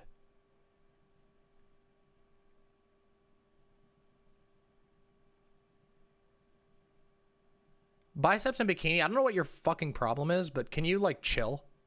Jesus Christ. At what point do I start grilling? Oh, I've already been grilling. I'm just grilling, and I'm gonna try and keep my people I care about alive. Yeah, 4chan has had so much success this June because of June.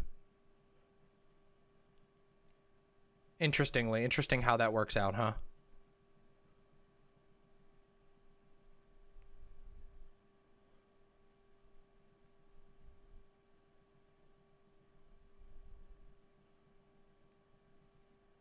Yeah, but Destiny is okay. Look, Destiny's a fucking dickhead, and he's like more or less incapable. No, look. Let's not talk about that, okay? Because I could go in about how stupid that discourse has been, but I know that that's a motherfucking trap.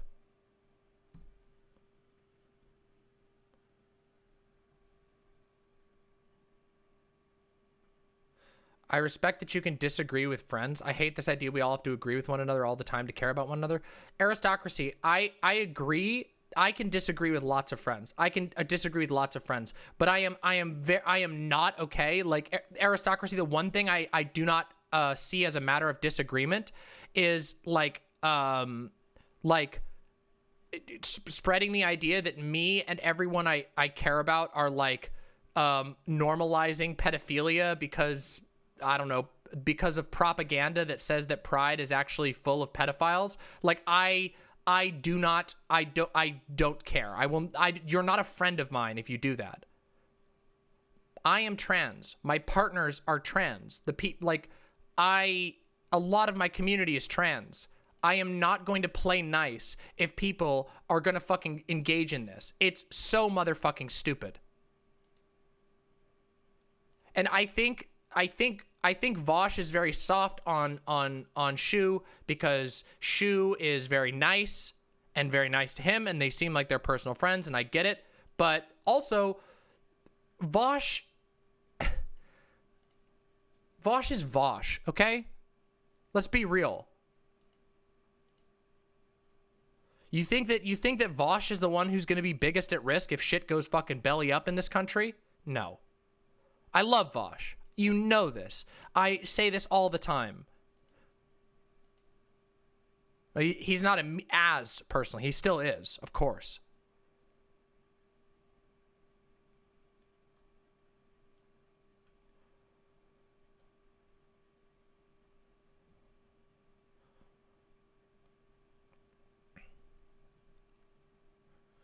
Yeah, so I've heard, Gayfesh. Heard about that with the crystal ball thing. I don't know. Vosh had some pretty harsh criticism for crystal ball, but hey, listen.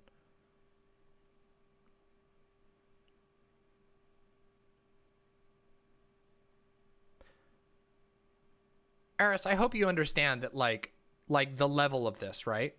Like, imagine, Eris, if you're still here, just like, I want you to imagine if like you woke up one morning and you saw Shu like pushing out like basically blood libel stuff.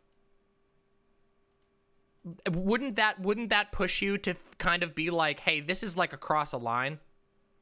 I think that that's the same thing. The idea that gay people are pedophiles is literally the justification that is used to kill gay people. It is one of the worst types of rhetoric you can engage in. And remember, QAnon is bigger than ever. What does QAnon believe in? They believe that there is a ring of pedophiles who need to be killed by force, who need to be disempowered by force.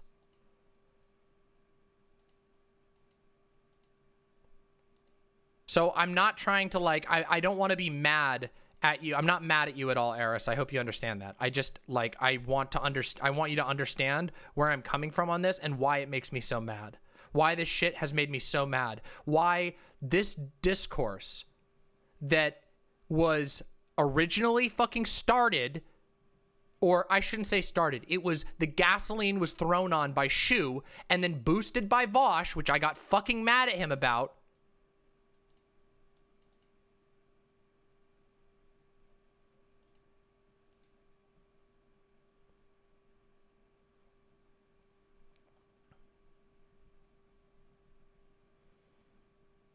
It's very unfortunate, is all I'm saying.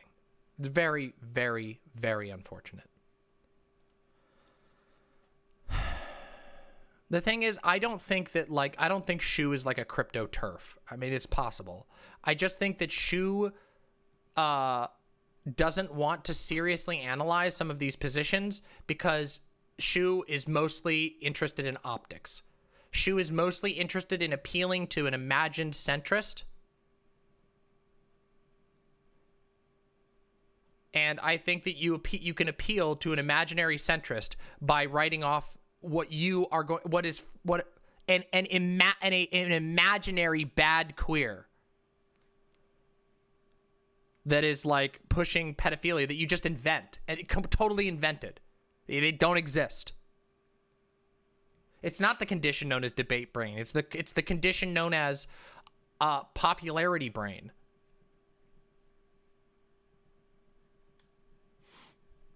But like, I don't know. I'm trans, you know? People don't like me no matter what. People don't like me. I could be the most well-spoken trans person on the planet, and there would be a significant amount of people who would just hate me for who I am. And I know that, and I've experienced that a lot in my life. A lot. A lot, a lot, a lot.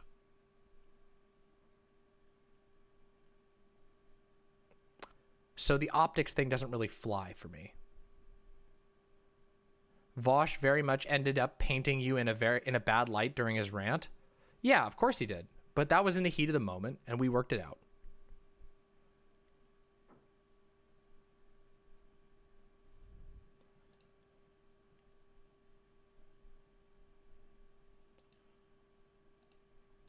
Oh, appreciate that. Oh, here.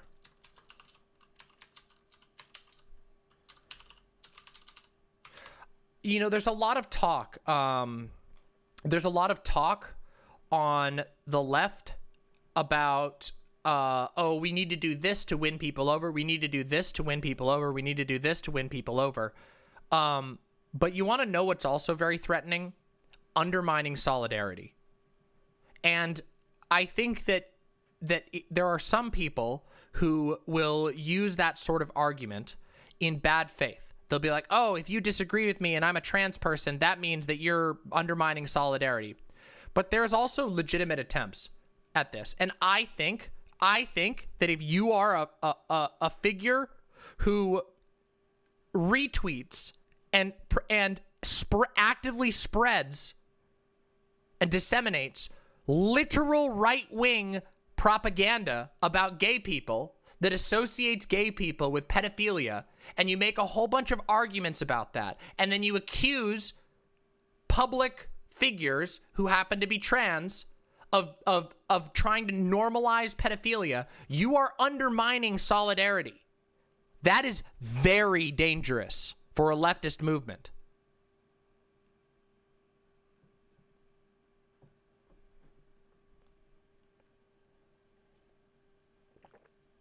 That's one of the main reasons why I moved more from Vosh's community to yours. It just seems like you take these issues more seriously and actually get to the level that affects us as trans people. Maybe. I think Vosh does pretty good on these. I think Vosh does pretty good on these issues most of the time.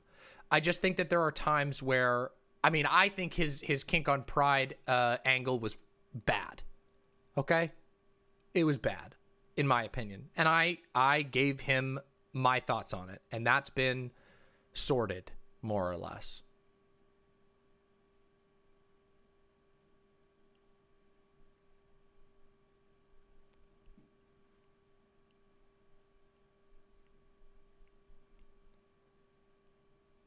Is that the Doobie? Doobie, are you the real Doobie?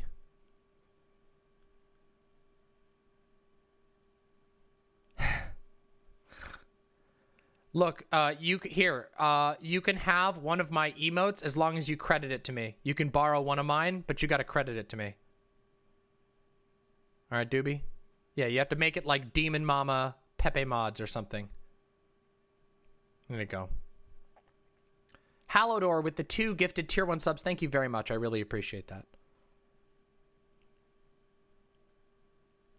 DM, I hate to Google what a straggit is. A straggit is a straight version of the F slur. It's when somebody is painfully obviously straight, and it really shows.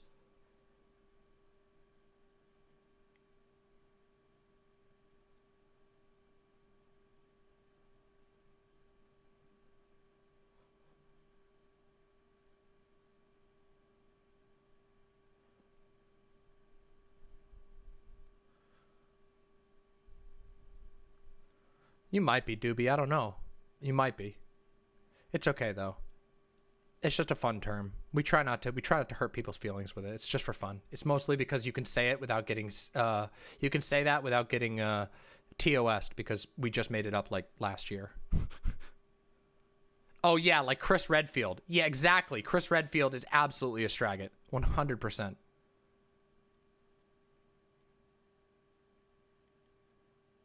Yeah, exactly. Exactly, Doobie.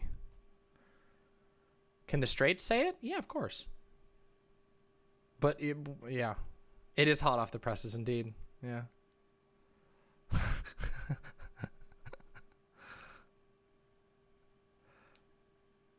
The straights are reclaiming it. Yeah, they're going to reclaim it. Good.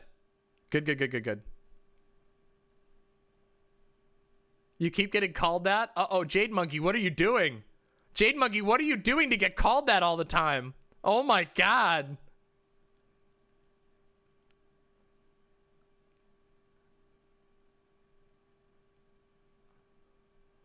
It will be Twitch TOS by autumn. Yeah, probably, unfortunately. Enjoy it while you can. Enjoy it while you can. That's not true, Fawn. That's not true, and you know it. Shut the fuck right up.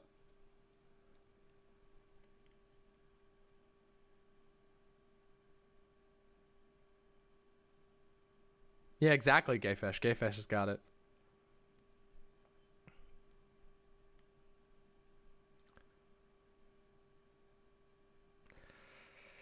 Oh, boy.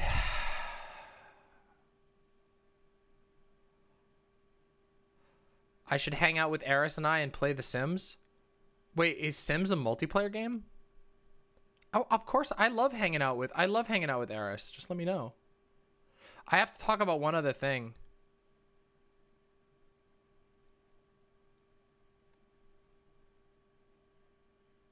Rearrange toothpaste. True. Wait, is that the streamer house, Doobie? Is that the streamer house? I bet it is. I bet it's the streamer house.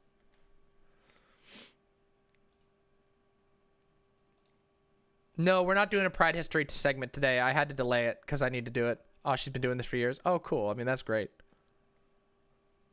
I mean, hey, listen, I feel it. I feel it. Hey, thank you so much, Urban Density. A really urbane density. I appreciate that a lot. You know, I figured we could do with a little bit of a talk.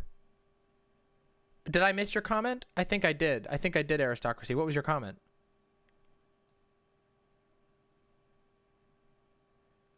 Very, very red indeed.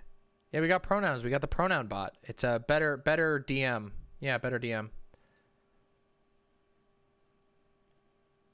Sorry, I didn't mean to miss your comment there. I don't know where it was. Somewhere here. Mr. Anderson.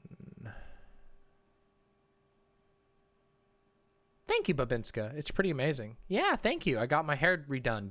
Here, look, I'll show it off one more time. Look, there's two sides to it, too. Look at this. Take a look. So here's one side, right? And then you flip over to the other side, And you've got the purple with the symbol, with the Mercury symbol. There we go. I'm doing it again. I'm hair flexing a lot because I just got it done. So, yeah, there we go. Ooh, actually, a fungus. Good strain. Good strain. I love Jack Herrera. Yeah, isn't that fucking cool? Yeah, I know. I'll do a headbang sometime. Not right now, though. My head hurts. Oh, no. Okay, yeah, just DM it to me. I wonder why it would be aristocracy. That's fucking weird. What the fuck? That's so weird. Yeah, just DM it to me and I'll look at it right now.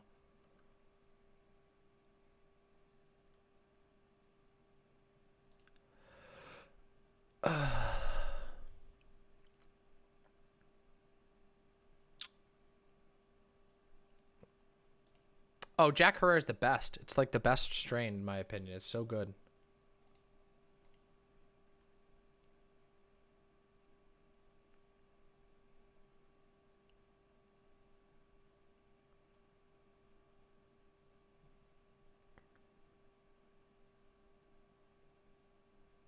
Okay, yeah. Here, let me read this. Let me read this comment. And I'll, Eris, if you're still here, I will respond to it. Eris says, yeah, I totally get why it's a sensitive issue, 100%. It's why I hate the whole trans predator memes, even if there are shitty people who happen to be trans. Are there shitty Jewish businessmen? Of course. But if all you're talking about is shitty Jewish businessmen, I'm going to be a bit sketched out. I do think there's a problem with Western society as a whole with sexualizing children and saying inappropriate things about kids, saying kids are kinky, blah, blah, blah. But speaking about that as if it's a trans issue is just dishonest and harmful considering the history. Yes, I agree with you, Eris. Yes, absolutely. First of all, the statement that kids are kinky is not what people think it means.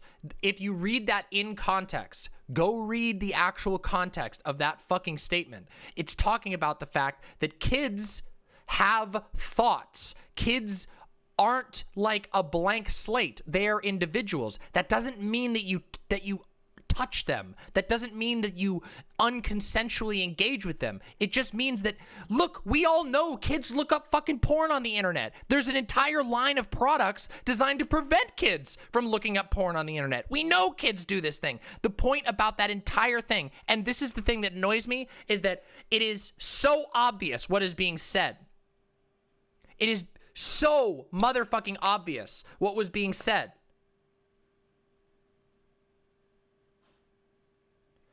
And it's this very bad faith interpretation that says, oh, you're saying that you should engage with kids in a kinky way. No, the person was obviously saying that children aren't just some little empty slates, that they're individuals, that we need to teach them about things like consent, because otherwise they blunder into it.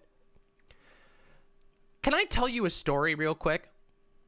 Can I tell you all a really fucked up story? This is a massive trigger warning, okay? Massive trigger warning. Can I tell you a quick story? I hope that Eris is still here, Eris, just so I can be clear about this. Oh, this is a massive trigger warning, content warning for child abuse, okay? Get ready. Okay, listen up. Okay? I once knew someone who was a minor, okay? This minor had a lot of fetishes. Let's put it that way, okay? This minor also lived in a very broken home, okay? I'm not making this up. I'm anonymizing because it's very, very important that I keep people anonymized, okay? This person had a lot of fetishes. And this kid, it was completely ignored because the family was a broken family, very Catholic. They did not talk about sex.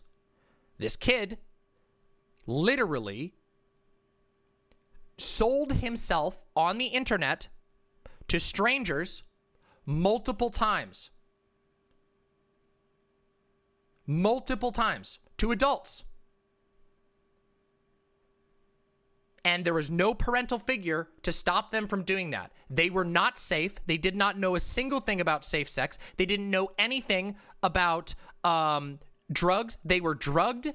They were injured by this because, as it turns out, kids sometimes have fetishes. And if you don't take that seriously and you don't actually go, oh my God, we need to teach kids to not get abused by adults, they will get abused by adults.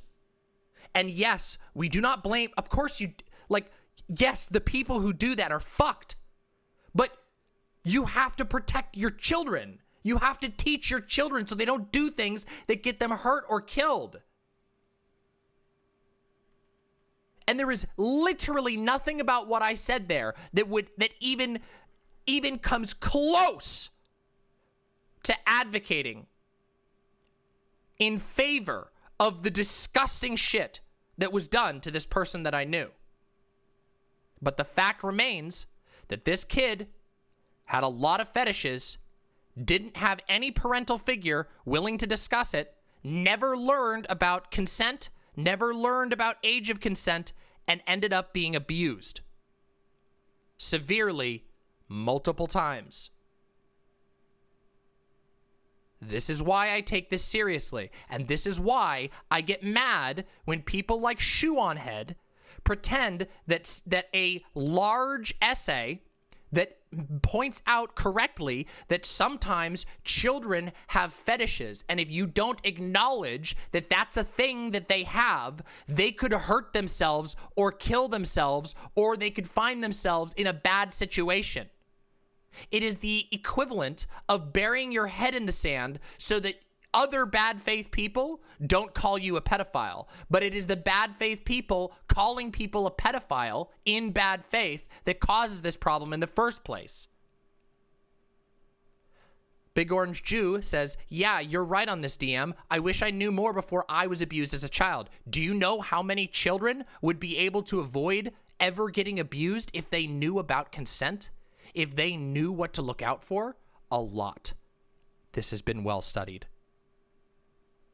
Ugly Pie says, I never learned consent, and I went through a similar experience at this before the age of 15. The way this discourse has been framed has been useless for helping children. Yes, because it's not about protecting children. It's about virtue signaling. It's about making lazy and cheap dunks.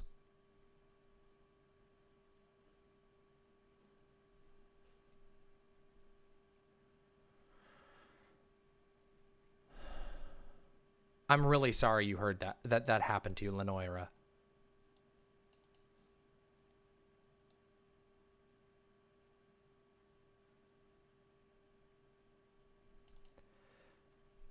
Lenoira 13. I drew non-con porn when I was 12, and my mother found it and freaked the fuck out over it. She refused to believe that it was just a fantasy that I was into because I was a kid and I couldn't be interested in that without something having happened. Yet she also refused to believe me when I told her I was sexually assaulted years later.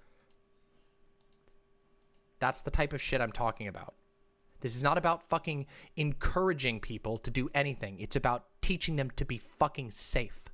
For God's sake, you people. For God's fucking sake, you people.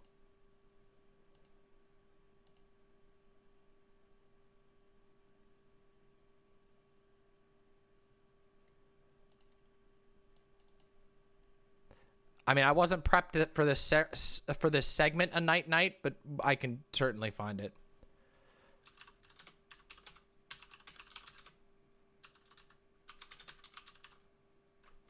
Let's find out. Here we go. I got you one right here. Took 1 second to Google. Let's take a look here. Let's find out. Here we go. Let's just look through this study right now. I just searched this one off the top of my head. Let's see. A study from 2018. Does sex education before college protect students from sexual assault in college? Conclusions. Multiple experiences and exposures prior to college influence the risk of penetrative sexual assault in college. Pre-college comprehensive sexuality education, including skills-based training in refusing unwanted sex, may be an effective strategy for preventing sexual assault in college. Sexual assault prevention needs to begin earlier. Successful prevention before college should complement prevention efforts once students enter college. This is a huge cross-sectional study. Let's see what the numbers are in here.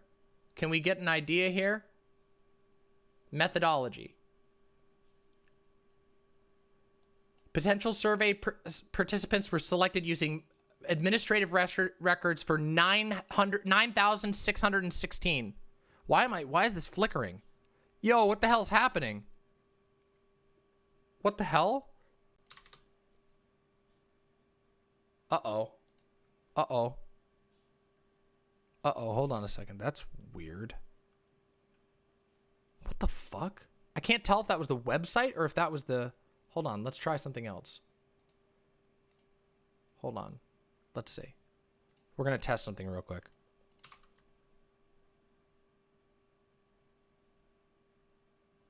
Is it flickering? It's the website. Okay, it was the website. It was the website. It was the website. Yep, it's the website. That was a website glitch. Something was happening with the website. Yeah. The flicker was back again? Oh, it's all good. Whatever. Anyway, I just get very frustrated with the state of things on this. It's a very depressing issue for me because, like, Amphi76 says, I was sexually abused by an older friend when I was a kid. I always downplayed it because they weren't an adult, but it took me up until this year to realize that consent was the problem, and that's why it made me so sick. The fact that they weren't an adult doesn't make it any better. If I had understood that, maybe I would have been able to prevent it. I'm very, very sorry, Amphi. I'm really sorry, but thank you for sharing that. Seriously. Thank you for sharing that.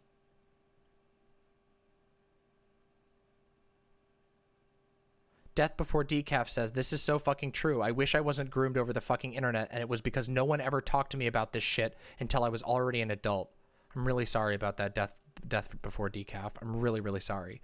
See, this is the thing. If you talk to people who've survived this shit, they know how important education is. They know how fucking important it is. This is why this shit annoys me so much. This is why this shit makes me so goddamn doomer. Rhodes says, for a more positive story, I was educated on this pretty damn well, and I have gotten out of at least one situation that would have gone bad because of my education. Education really can work. Yes, it does. So that's the thing. That's the response that I'm saying, is that it annoys me when people, it really annoys me when people go out of their way to take something. Like, I mean, we just looked at this with Marcy's clips. Like, Marcy looked up this story, and it's right here. This is this story that we were just looking at. We were just looking at this a second ago. You know, this whole thing right here that we were just looking at is quite literally talking about exactly the same thing.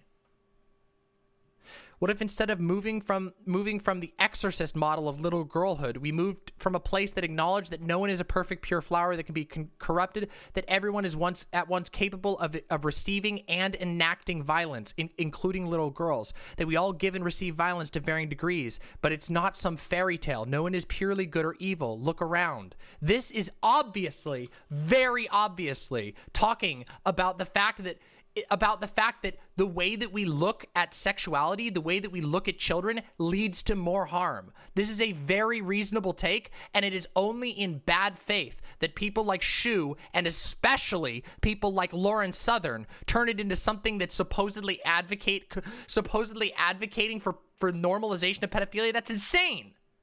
That is definitionally, oh God, it's so dishonest.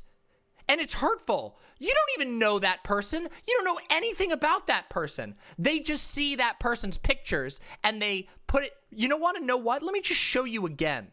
Let's just be real here. Let's be real as to what the reason they chose this particular picture and why they chose this particular quote. I'm calling bullshit. I'm calling fucking bullshit. I'm sorry, Bunny Goddess. No, we're not. Not quite yet. I'm sorry, Fawn. I know this is suffering. It's okay.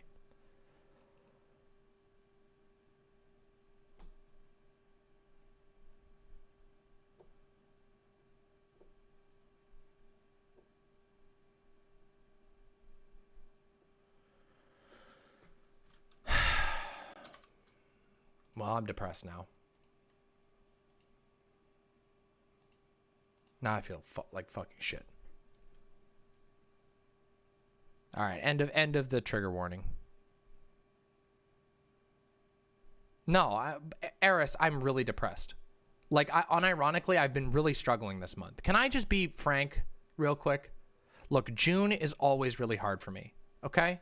June is always really, really hard for me. Pride Month is very hard. I wanted to make this month a big deal, and I don't know if I'm going to succeed at that.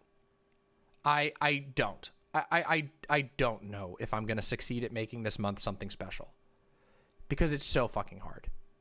Every single year, Pride is simultaneously a reminder of what we've accomplished and also how little we've accomplished.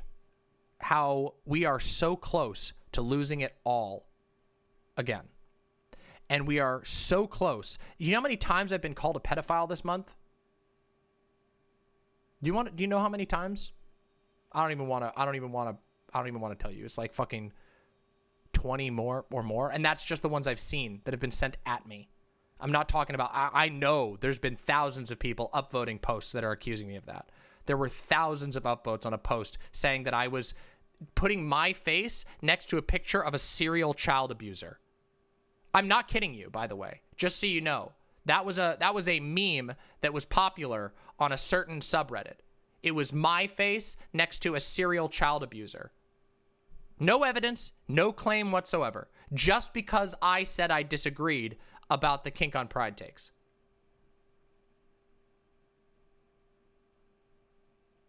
So this is why I say, like, God, I feel like shit. I hate this. I hate it. It makes me want to stop doing politics. It makes me want to do a lot of things. It really does. And I wish that there was some nice way that I could end this particular segment. I know that I always say I'm not going to leave things on doomer fuel. But what am I supposed to tell you? What the fuck am I supposed to say? Like, it's horrible. It fucking sucks.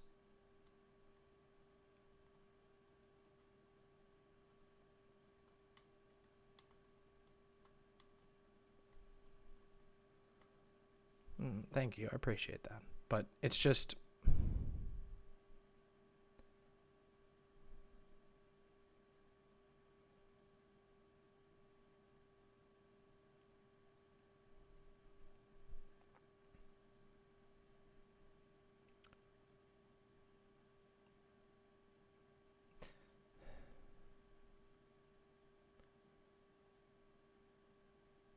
I know, Leah. I know, Leah. I know. You're right.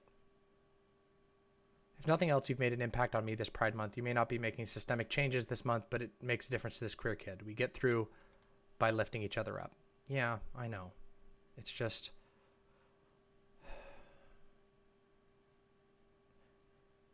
I wish there was a way to be... to feel strong about after a segment like that, where I just see people that are like,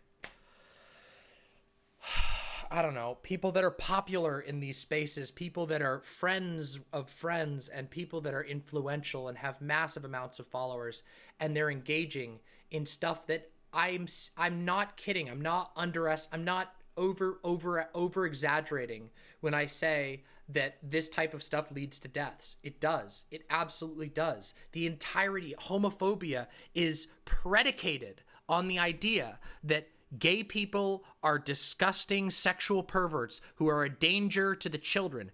How do you think people just fucking think for a second. How do you think people justify horrible things against people? They justify it by finding a greater good that they have to do it for. For the children, we must protect our children. That's how they fucking do it. And it never, and the funny thing is, it never resembles what it would actually look like to have accountability. It never resembles it. Aristocracy says, legit DM, you helped launch my career and it's literally the best thing that's ever happened to me and saved me. And you have helped countless others. You are a kind and good soul and have built something really special, and the shit you deal with is nuts, and I admire you so much for pushing through it and coming out stronger. I don't know if I'm coming out stronger, though. Yeah, the Nazis' 14 words is about protecting children. See, that's the thing. I don't know if I'm coming out stronger. I don't know if I'm not, like, it's hard for me to tell. In months like this, it's hard for me to tell if I'm just burning out the last of my fuel or if I'm actually getting stronger. I don't know. I don't know the answer to that. I really don't. And don't get me wrong. I fucking love you imps, okay? In the most non-parasocial way that I possibly can, okay? In the most non-parasocial, I don't love each one of you individually. I can't. It's just a reality, but I love my community. I love the people. I love my colleagues. I really do. Like, my colleagues are amazing. And Eris, just so you know, like, the reason why I wanted to get you on my show is because I think you're fucking crazy talented and crazy, crazy reasonable and, like, super smart. And I really appreciate that about you. So,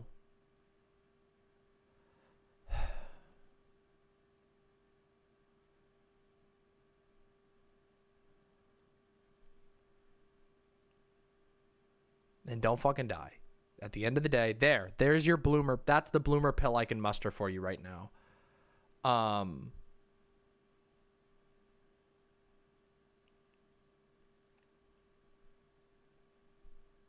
Don't fucking die.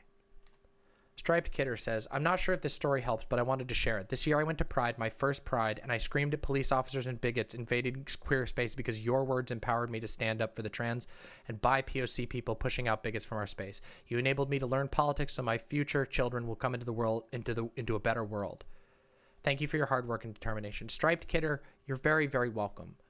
I am just a catalyst. That's it. The strength came from you. It always has, and it always will. I am just a catalyst that helps make it come out easier. That's it.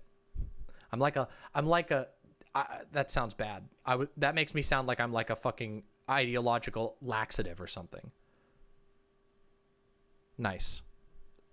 But, I'm a catalyst. That's what I am. That's what I do.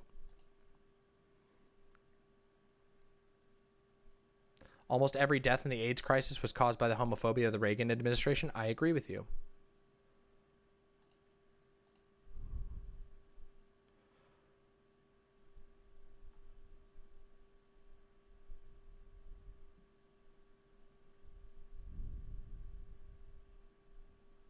True, Mixed Dizzy.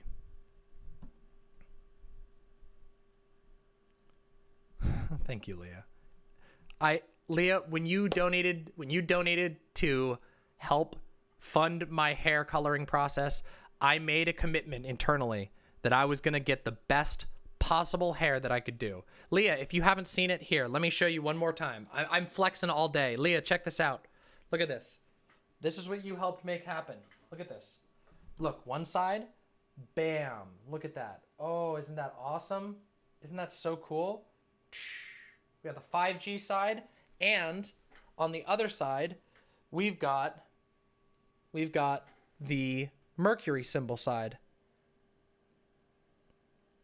Pretty cool, huh? Pretty amazing.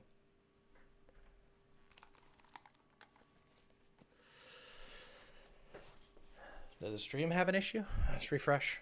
Refresh if you're having an issue. It's probably just the site. I'm stumbling. Yeah, it's cool, isn't it, Leah? Oh, thank you, Amphi. I mean, I do my best. Okay, yeah. VM Draco, tearing up right now while fighting Draugr in Skyrim, but this is honestly one of the most chill communities of gays I've ever interacted with on the internet, or on stream. Y'all are so fun. Y'all are Pog, and so is DM. Aw, thank you. Isn't the shade grading amazing? A lot of work. Don't beat yourself down. I may not be part of the LGBT community, but I understand the struggle, and even the BS you get is frustrating. But I want to say you help everyone in this chat, and as a Hispanic, I want to help my fellow minority comrades who are gay, trans, bi, and lesbians. Those who are a furry fan or an artist at a different ethnic group, I want to be as much help as I can. That's really awesome, Mr. Krabs, and thank you. Don't sell yourself short. You're not just a catalyst. You're also excellent at getting people to learn and start working. What do they say? Even a spark can light a great fire. You provide that spark, and you provide it to many people per day. Rhodes, I appreciate that.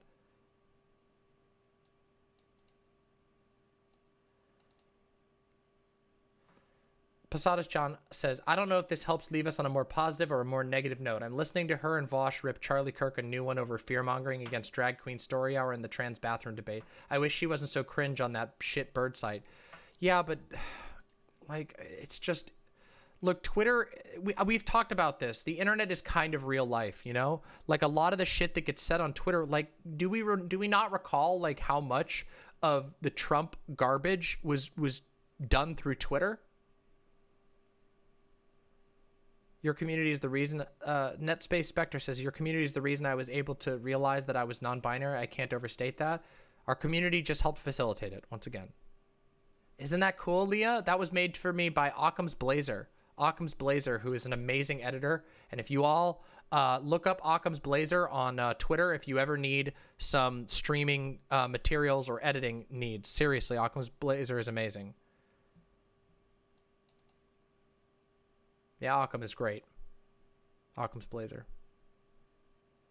Look, I've been here for a short time, but I cannot tell you how much I enjoy this place. I felt in the past like I was surrounded by gaslit sheep and people determined to destroy themselves upon an altar of their own making. But this place, there's logic and hope that one day people will wake up and realize they don't want to be in pain anymore, that they want the world to be a better place. I hope so. I hope you're right. Kaboka says, you inspire me constantly. Sometimes having someone say, don't die is the most important thing I can hear. Seeing you fight to make the world better and achieve your dreams inspires me to keep doing music and growing my own projects. You're super amazing. Never give up. Thank you, Kaboka. I don't know if I'll change the world. I mean, I guess we all change the world to a certain degree, right? I'm changing the world in some way. I don't think I can change the whole world, but maybe I can change, I don't know. Maybe I can change, like, enough people to, I don't know, to, like, make some people happier.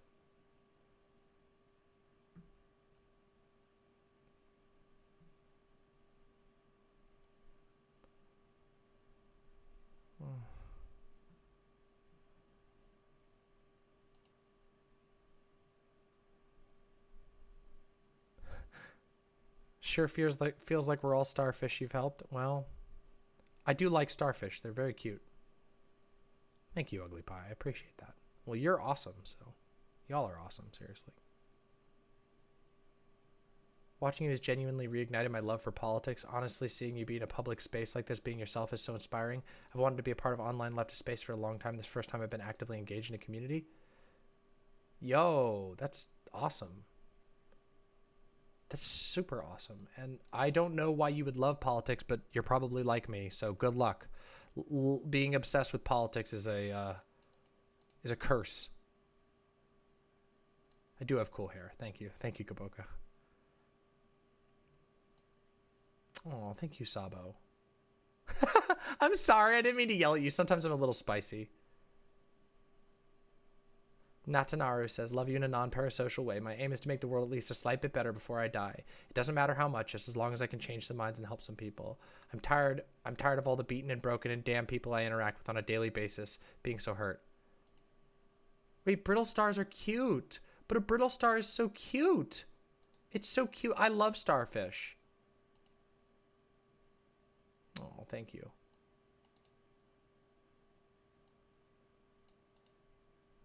I think it's cute.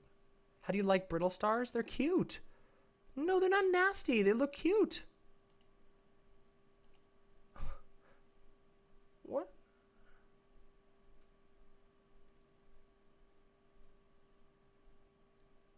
You might be right, Rhodes. You might be right. I think they're cool. I think they're cute. But then again, I like lots of sea creatures. I think sea creatures are very lovable. They're just funky little dudes. You did? Oh, okay. Let me check. What we got? Condensed version. Some color was lost. Okay, that's fine. That'll probably still work though. Let's see. Let me get this one on here. We can get this one onto the. We can probably do this. Hold on. Let's see. Emoji. Yeah, we got it. Morshu is on the Discord. We got the upgraded Morshu on the Discord.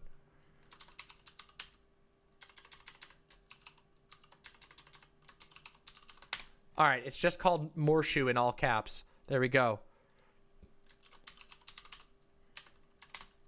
Oh my God, it looks great. Oh my God, that looks so good. The big one we'll put on the website. We'll get the big one on the website. I think brittle stars are cute. I think they're cute. You make politics less exhausting? Oh. I love seeing trans people do well in debates and doing well in general. Oh God, but debates. Oh my God. Hi, Zarel. Isn't that great? You haven't even seen the full thing. Just wait. Adria Staley, your streams in this community have made days for me a little brighter when things were bleak. I find the solidarity and creativity to be super encouraging. You helped me to figure out I'm non-binary at age 38. Thank you for making the world a better place. Even if you think it's small, it's huge to some of us. That makes me really happy. That really does. Thank you so much.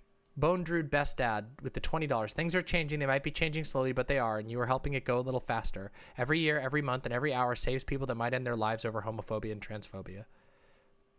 Thank you so much. Thank you so much, Bone Druid. That's really, really awesome. Ivy Evans with the $5. YouTube chat sends their love and lets you know you have created the best community for us to be safe in. Thank you for everything, Mama. Ivy, thank you. You're a good mod, and you help us. All right, listen. Okay, all right. You have convinced me. All right, you've convinced me. You've convinced me, everyone. I won't end this doomer segment without a bloomer pill, okay? Because you're right. You're right. Y'all are correct, okay? It is true that I am way too hard on myself sometimes. And sometimes I get lost in the YouTuber bullshit. The Fungus, thank you so much for the $20. Thank you. You know, it has been hearts to the heavens. Look at all these hearts on the YouTube chat. You all are amazing. You all are such sweethearts. You know, we have like the sweetest YouTube chat in the world. Our YouTube chat is like a cozy little room. It's like a little side room that's like super cozy. So nice. I love it. I love our YouTube chat. They're so sweet. Thank you, Molag Ballin. You haven't even seen all of it. You got to see the rest. There's the sides. I'll show it a million times. A bloomer pill. A bloomer pill is a thing that you take to make you feel better about life so that you don't doom out and give up. And here's the bloomer pill, everybody, okay? The truth is, you're right. You are all correct. I am being too hard on myself, and sometimes YouTube makes you feel like every single stream needs to be the longest and most unbelievable and over the top stream that you've ever done, and it doesn't have to be. Every single day doesn't have to be the greatest thing that you've ever done. And you're right, and that does make me feel better because I felt pretty bad today starting stream because I couldn't finish the History Mama on time. And I hate missing deadlines, even self-imposed deadlines. Actually, maybe even especially self-imposed deadlines. But I think we had a good show. I think we've made a good show today anyway, right? I think we've been entertaining, and we've learned some stuff. And I got really mad, and maybe said some things I will regret. No, just kidding.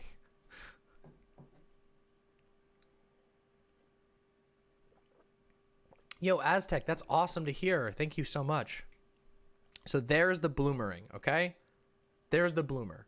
You don't have to be perfect every time to still do good. You know? You don't have to be perfect every time to still do good. Yeah, Aiko, so good to see you. Oh, Aiko, you know what? Fine, one more time for the newcomers. Aiko, check this out. Check this out. Look at the sides. Aiko, look at the fucking sides. Look at this.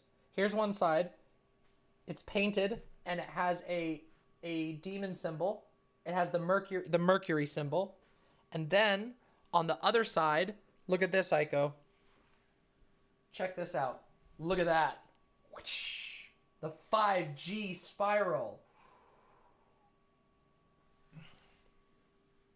Yeah, see, isn't that pog? There, I've done it a million times. I'm showing it off so many times, but yeah, it's so cool. So cool. Oh, thank you so much, Meadow Sweetie. I appreciate that a lot. I never get to watch anyone's streams because I get so busy, and this is the first time I've been able to sit down and watch one of yours for more than half an hour. I thought it was very good. You're a really talented communicator. Doobie, thank you. It's really kind of you. Thank you so much. Is it magnetic? Yes.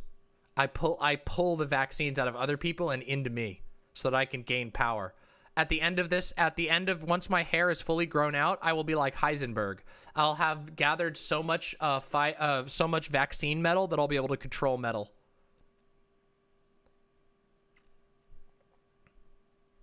Exactly. Or you know what? Yeah, Doobie, thank you. No, Doobie was being super nice. I really appreciate that. I'm really happy that I was able to provide value. Wait a minute. I need to give you a site thing. Look, you've bribed me into it, Doobie. Here you go. All right, Doobie. Don't get any big ideas, all right? You're not immune. You're not immune because you got on my sweet side, but I will give you a fancy name because you are obviously the official Doobie. So it wouldn't be very fair if I didn't give you an official name. There you go, Doobie. There you are, Doobie. Fancy name. Type, Doobie, type.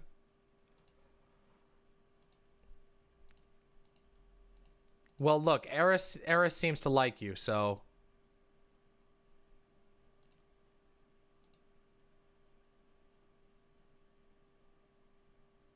Fundum Hero with the $10. Hey, how the hell did I get on here? Anyway, hi, Mom. I've been watching for a bit. You've made a beautiful community and you have our support. Much love. How do I send this? You did it. You did it. You got it up on the screen. Thank you, Fundum Hero. Deeply appreciate that.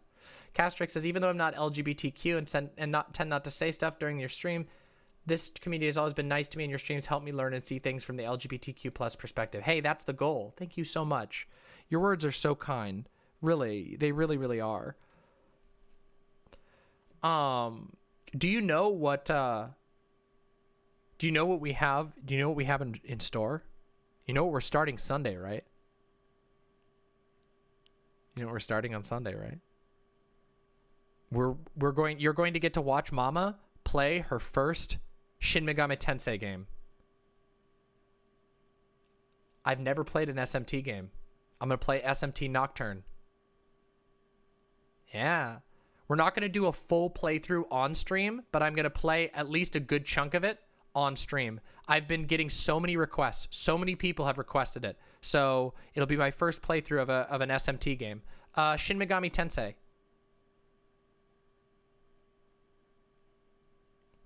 Thank you, Aiko. I mean, that's the duality of visibility, right? I do try to do my best. I do.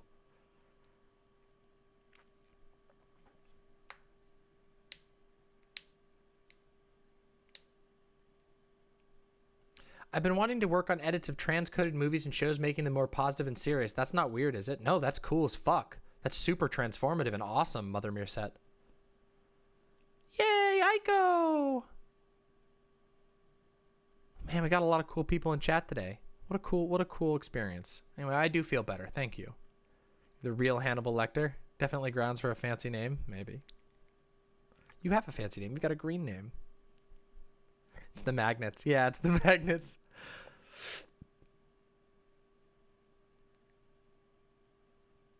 I will say one thing I've missed was the hi YouTube chat from the Elden pre-multiple computer days. True. Hey, now I can see it all the time. I love Shin Megami Tensei. Nocturne is perfect for Demon Mama. Hell yeah, I'm excited. I've heard so many people tell me it's awesome. Shin Megami Tensei is an RPG series with demons and shit. Yeah, and I've heard Nocturne is fucking good. Like so many people have been like, you need to play Nocturne. Go play Nocturne. And then after that, I think what we're gonna do after that is maybe Mundawn. We'll probably play through Mundawn on stream. I've heard that game is like really good for playing on stream, and it's short enough that we could play the whole thing through.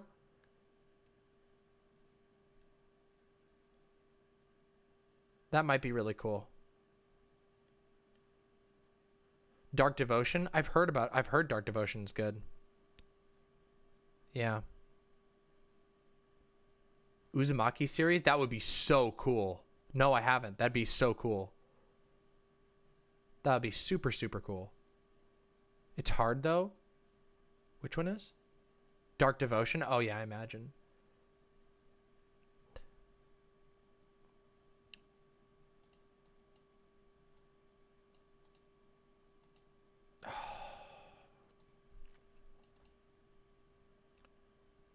As an illegal immigrant, I feel my opinion is irrelevant, but your streams give me hope. Wait, what?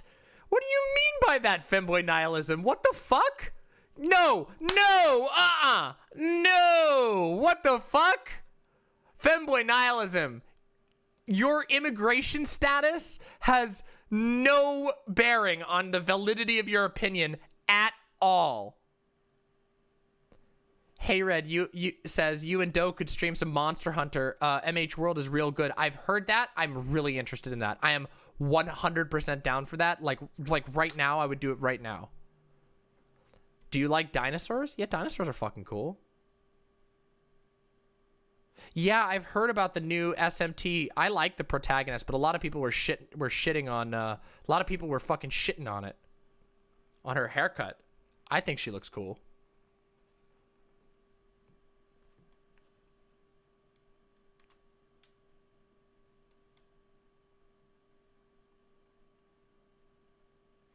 Yeah, I'm definitely open to checking out Monster Hunter games. I've never played a Monster Hunter game. I've never played a single Monster Hunter game, but I'm interested in it. I've never had anyone to sit down and like play through it with me, but I'm totally down for it. Oh, Fawn, I'm gonna DM you something real quick. Super Mike with the $5 says, yo, Demon Mama, liking the new hair. The new hair is flaming. I'm fairly new to your streams and community, but I genuinely enjoy your content. Please keep up the good work. Also, dinosaurs are cool. Yes, they fucking are. Super Mike, thank you so much and welcome. Happy to have you as an imp, truly. Is there anything inconvenient about your lip piercing? I want to get one, but I don't have any piercings. This is the most convenient piercing I've ever had in my entire life. Not kidding you. It is easier than an ear piercing. The thing is, look, hold on, watch. Ready? It doesn't go through. Look. I know this is going to look really silly. It doesn't go through. That's the whole thing. This type of piercing, it's a little bit more painful than your usual lip piercing, but it doesn't go through to the inside. It doesn't hit your teeth. It doesn't get food on it. It's super, super easy to take care of, and it looks awesome. I really thought about it a lot before I got it, and I'm very happy with it. Also, it healed super easy. You thought I was going to go full campy with my hair? Glad you went for something tasteful. Lamau, what are you talking about, Nuts? Nuts, what the fuck are you talking about? Is that sarcasm? This is about as campy as you can get. I have a hypno swirl on one side of my head. What are you talking about? That's got to be sarcasm.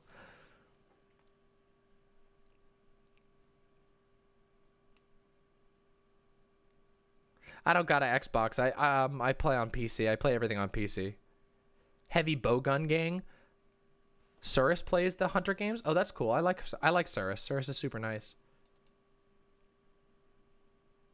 You had a slight fear it'd be overly short variety with too much pink. You all underestimate me. I already know what I'm doing for the next one. Ranch Panda with the $100. Holy shit, Ranch Panda. Shouts out to you and your community for being great for the short time I've been here. Things seem bad, but we've made progress and we'll get through it all together. You know what? You're right. I know. I'm sorry for getting doomer. I really do my best to not be doomer.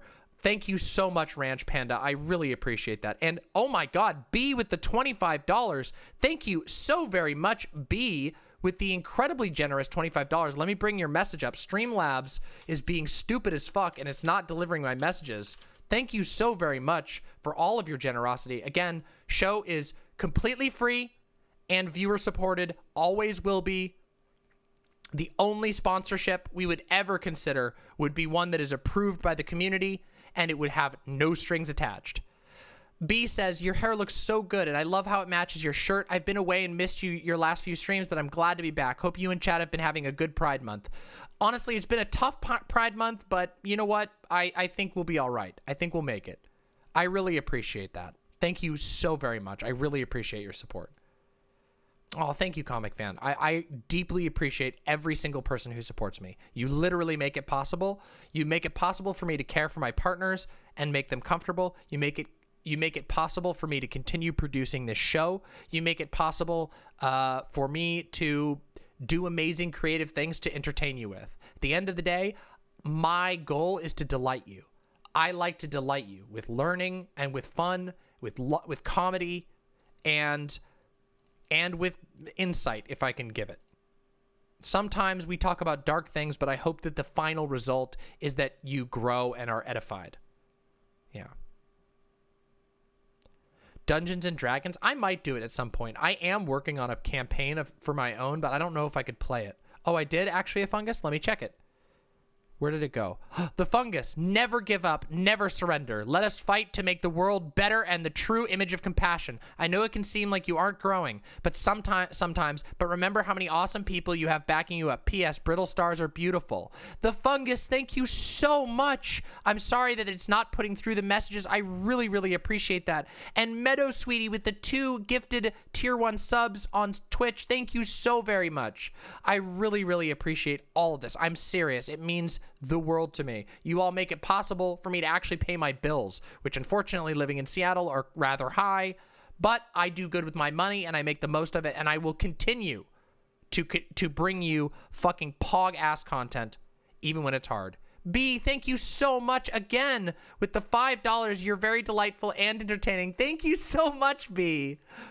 Oh, Talisman? Yes, I've played a lot of Talisman in the past. I really like Talisman.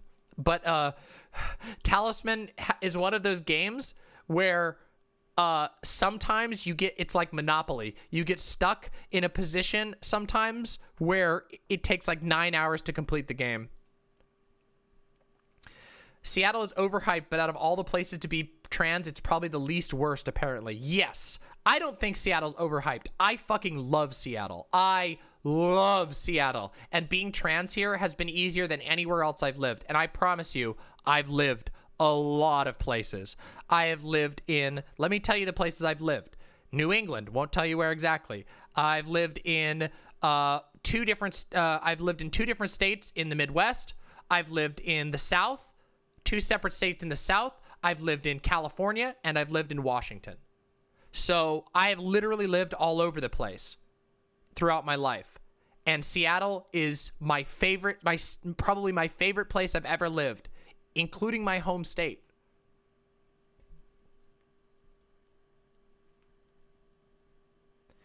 But Seattle is relatively cheap to travel into.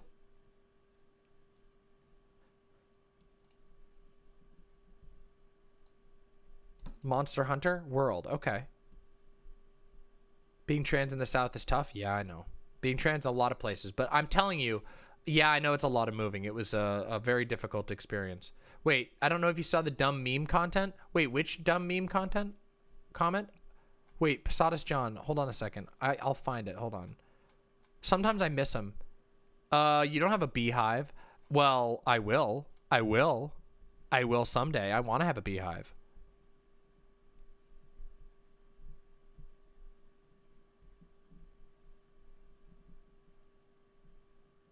Yeah, you get to have worms. Of course you could have worms. Worms are great. I really, really want to do that. Here's a positive, totally not made up Posadas quote. Work towards a better future, but build your bunkers deeper. True, Posadas John. True. B-52 bomber, says Yak Daddy. You know what? Oh yeah, I was gonna do the Resident Evil review. You want to do the Resident Evil review? You want to do the fucking Resident Evil review? Boy Meets Mini, I use a Elgato HD. Let's do the fucking review. Oh yeah, I was gonna DM you something. Oh yeah, hold on, let me DM you real quick. I'm gonna send it to the girlfriend's chat. Hold on. Where the fuck is it? Where's our girlfriend's chat? What the fuck? Okay, I'm not gonna. Never mind.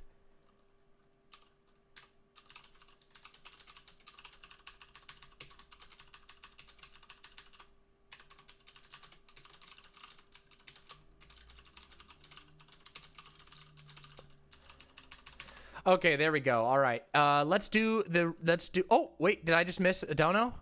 Wait, what the fuck? Hold on.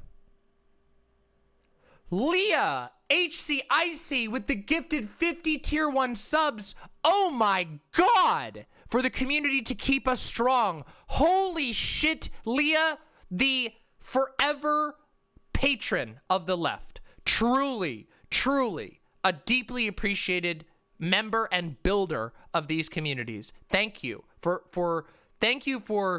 for being so kind to me. Always. And I appreciate it so goddamn much. So goddamn much. Thank you so very much, Leah. Truly. And congratulations to everybody who just got who just got annihilated by that gifting combo. Look at that. Just obliteration of white names. Nuked from orbit. A true white genocide. Lamau. Nice. Someone help Nuts. Nuts is struggling. Someone help Nuts. Please, is there somebody kind? Is there somebody kind? Is there some kind soul who can help Nuts? Into imps.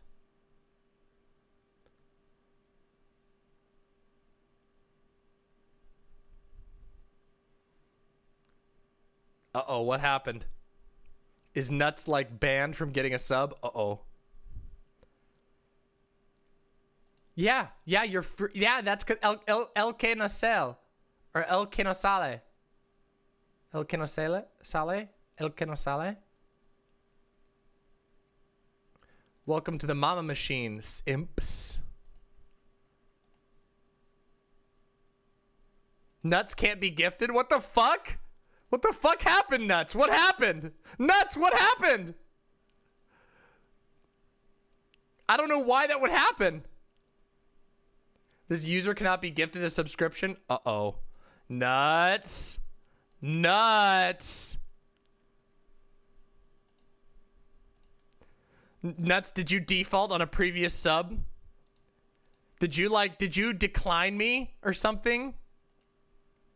Did you cancel a payment that was supposed to go through? Uh-oh. Uh-oh. Oh, publicly shaming Nuts for fucking defaulting on his Demon Mama payment. Or their Demon Mama payment. Wait, Nuts is any all, right? Yeah, any all. Okay, good. Katie says, hey, Demon Mama, please take care of yourself. Much love from all of us in the YouTube chat. Thank you so much, Katie. I'm doing my best. It's a tough month. I won't lie. It has been a tough month. I think that I've talked to chat about it a lot of times. I've talked about it a couple times already because I have been having a hard month, but I'm gonna do my best. Shall we do the review? You want to do the review? You want to do the Resident Evil 8 review? This will be a good one. We haven't done a review mama in forever. Should we do it? All right, let's do it. Let's do it. Let's do it. Let's do the fucking Resident Evil 8 review. All right, here we go. Warning. Spoilers. Minor spoilers. I'm going to do my best to avoid spoilers, but it's inevitable in discussing the game that there are going to be spoilers. It is a game that has a lot of twists and turns and strange things.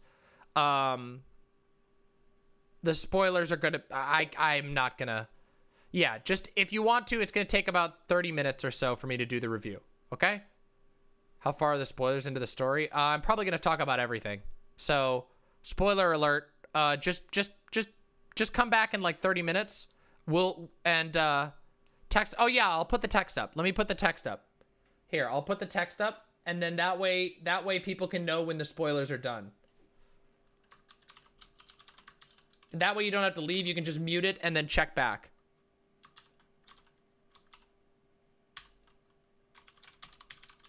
There we go.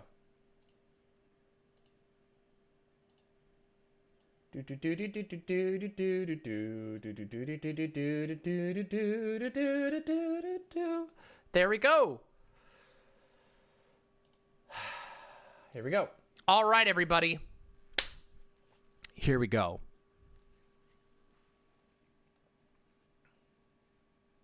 Recently, on my Gaming Sunday streams, I completed the relatively new release, Resident Evil Village. Resident Evil 8. I have played throughout the years many of the Resident Evil games, though I was most attached to Resident Evil 4. And in my opinion, this game really, really reminds me in a lot of good ways of Resident Evil 4. Resident Evil 4 was a sort of unorthodox entry in the series. It took place in a different area with you know, some similar characters, but it had a totally different story and a lot of different approaches, but it was nonetheless an absolutely incredible game. And I have to say, I feel the same way overall about Resident Evil 8.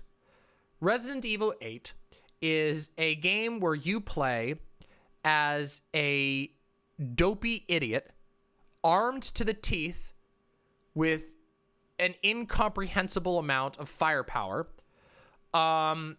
who is launched into a village full of terrifying monsters and weird magic, science magic. It's science magic. It's science magic is what it is.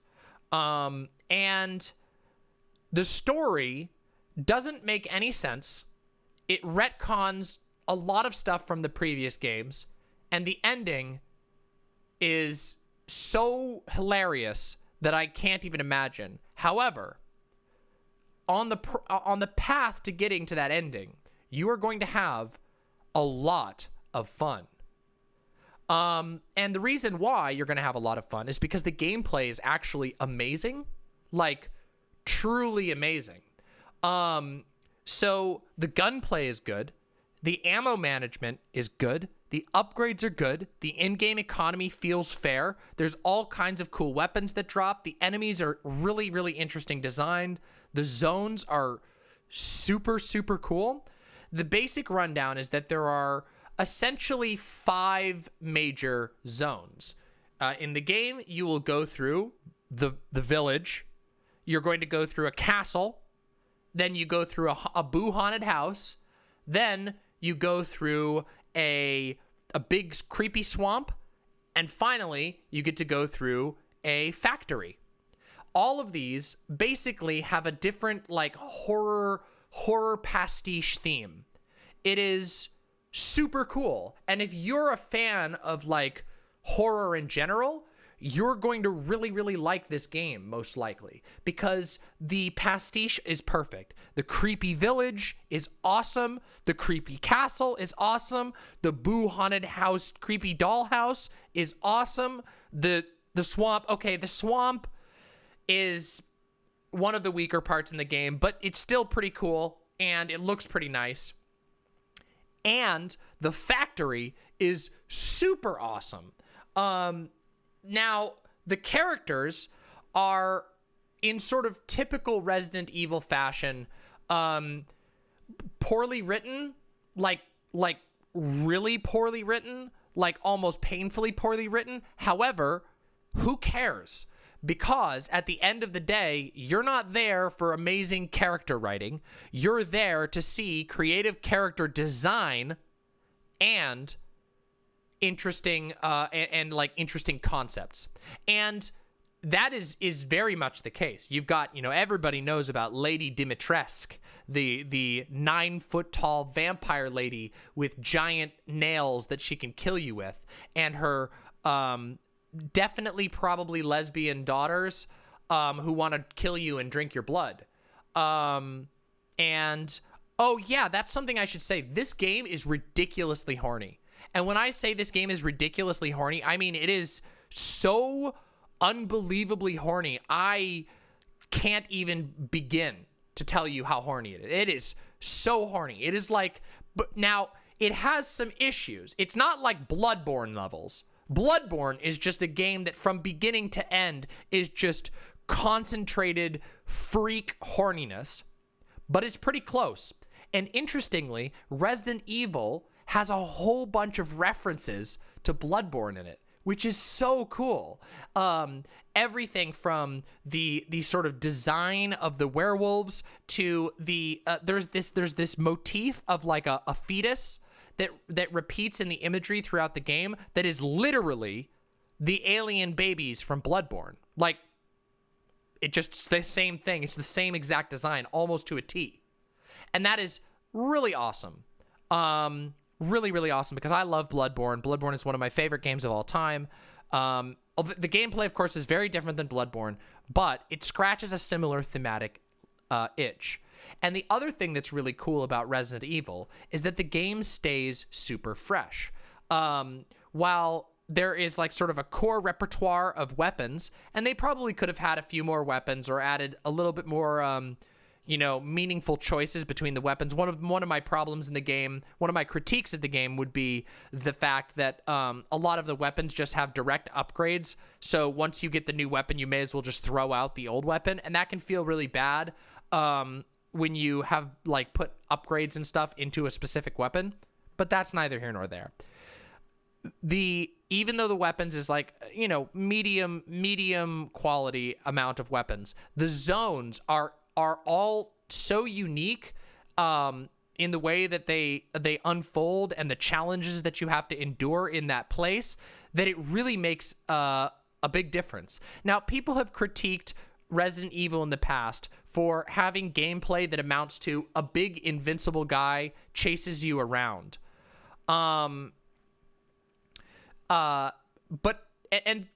there's a certain amount of that in this game. But actually they do a pretty damn good job not like making that boring. You know, everybody thinks of Mr. X. Yeah, everybody thinks of Mr. X.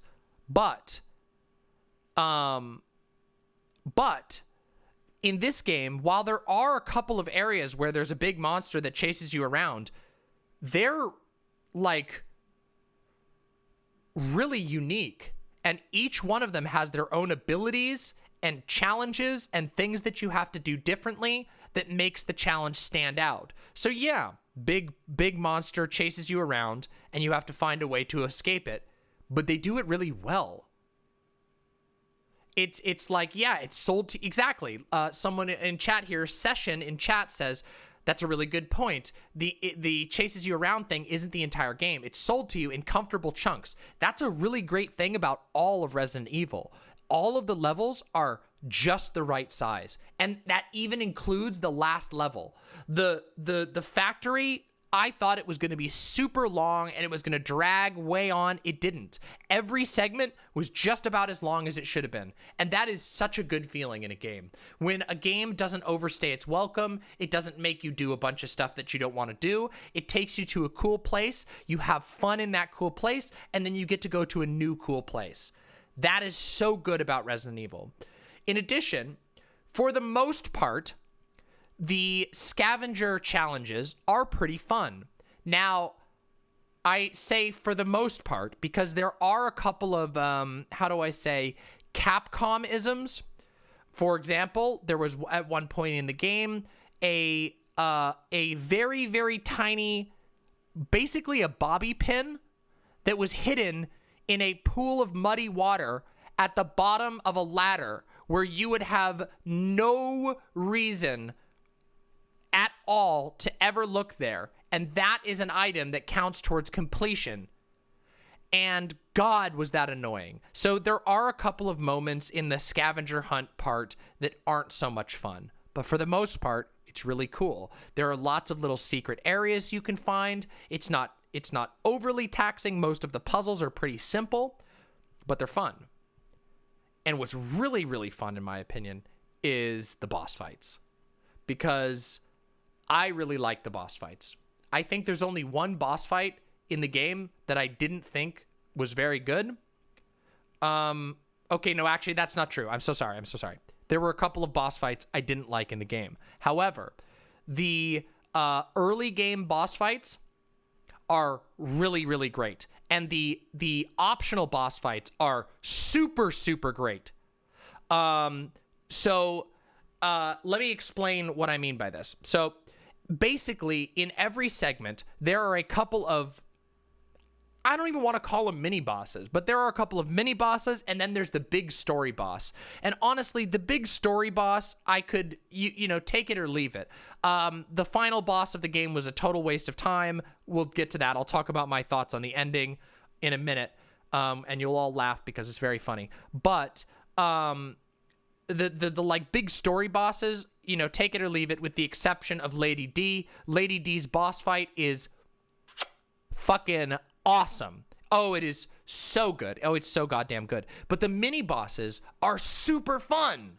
Like, all of them are super, super fun. There's like these giants that have like a certain attack pattern. There's a big dude with a mace. There's like these 3 sisters who all have a unique style of attack, and they have unique jump scares that they come after you with. And it is so goddamn cool. Like the little mini boss fights are just so satisfying. And like there's these big there's these bosses that you fight in a factory that are like these big hulking armored guys, and they have weak spots, and you have a big arena to get chased around in, and oh, it is so good. It is just the boss fights are so good.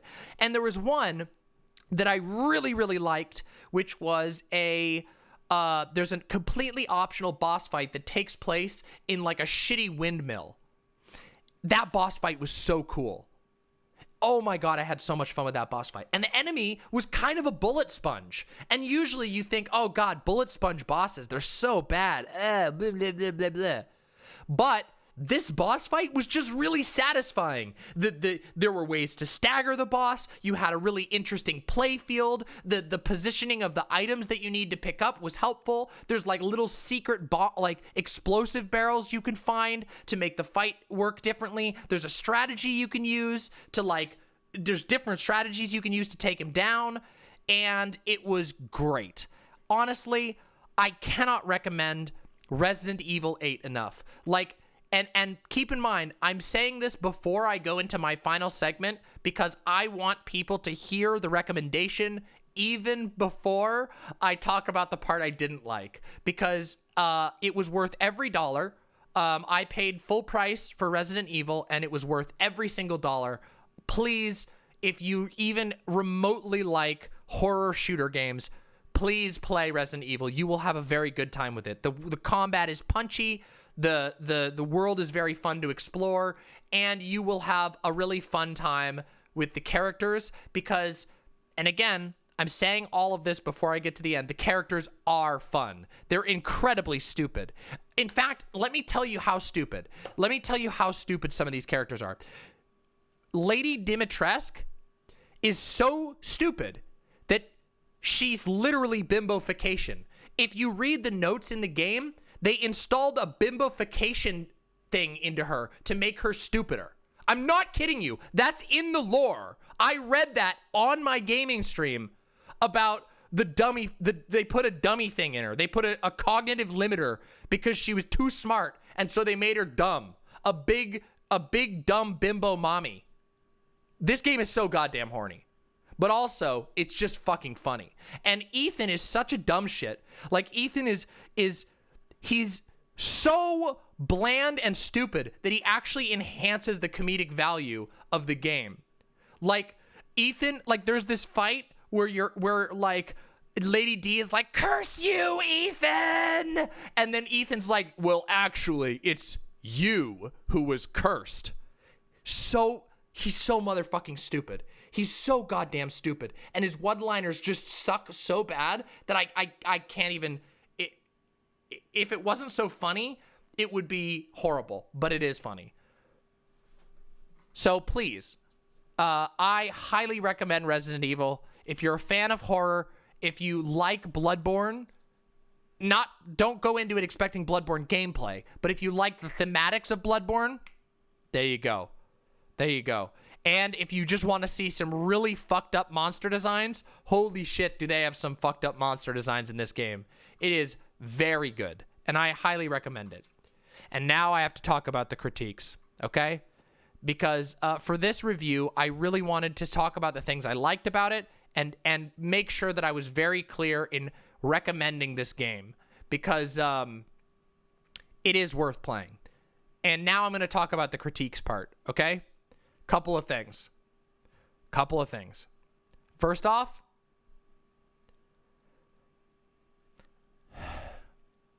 holy shit, the fucking Capcomisms. There are like a handful of items in the game that if you miss them, even by 1 second, you will never be able to get them again, and it will not give you completion credit for it. And you can't go back and get them. There are so many goddamn totally random and pointless like cutoffs where you can't go back to an area for no reason whatsoever. And it makes no sense. And it is just stupid. I don't understand why they did that. It's very annoying. Thankfully, most of the items in the game are not like this, but there is enough that it made me very angry. That it made me, quite angry. No, Retcon 404 asked, did Chris punch any boulders in this one? No, but he gets called a boulder puncher. He gets called in game a boulder puncher. It's quite funny. Game, yeah. So, yeah, it's pretty funny. Somebody calls him you stupid boulder puncher, and yeah, so it's pretty funny.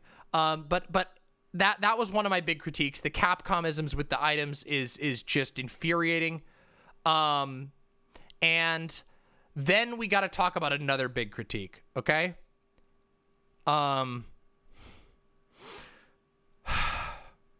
The ending, and some people are going to get really mad at me when I say this, but the ending was fucking hot garbage. It was so goddamn stupid. I can't even begin to tell you. The ending is so fucking stupid. It is the worst and is one of the worst endings to any game I have ever played. And it's not just phoned in, it's offensively stupid. And let me explain why. And this is a big spoiler, but I promise you, you're not missing anything by having the ending spoiled for you. Okay?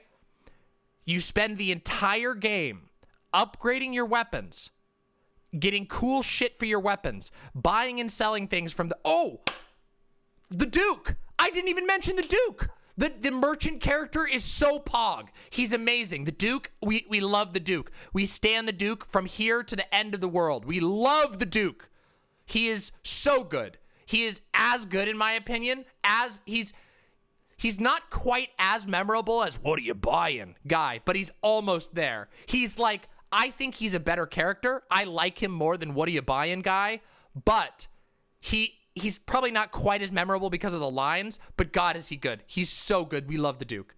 But anyway, you spend all this time trading items and cooking with, oh yes, and the Duke is canonically friends with what are you buying guy. No joke. He's like, an old friend of mine used to say that. And he goes, what are you buying? If you hang out next to him for long enough, he'll eventually drop the line, and then he'll tell you that he was friends with what are you buying guy. We love the Duke. We love our wonderful fat boy. He's so good. We love him. Anyway, but anyway, you spend the whole game buying and selling and cooking with the Duke, and then the entire last section of the game, it means nothing. You go up against a boss where you use none of your weapons that you've been upgrading the entire game. The proper final boss of the game, you do not use any of your weapons against. It is motherfucking dumb. You drive an RC car around and shoot the boss. It is fucking stupid. Then you get knocked unconscious and you have to play as Chris Redfield out of nowhere. Just nowhere. He's just like, I'm here, you're gonna play as me now. And he has a bunch of overpowered weapons that insta-kill all of the enemies that you've been fucking fighting the entire time. He takes no damage from any of the monsters. He's basically invulnerable, and all you do is just hold a laser at targets for 40 minutes. It is the dumbest sequence I've ever seen. It's so motherfucking stupid. The enemies have no threat value. There's no point. And also, on a storyline level, it doesn't make any sense. If they should have just not had Chris Redfield be in there, because it feels like that was what they were originally planning for like the game to be before they came up with making it a Boo Haunted House like Halloween pastiche thing, like clip show. They were like, oh, we'll have Chris Redfield go and do tactical shit, because you basically revisit the entire village and you run to all of the places and you shoot them with tactical weapons for no reason. There's no point. There's no reason for him to be there and doing any of that. It literally could have done, he could have done the plot makes no sense. He could have done that from the beginning. For some reason, Ethan gets put in the village and has to personally murder every single monster in a fucking mile radius. For what? Just so that Chris can then immediately come in and just blow the village up? Makes just no sense. Absolutely no sense whatever. Why didn't he just do that before Ethan ever went to the village? Just nuke the village from the get-go. It makes no sense. And he's there the whole time. Chris is there in the town the entire time with overpowered weapons, not killing anything. Instead, you, playing as Ethan, are running around with a rusty pistol, shooting, like personally executing every chicken in the village. With a fucking rusty revolver, and then Chris is just standing there, armed to the motherfucking teeth like it's the Matrix, with weapons that kill wolves in one shot, and he does nothing the entire time. He just stands there and watches you for no reason. Oh my God, it's so dumb. And then it gets even worse, because just when you think that it was going to get worse, they give you an enemy. You, as Chris, you fight a mini boss that is a reskin of one of the mini bosses they hyped up for the entire game. And it's just a shitty version of the boss you just fought. Literally, you fight Karl Marx, and then you fight Karl Marx version 2, but worse. Instead of being an actually interesting fight like it is the first time you fight Karl Marx, it's a cool fight where you get to use all your guns and stuff. And the second time, he's immune to damage unless you hit him with the laser that you have to hold on to. And just sit there for 4 seconds charging the laser, and then he gets hit by an airstrike. Oh my God, it's so dumb. So motherfucking dumb. Makes no sense. And that's not true, Windleby. He did have them. He's shown with the weapons multiple times. Anyway, so then it gets even worse because the final boss of the game is a literal joke. The final boss of the game is a pushover of unbelievable proportions. You use all of your weapons that you got with Ethan, but none of them matter because all of their damage is exactly the same. All you have to do is dodge her attacks and shoot these big fucking snot bubbles that she blows. And then when you shoot the snot bubbles, she takes damage and loses HP. You can shoot her in the face with a fucking Magnum, the special weapon that only has a limited amount of ammo, and it doesn't mean anything. You just have to shoot the snot bubbles. That's it. Completely pointless, completely stupid final boss. And on top of all of that, the cherry on the shit sundae is that the plot twist is that Chris Redfield is so stupid that he could have prevented the entire plot of the game just by telling you a small fact. A very, very small fact. I won't spoil it, but literally an incredibly tiny fact that drove the entire plot of the game could have been prevented if Chris Redfield just wasn't an idiot. And there's literally no reason why he didn't tell the truth. There's just no reason. He just traumatized his friend for fun. Just for fun. It appears to be there was no motivation. He didn't even need to do it the way they did. He traumatized his friend and his friend's child just because. Yes, retcon. A random soldier goes, Chris, shouldn't we have just told Ethan the truth? And then Chris is like, I know, but that's neither here nor there. I'm like, and that's why I said I would have liked it better if the ending was just that Ethan woke up and was having a bad dream. It would have literally been a better ending. It would have been a less offensive ending. That was just so goddamn stupid. It actually hurt. But, and I say this again, but despite all of that, it's still worth the money. Despite the the literal ass pull ending, it's still worth the money. And it's still worth the playthrough because it's that fun. The ending is that bad. It is that bad. It is so offensively bad. But it was fucking good. The game is good. But the game is good. But the game is good. The ending was trash. But the ending was, but the game was good. The gameplay carries hard. The character design carries hard. The voice acting is fantastic. I mean, come on, listen. There's so much fan service, it's not even funny. There's literally a character whose name is Heisenberg who wears sunglasses. And he's like, let me see if I can do the voice. Well, Ethan. It's interesting that you've come to my factory. I've got some plans to take down Mother Miranda, and I'm gonna need your help for it. And, I've got a little bit of a temper myself, You and I are kind of on the same team.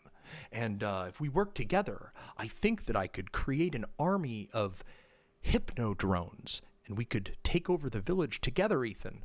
Together, we could do this together. I'm the one who knocks, Ethan. And it's so, I love him. He's so stupid, and I love him.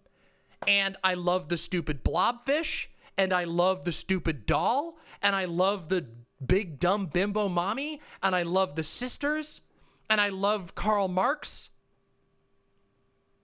It is Heisenberg. A man, Ethan, are you telling me that you think a man should wipe his ass?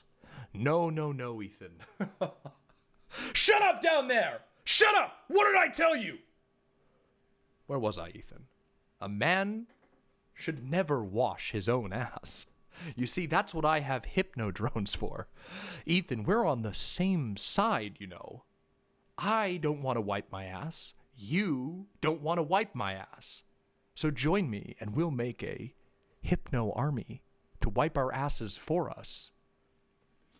Anyway, yeah, it's quite fun and I love it so much. It is really good. And yeah. So play the game, please, for the love of God. And prepare yourself. Just let go after you beat the factory. Just let go of your brain after you beat the factory and you'll be a very happy individual. Because that game, even as mad as I got at the ending, as fucking frustrating as it was, I had so much fun playing this game. And I am so unbelievably happy that I got to play it on stream with all of my imps. So thank you very much. This has been my review of Resident Evil 8. If you want the quick one, I'm gonna give it a fucking double thumbs up. We're gonna give it 6 pitchforks out of 8.5 pitchforks. No wait, we're gonna give it 7 pitchforks out of 8.5 pitchforks because it is very, very much worth it. And you will, I guarantee you, unless you have some sort of really, really deep hatred for Resident Evil games, you will love the game. So, how many bags of popcorn? I'm gonna give it 4.5 out of 4.98 bags of popcorn.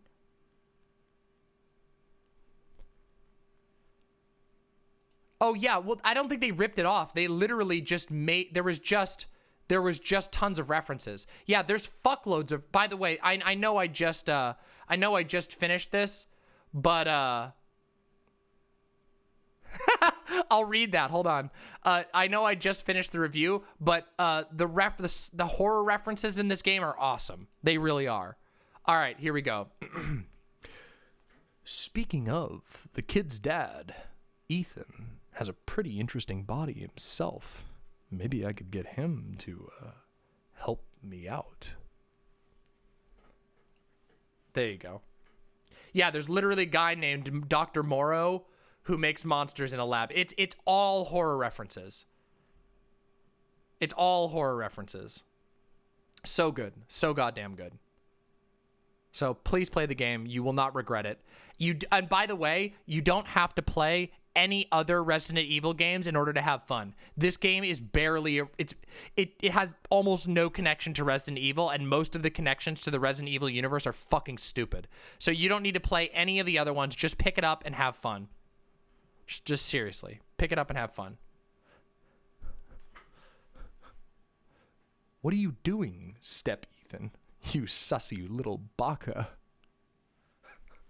You know, I didn't think I'd be meeting another sussy baka like myself. But now that you're stuck, I can't help but wonder where things are going to go from here.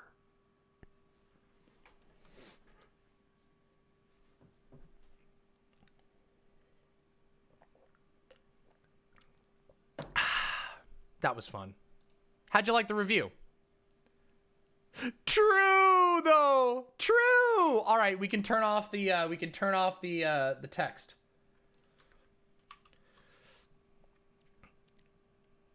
Nuts. Tier 1 sub. It's been extracted. We've extracted the tier 1 sub permanently from Nuts. It took so much. We tried so hard to spare Nuts. But we couldn't. We truly couldn't. Good meme. Great meme. I want to see that one up on fucking OK Buddy. Have I seen Repo Man? Yes, I have. I tried so hard, I got so far, but in the end, it didn't even matter. Nuts bought a sub. We extracted the sub from Nuts.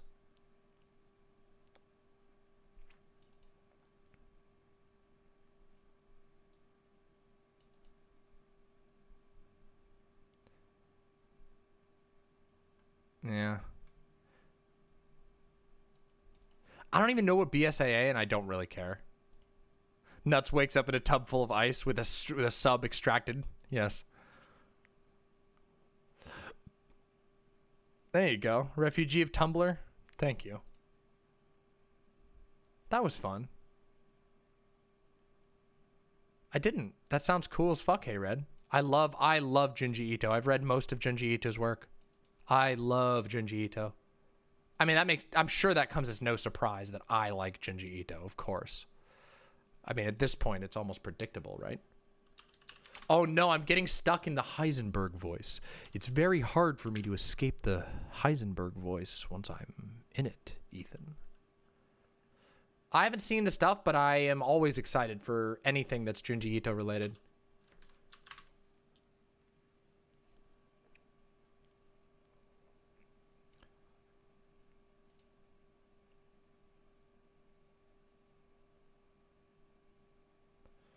Do do do do do do do do do do ba ba ba ba ba ba ba ba ba ba ba dun dun da da da da da do do do do do. You created a new one? We got a new one? I do want to play World of Horror at some point. I can't watch the teaser on stream. You know I can't. You know I can't. Who created a new one? Who didn't? I wasn't tagged, was I? I wasn't tagged, or at least I don't see it. You'll have to tag me. I don't see it nowhere. I don't see it anywhere.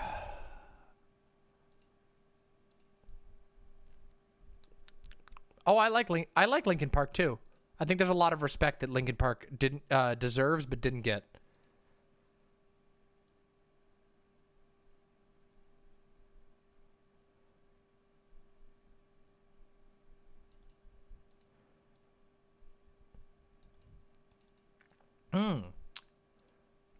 Bones of Doom. Wait, when are you? Bones of Doom just DM'd me. Bones of Doom. Wait, when are you saying? Saturday night? DM me again tomorrow, and I will. If I don't remember to message you, DM me tomorrow, and I will. Junji Ito's so good. Oh God. Dylan didn't know who Pearl Jam was? That's because Dylan's a baby. It's because Dylan's a baby. Dylan's a baby. Dylan's a baby. baby, baby, baby, baby.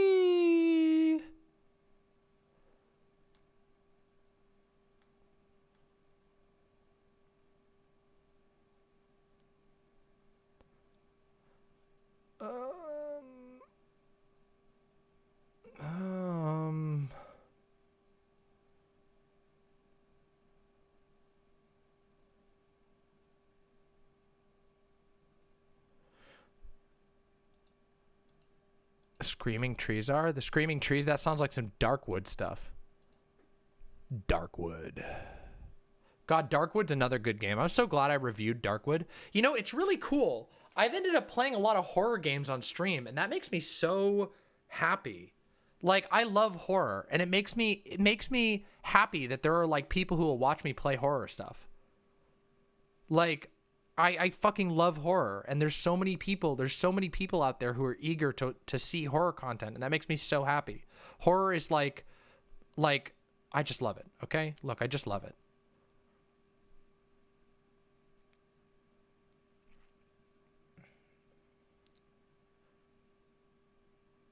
YouTube is prude, is it? Yeah, Prime. You want to see the whole thing? All right, I'll do one more. One more flex, okay? One more flex. Look at this, Prime. Check this out. Ready? You don't even know. Watch this. This is it after a whole day. Watch this. Yo, watch this. Here we go. Ready? Look.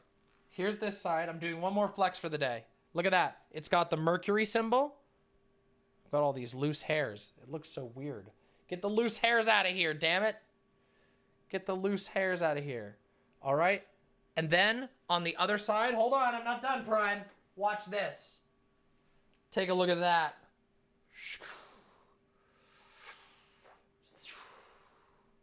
5G Uzumaki spiral. There we go. There we go. Isn't that super cool? Yeah, it's pog as fuck. I went to an artist, and you all made that possible. So I did it for me and for us. I know, isn't it badass? I'm so proud of it. Thank my artist, who is on my Insta. Insta.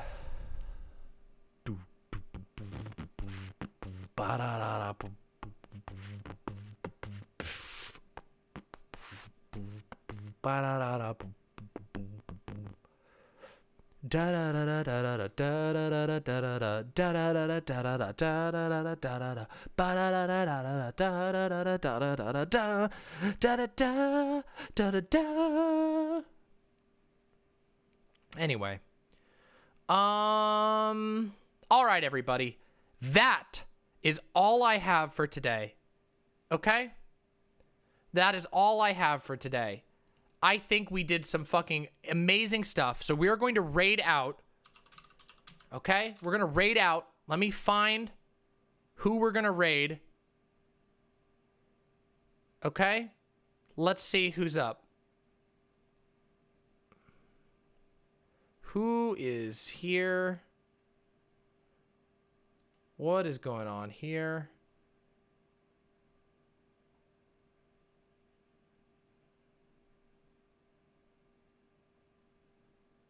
Ooh.